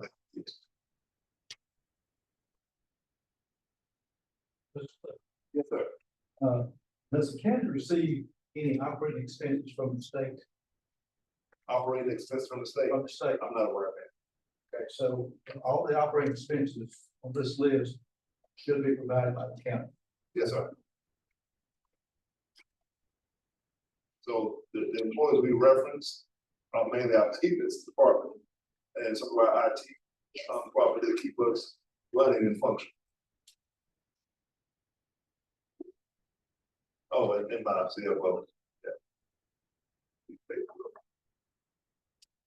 Any other questions? School personnel while they're here? I have one question, let's go back to something. All counties in the state of North Carolina pay on the same wage scale. Mecklenburg, same as Caswell. So there are multiple funding sources, so you have the state salary scale. And each LEA has the opportunity to pay a local supplement. And they vary, so the base salary for every teacher in North Carolina is the same across the entire state. Okay. If there's a local supplement, let's say Rockingham County, Alamance County, they can supplement by adding a certain amount, which impacts their pay. We don't have, actually, we've been doing this straight state scale. We cannot not use the state salary scale. This is state salary scale, because that's how money is allowed to us to pay. Because we code the employee to the state and it's paid that way. Okay, I'm just asking them, so the cost of living, does it come into play as far as the state salary? So when the state gives a raise, that's where their cost of living is factored into. So over time, Wake counties would be a lot higher than that. So Wake County has a much higher supplement that add to what the state base scale is. There are some districts that teach something is 8,000 years. I think if you rank ours, we had the ESSER money in place out of the, I want to say that's 115 school districts in the LEAs in the state. We ranked about 113, 114 out of 150. I sent you a chart, that supplement chart. And it, like, for instance, it shows Wake County looks like $9,800 supplements, almost 10 grand on top. And so that's how your bigger counties are drawing the teachers away. And you heard some of that in public comments. at that last meeting about surrounding, they were giving some examples of Rocket Man and person. Now, Well, that's the same chart I sent you a couple days yes, ago. it is. I looked at Person County, it's like number 5, I believe, in the state. So that comes from the commission. That Almost $8,800 supplement. comes from the commission, Yeah, as a from the supplement. county.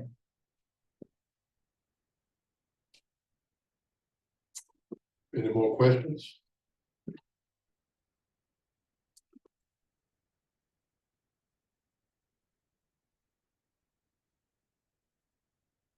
Thank you all. I think that we will, we've got some discussion to do. I don't know if it's gonna be today or Wednesday, probably, the way it's looking at the clock.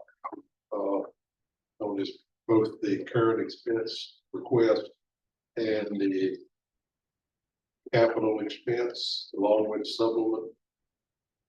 Who's going, Crowd? Tell me you're going. I'm going. Greg, you're going. Frank is going. Everybody's invited. Everybody, I can't. But, One thing I'd like to see, and you may already have, I'd like to see how the numbers last year or what's projected this year compares to what they're asking. Okay, this year. Well, that would definitely help a lot. So What information you got? there's multiple expense budget reports. You can provide the numbers for the current year compared to what you're asking. comparison for this fiscal compared to upcoming fiscal year. Okay. I think it's what you're asking, right? Down. Yes, sir.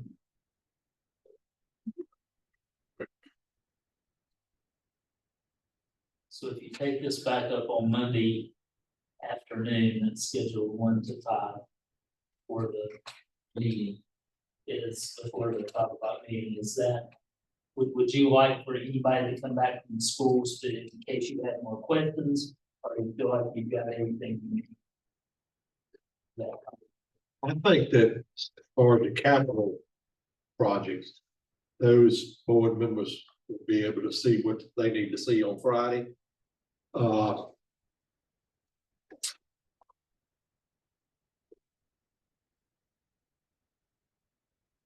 Would you be available if we needed you Monday afternoon? If you request it, sir, we'll be. All right, let's play that one by ear, Scott, if you don't mind.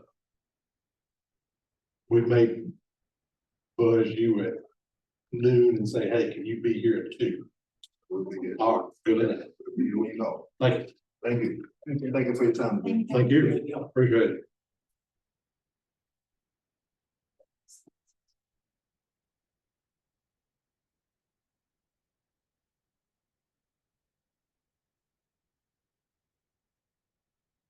Thank you.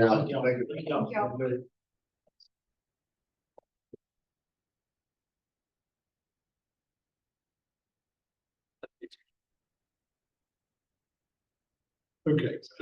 Okay. So the next is Piedmont Community College's request, their operating expenses. What they requested for operating expenses went up, $12,310. And their capital expenditures decreased by $65,000. So overall, there was a decrease in their request. Everybody good with this one? Yeah, because I seem to be like either last year, last, they just needed buku. Some reason that capital equipment got repaired. All right, we're good with that one. Next is economic development, which is on page 44. I did this budget, and just based the amounts on prior year and current year spending, as well as added the professional services that we talked about, which is about $21,000 for the Pelham due diligence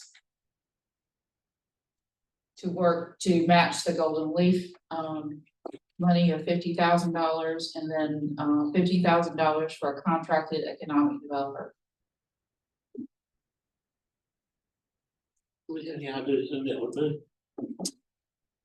Yes, I have a meeting, tomorrow. Gentleman's name is Ken Bowman. Meeting with him and Amy Cannon. Where's he from? Danville. This was good.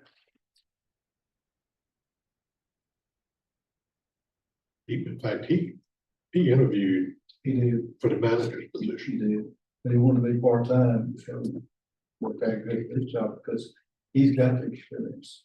He was economic development, it's in the county. Any questions on the economic development budget? Overall decrease 42,393. Yes. That's mostly from converting that position into a court director. All right. All right, next is CoSqaure.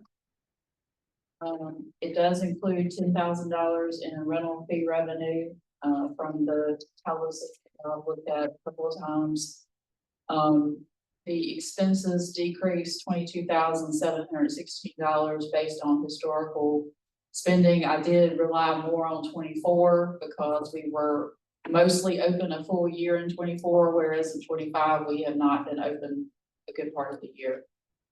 Or we've been down in attendance. So overall, the cost to the county went down by $24,000.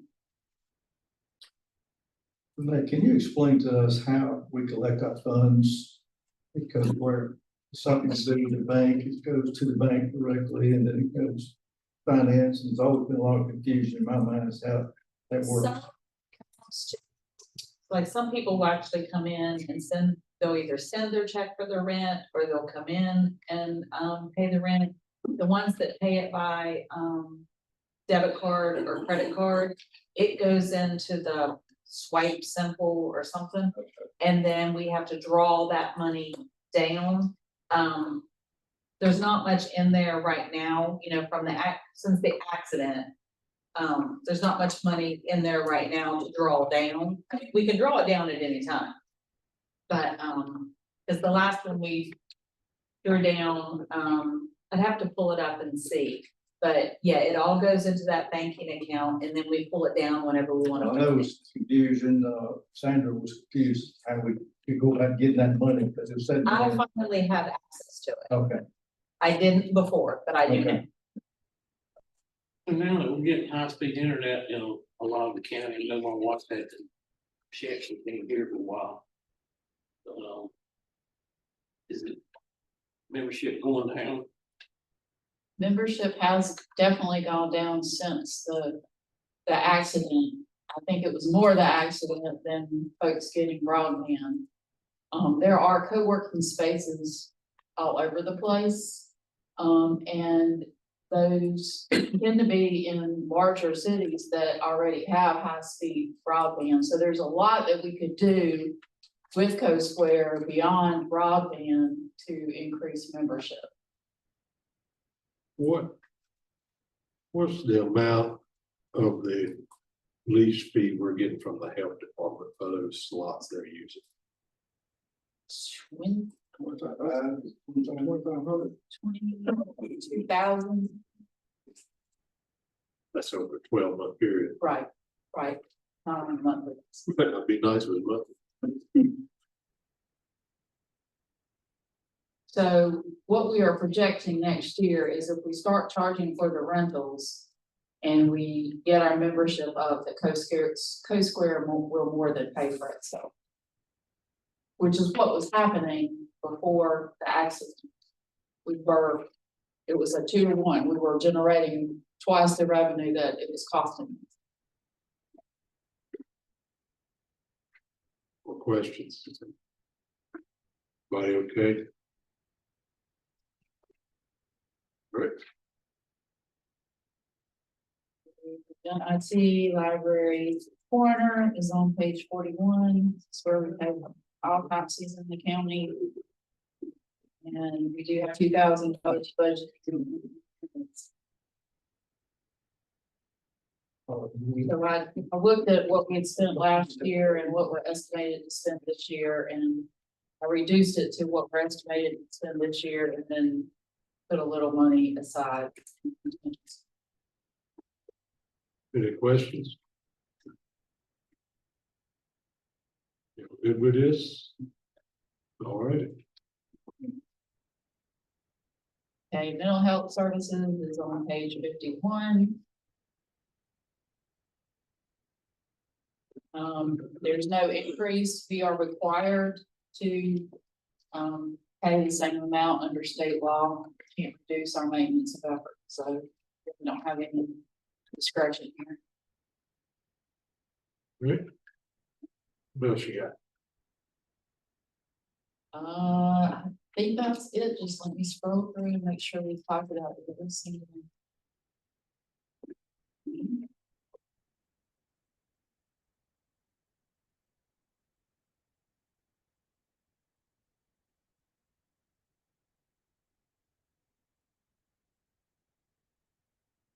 So I would really miss Renee, by the way, I scheduled folks today, but she was amazing. Make that work out. So you, I'll be completely honest, I have not seen the email, I didn't look for the one from the school system. You emailed us. Same thing he gave you. Right. Y'all hadn't had a chance to look at that, like myself, please do so before Monday. And so that's all you have. Some of this stuff, and I don't quite understand it, like landscaping, and he said it was a moment, it's on the capital outlay. I mean, that should be in the budget. That's operating That's expense. operating. Well, they got it in the capital outlay. I think he was just mistaken, maybe. On the pipe. The mowing. I think I've said all the time. Maybe I'm wrong, in what I look at. What do we have other than the school system to discuss on Monday? I don't think you have any. I thought that was because we, good or bad, you know. Good. The outstanding list. It's a lot of stuff.